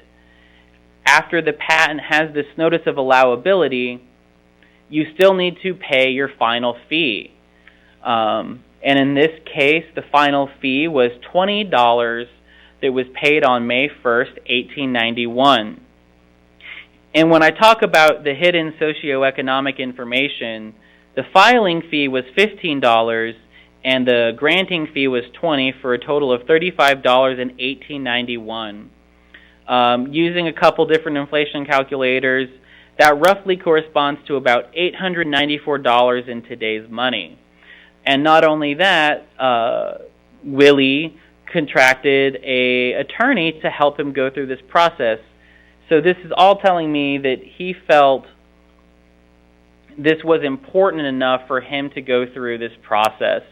And, you know, before I had found this patent, this wasn't really, my family didn't know much about him. About the only thing I had known previously was that he had built the first building in the town of Groveton, Texas, where he was from, which was a saloon. And so this provided a whole nother insight into the life that he led. So after the fee is paid, and that's received by the patent office, the inventors receive a letters patent. And this is, again, the published drawings and description of the patent granted by the patent office. And you can see that the United States Patent Office granted this to William Joseph Magee of Groveton, Texas, for churn power. And the best part is, this isn't every patent, but oftentimes you will get a drawing. These are very visually striking. These are fun. I've had many researchers who order high-quality scans of this because they want wall art. And they want to have something their family produced. And this is actually, it's fun. It's like I've used that word before, but I really believe it. And getting to see my own ancestors' record is just, it's a cool thing. And so here's a close-up zoom in on the published drawing. So a little bit more about what the National Archives holds. As has been previously mentioned, the National Archives divides records into their creating agency and assigns them a unique number. For this instance, we are going to be talking about Record Group 241, records of the Patent and Trademark Office. And primarily what we have are two main series. Series are unique sets of records, and we have utility patent files and design patent files. And I'll get more into their distinctions in a minute. Both case files contain very similar documentation relating to the application, correspondence, and issuance of the patents. So William's patent that was granted was an example of a utility invention. These are functional inventions that are granted. Design patents are strictly ornamental in nature and have no functional improvements.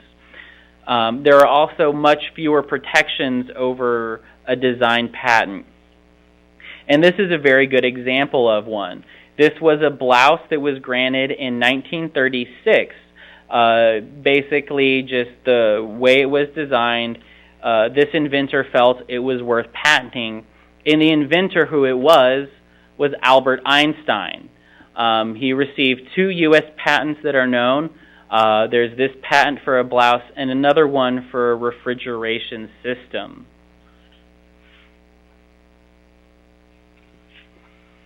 So utility files really represent the major bulk of our records that the National Archives has. We have patent number 1 through 3,944,724, which was granted on March 16, 1976. There was also a special early accession of patent case file 5,255,452, which was a patent granted to Michael Jackson for a method and means of creating an anti-gravity illusion.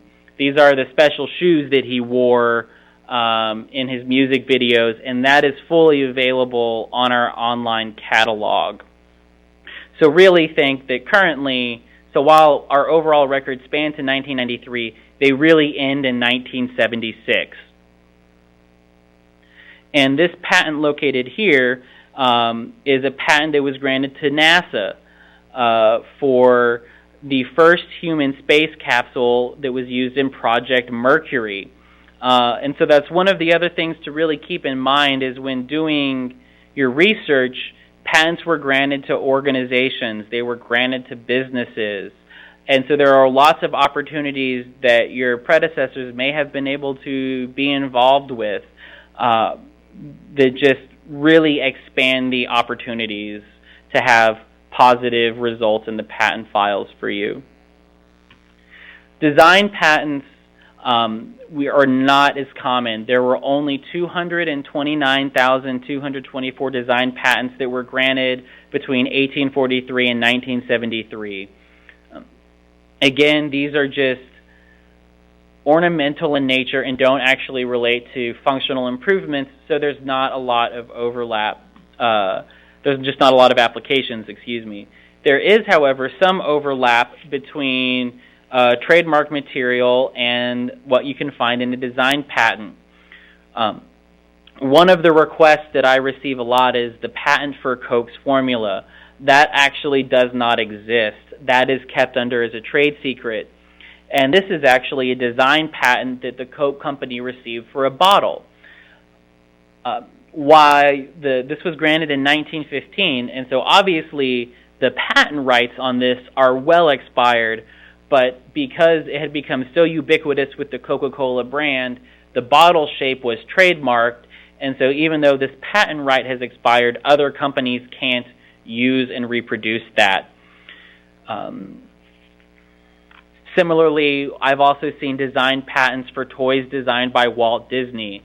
And so while Walt Disney will have a design patent, that doesn't mean that person can just go up and create that toy because it would have other associated trademarked or copywritten material. So one of the other aspects of research that this can lead to are lawsuits. And since patent rights are a constitutional right, all lawsuits are inherently federal in nature. So we have interference proceedings that are worked through the Patent Office itself, and those records are maintained at the National Archives in College Park.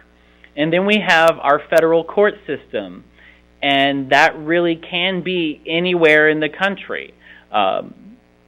There's district courts, the Circuit Court of Appeals, as well as Supreme Court patent-related cases. There's also an individual Court of Customs and Patent Appeals. That's Record Group 503. Those are also held off-site at my facility. And the picture I've included here was a suit from the U.S. Circuit Court of Appeals, the Second Circuit, which is in New York City. This was a Wright Brothers lawsuit against the Curtis Herring Aeroplane Company from 1909. And they sued the Curtis Herring Company over their patent to heavier-than-air flight, and this was an image that was submitted as evidence in the proceedings. So if you can find out some additional information, you can really sometimes get some amazing resources.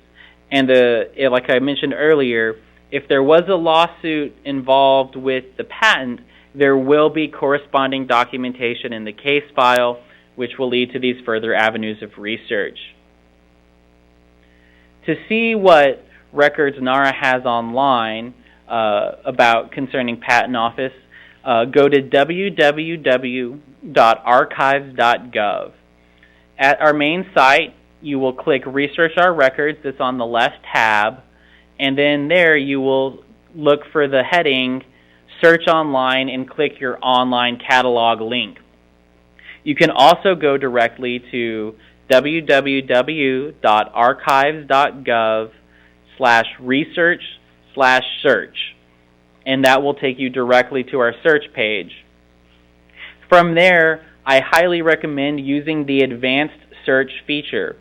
Because the term patent was used for so many things, if you just type patent into our online catalog, you're going to get a lot of false positive searches or results. So I highly suggest then clicking the triangle next to filter archival descriptions and restrict your search solely to record group 241. We currently have 57 unique series. I have listed in the handouts numerous other series that are highly pertinent and of high research value that are located under the patent USPTO. Additionally, we do have some records that have been digitized. If you search for the record group number, you can then see what records are already digitally available. Some highlights are the Michael Jackson patent, as well as Joseph Glidden's patent for barbed wire, and numerous drawings that are held in a distinct series that I'll get to in a minute.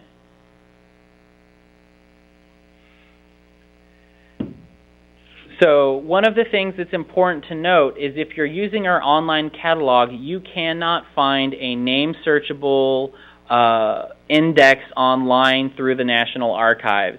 And obtaining the patent number is the key thing we need to locate when trying to determine access.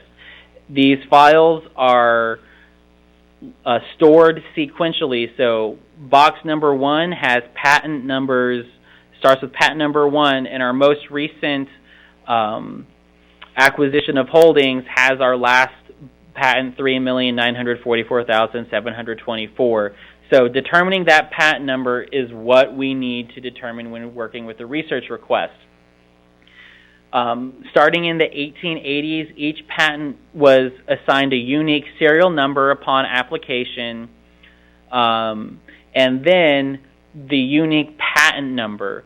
So the serial numbers will kind of circulate through, but they'll have addendums before.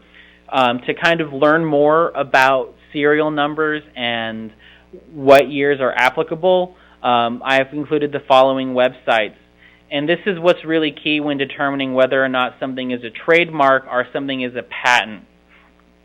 And if your research inquiries lead to that, we will cover it when the reference request comes in. So how can you find a patent number? If this is the key, the best resource I suggest is Google Patents.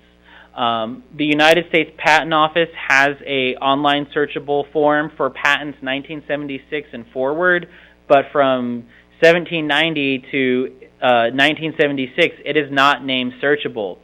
So I really suggest general Google searches, and Google Patents is a very tremendous one. It allows a lot of flexibility in using terms, and it creates an entire searchable letters patent. It's very important to note that when searching online, you can find the letters patent, but all of the correspondence, the petition, the application, the correspondence back and forth, that is all only available through the case file in paper record form. That is not available online. Another opportunity you can use, another website is Free Patents Online is another search one. You can also find at some federal depository libraries patent gazettes, and there will be yearly publications of what patents were granted. Because again, one of the key factors in granting a patent is that you have to publicly disclose how you got that invention. And so you get that published letters patent. So like I said, I really highly suggest Google Patents. If you type in Google Patents, it'll be one of the first searches. And when you go to the Google Patent search page, which I am here, it looks very similar to just the standard Google portal. But you can tell when you're there that you're specifically searching patents. So when I began referencing these things to kind of learn how, this was the site that was suggested for me to learn how to use. One of the big things with Google Patents is that because the entire letter's patent is searchable, that really creates a lot of opportunities for hits. One of the problems is that because a lot of patents are old, there's a lot of mistranscriptions in the description. So it's very important to not search for an entire name. It's to search for bits and segments, because you don't know if your ancestor would go by their initials, they would go by their full name, would they go by nickname? It all depends, and so you really want to be selective in how you search and start as broadly as possible and not very narrow. Another good tip is just use your last name and the location your family was known to have lived, and that's a good way I have found to narrow down results. So this is the first 4 hits I used when I was searching to see if my family had any patents, and I searched quotes for Magee and quotes for Texas and was able to find 4 hits. I did not know of a Richard or a Samuel in my family tree, but I saw that there was a W.J. Magee and that it went by William, and I was like, hey, I knew that I had that in my family tree. And so I clicked on it, and this is kind of zooming in, and this really highlights the different terms you'll find. It is actually listed in Google Patents as being granted to Joseph Magee, and that W.J. Magee is the inventor, and a horrible misspelling of Groveton. So again, it's one of those things where using individual quotes, you're able to find those hits throughout the letter's patent and not all in one string. It's very rare to actually find that in older patent files. And then this is what the search will look like. This is the results that will come up. And then finally, you can actually, like I said, you can find copies of the letter's patent online, but they're very low quality, and I personally like having the opportunity to have a very nice image of the patent. So when troubleshooting your searches, a lot of times patents are family lore. And just because an ancestor applied for a patent doesn't mean that they were granted one. And so one of the things you really want to make sure is that you are looking for a granted patent and not a rejected application or a trademark. And this is when the contextual information will be able to help confirm your family's stories. When you're searching online, try a lot of different search terms. And that way you can get a lot of different results. I have found that if you know basic geographic information about where they lived, even the state can be incredibly helpful in narrowing down. If you know your ancestor worked for a company, you can also try searching for that company's name. The big thing is, with the older patents, especially online, there are a lot of transcription errors. And so it will take a lot of unique searching, but it's stuff that you can start it at home. Google Patents is a free search engine. There's no registering required. And then once you find that, you can contact the National Archives, and we are glad to pull and make these records available.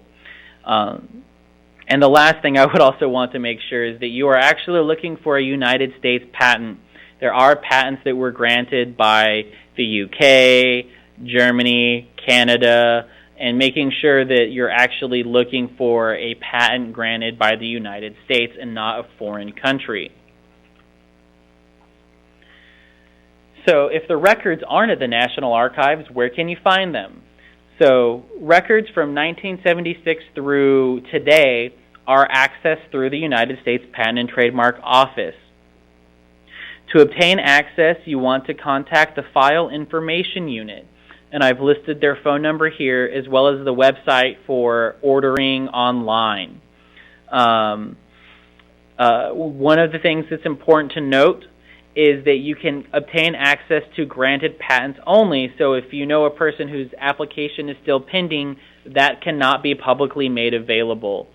Further, if you're looking for a modern federal lawsuit, that's going to be at the court of filing. Generally, we have lawsuits that are between 15 and 25 years old before they are eligible to come to the National Archives.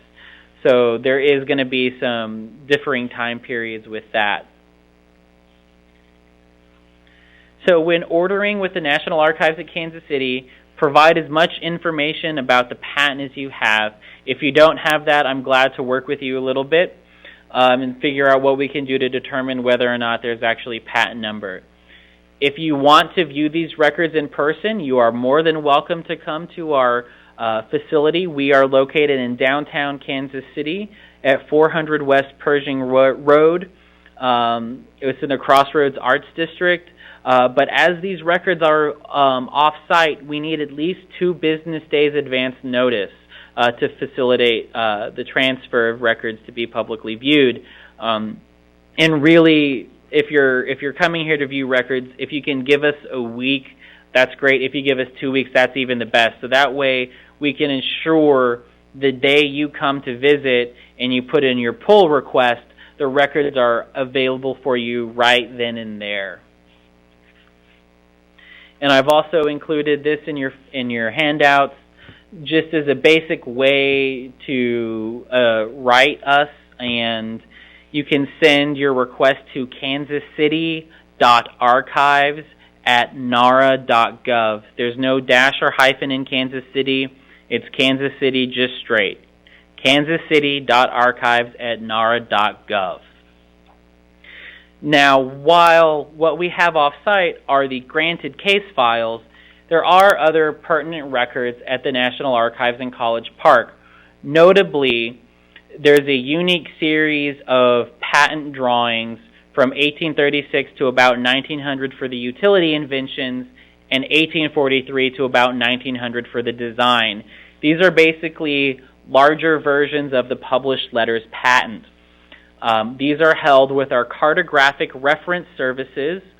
And when submitting your inquiry, you want to be specific that you're not referring to the records in Kansas City or due to the way you will likely be forwarded to me. So just be very specific in that. In addition, if you're searching into other records like the Patent Assignment Digest, which relate to who was initially assigned the rights to a patent, or infringement case files, those are going to be under our textual reference division. If you ever have any questions about this, email the National Archives at Kansas City, and we'll at least be able to put you on the right path if for some reason you get bounced to us. So it's not something we're worried about, and we're very glad to help. And I've also included a sample request with just a tagline noting that the records you are seeking are in College Park and are a different series from the ones held in Kansas City. That will be an important distinction to make. So as I mentioned, there's some opportunities for further research. There's the other NARA record series. The patent lawsuits can often yield very interesting results, as well as the cartographic drawings. Those would be the two that I would really highlight for genealogy benefits. You can also look up, potentially other international archives and patent offices. That is something where you will find other results, sometimes related to your ancestor. I will note I have heard from international requests that not all patent offices have their records kept like the National Archives does. So that is something important to note. Depending on how successful and how much you really want to search into it, you could look up the personal papers of the notary public who initially reviewed the application, as well as the patent attorney that your ancestor used. And that just depends on how much resources you want to invest and whether or not those records even exist. Those are going to probably be held at local county historical societies, and maybe if they were a very prominent attorney, potentially a university. There is also libraries can become a patent and trademark resource center. They're specifically designed to help the public learn more about patent information and law, and they keep all current information for at least 20 years, so for the last 20 years of patent records that are granted. And if you follow this website, that will tell you more about the resource centers and what you can expect to find. Another really good thing about starting to do research with patent records is there's actually a lot that's available online, and they're really fun and popular. The Archivist of the United States occasionally will put out a patent of the month of an interesting request that they have for a digital record. I've included a list of series that you can find in the Guide to Federal Records. We also have a lot of records related to African American inventors, and I've linked to a blog that contains unique patent numbers for early inventors. There's also a lot of information that's just been written about patents. This has been something that has captured the American psyche more or less since they first started granting patents in 1790. And so just get out there, start searching, and have some fun with it.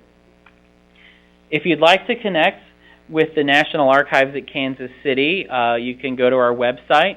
We are also active on Facebook and Twitter, and these are great ways to see what's going on with us, learn about events, and also a great way to highlight our records.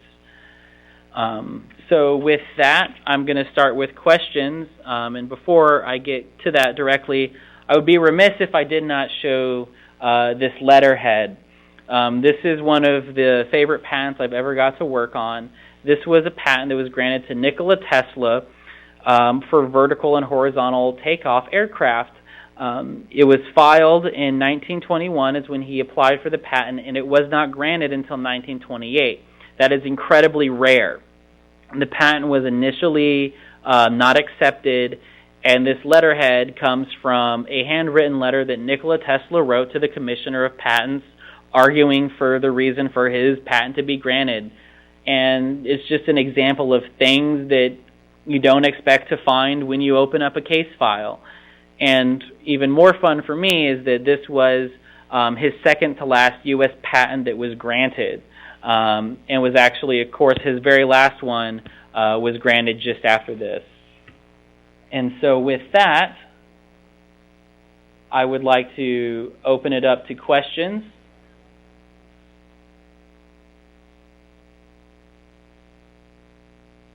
Hello, Christopher.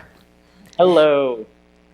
Before we get into your Q&A session, I have a nice comment that I'd like to share with you that came in from one of our audience viewers. They said, "Thank you for clarifying patents and patent land records. Until I saw the record, I thought my great-grandfather was an inventor."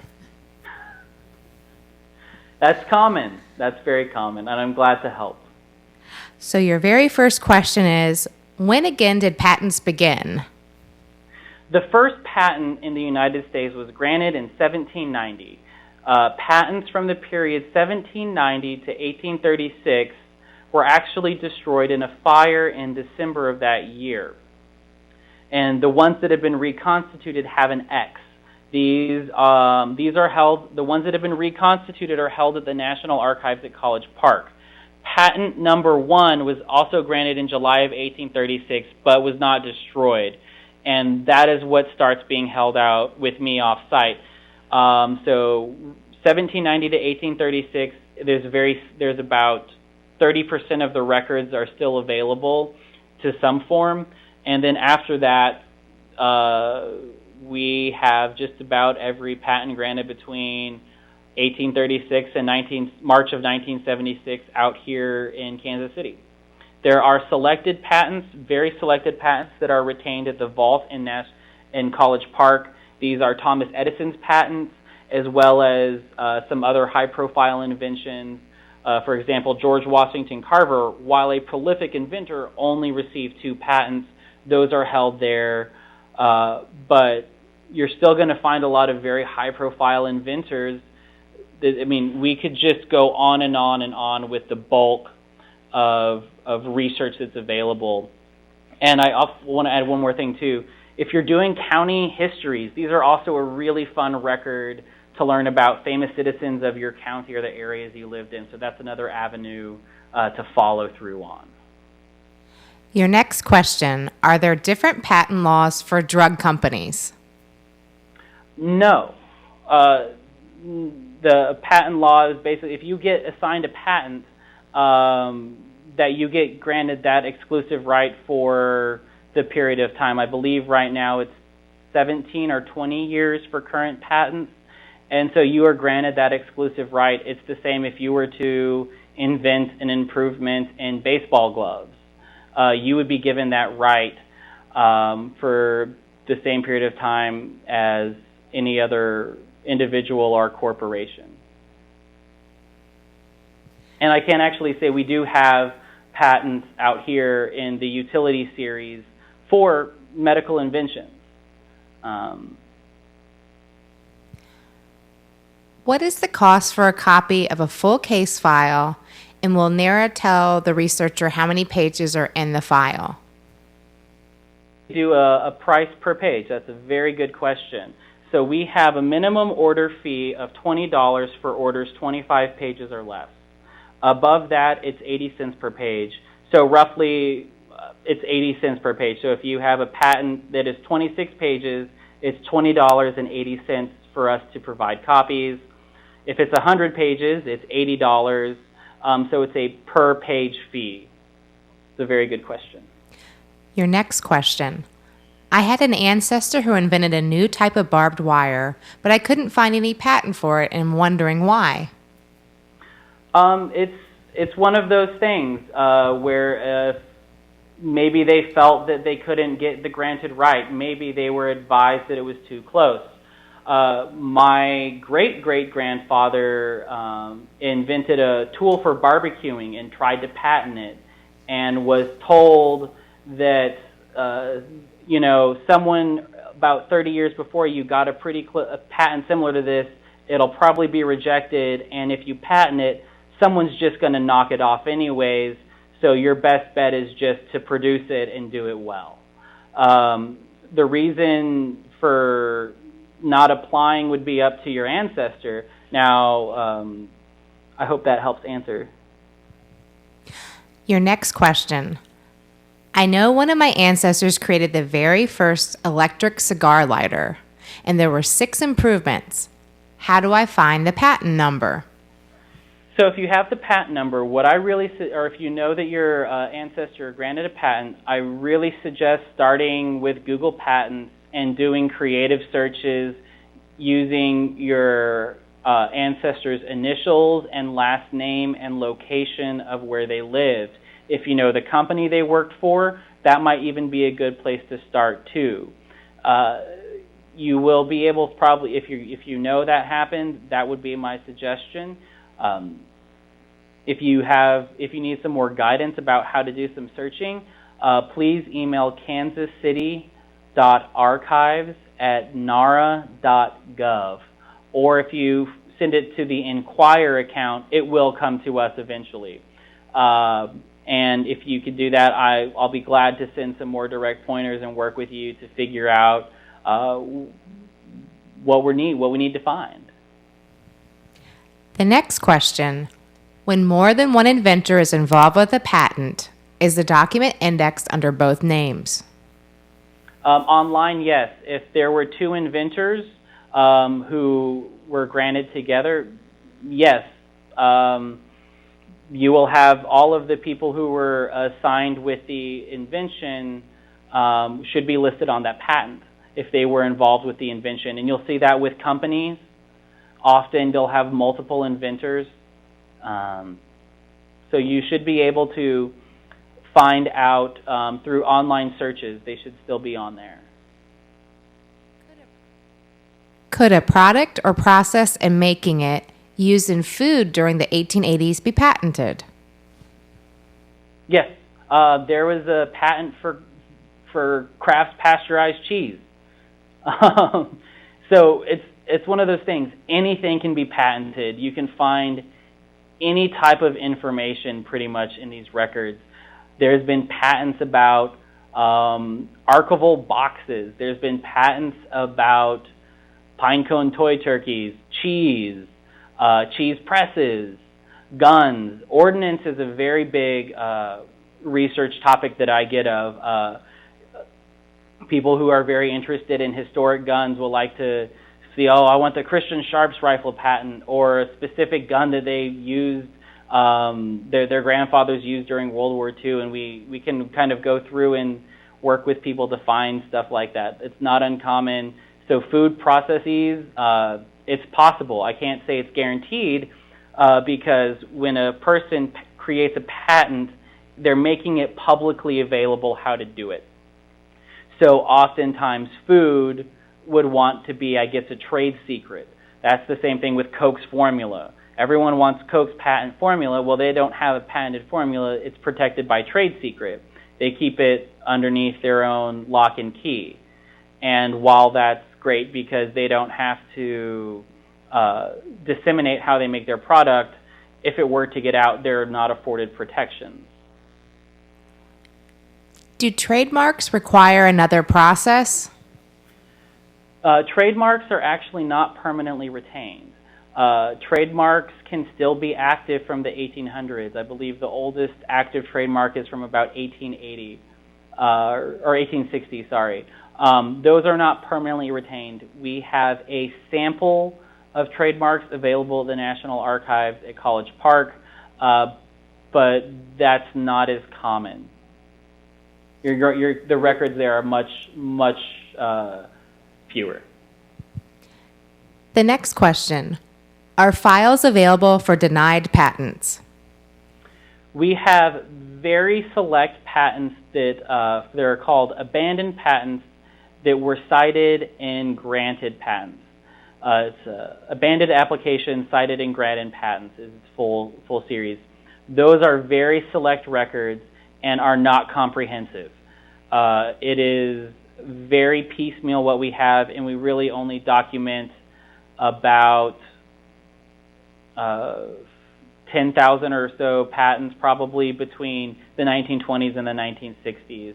So those are not something we can guarantee. And again, one of the things we would have to find is the serial number that was given to it when it was applied for. If you can find in a serial number, I'm glad to search through our records and see if we have it. But especially with abandoned applications, it's the chances for genealogical benefit are much smaller. When requesting a patent search, would you prefer the filing date or the publication date for searching? If you have the publication date, would be the best one, because a patent could be filed in like the Nikola Tesla patent that I showed, the letterhead from that. It was filed in 1921, but not granted until 1928, and so in 1928 is when it would be given its unique granted number, and that's what we need, is that granted number or the granted date. If you have a granted date, I can do a very limited search and do a hard search and see if it can be found. If you have the publication date, though, that would really go a long way, because we could do online searches and probably find it fairly easily. The next question. How do we know which office the patent is held in? Contact us. Contact the National Archives at Kansas City.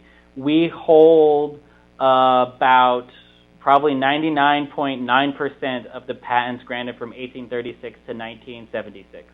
They are held off-site in multiple facilities. So you contact us, we will get you in touch with the archivist who will help you. And odds are you'll be working with me, but there is a colleague of mine at another facility where they're held. So unless it's a very high value one, and if it is, and it's protected in the vault, I will direct you directly to the NARA staff person who can help provide access to that. If it's a patent that we have not yet taken in, I'm glad to provides you the contact for the U.S. Patent Office and how to get it searched and ordered through them. I have a couple of other questions from your audience members. One says, I have friends in the computer industry who are getting patents now. When might historians of the future be able to see their files in the National Archives? Once they're granted, you can get them through the U.S. Patent Office. Generally, NARA does not take patents in until they're about 40 years old. Once they hit 40 years, they're eligible to come to the National Archives.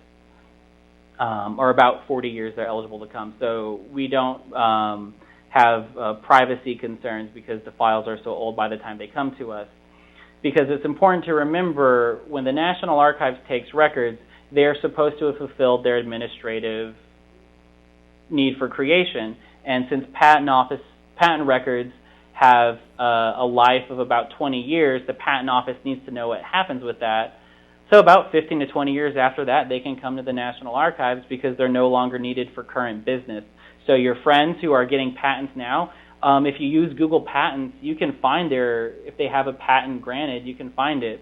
If you go to the Patent Office's website, you can find at least the published images of their patents. I have found other family members, including my dad and my uncle, have patents that aren't yet eligible to come to the National Archives, but I have found their patents online through searches. And so you can find those now, and if you need some tips about that, email us, and I'm glad to provide them. Here's another question from one of your audience members. I have a son who got a patent for technology, but it would be done by his company. How do I search for the patent? By the company or by my son's name? And would both names be listed? Potentially, yes. A lot would depend on your son's role. Sometimes, especially with companies, or if you're working with a federal agency, so let's do a hypothetical situation that I invent a new archival box. So when I apply and I get my granted patent, it would say, I, Christopher Magee, assign to the National Archives and Records Administration the rights to this patent. So they would both be potentially included in searching, especially if it's a more recent file. That's more and more common. I would suggest starting with the company name and the date, and then adding the person you're looking for, adding their name in as an additional search term, and seeing what you can find. Christopher, this is your final question. All right. On Willie J. Magee's published patent, I noticed two names mentioned at the end as well. What role did these people play in the patent process? Those were the initial witnesses. Here, if you let me, I can switch to the PC. Or here. Here, hold on, just a second. Christopher? Yes. Christopher, we're not sure if our AV staff can follow you. Okay. Oh, that's right, you have. Because sorry about that. They're mirroring you, and I don't think they have that presentation up now. Okay, so what I can say, well, I've pulled it up for me, and I can see. So at the bottom, there's 4 names on his letter's patent. There's William J. Magee, there is C.A. Snow and Company by his attorneys, and then there are 2 witnesses. Those 2 witnesses are the persons who attest. They're legally saying, we also believe that William Magee is the inventor, and I'm switching over to the VTC controls. I don't know if that helps. You have it on the Google Patents. So that's one of those. That is a way to find your ancestors too. And I have not found anyone in my line, but a great thing about Google Patents is those names are searchable as well. So if you even know who someone your family was associated with, there's still at least ways to see how they were represented in the community at large. So there's just untold opportunities for interactions. Like I said, we have over 4 million files in our holdings now. And if you think about that, that's a lot of opportunity for interactions with the federal government. And it could be anywhere. It could be a national. I have worked with people internationally trying to find, I worked with an Australian person trying to find information about their German grandparent through the United States Patent Office. And you can do that. And it's untold opportunities. Thank you, Christopher.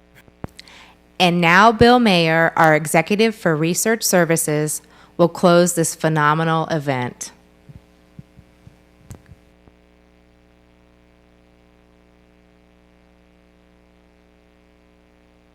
Days of sessions we've just shared together.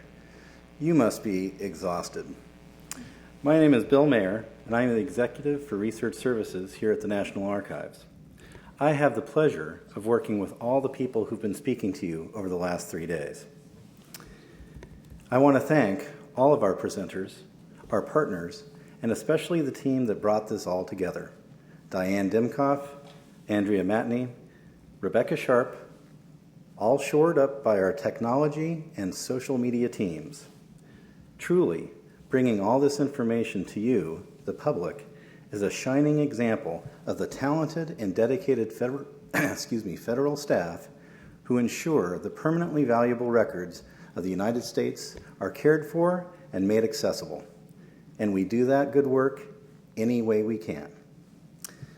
While we have at our heart the notion that what is past is prologue, with this Genealogy Fair, I can happily tell you that the future is now.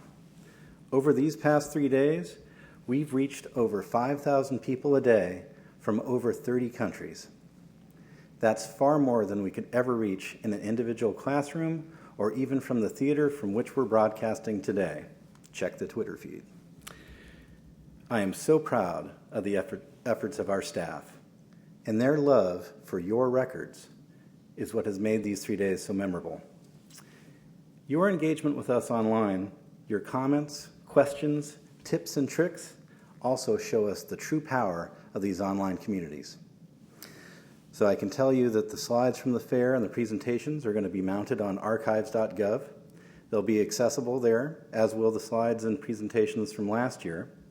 Please check them out, and I can promise you all there is much, much more to come. Thank you all, and farewell.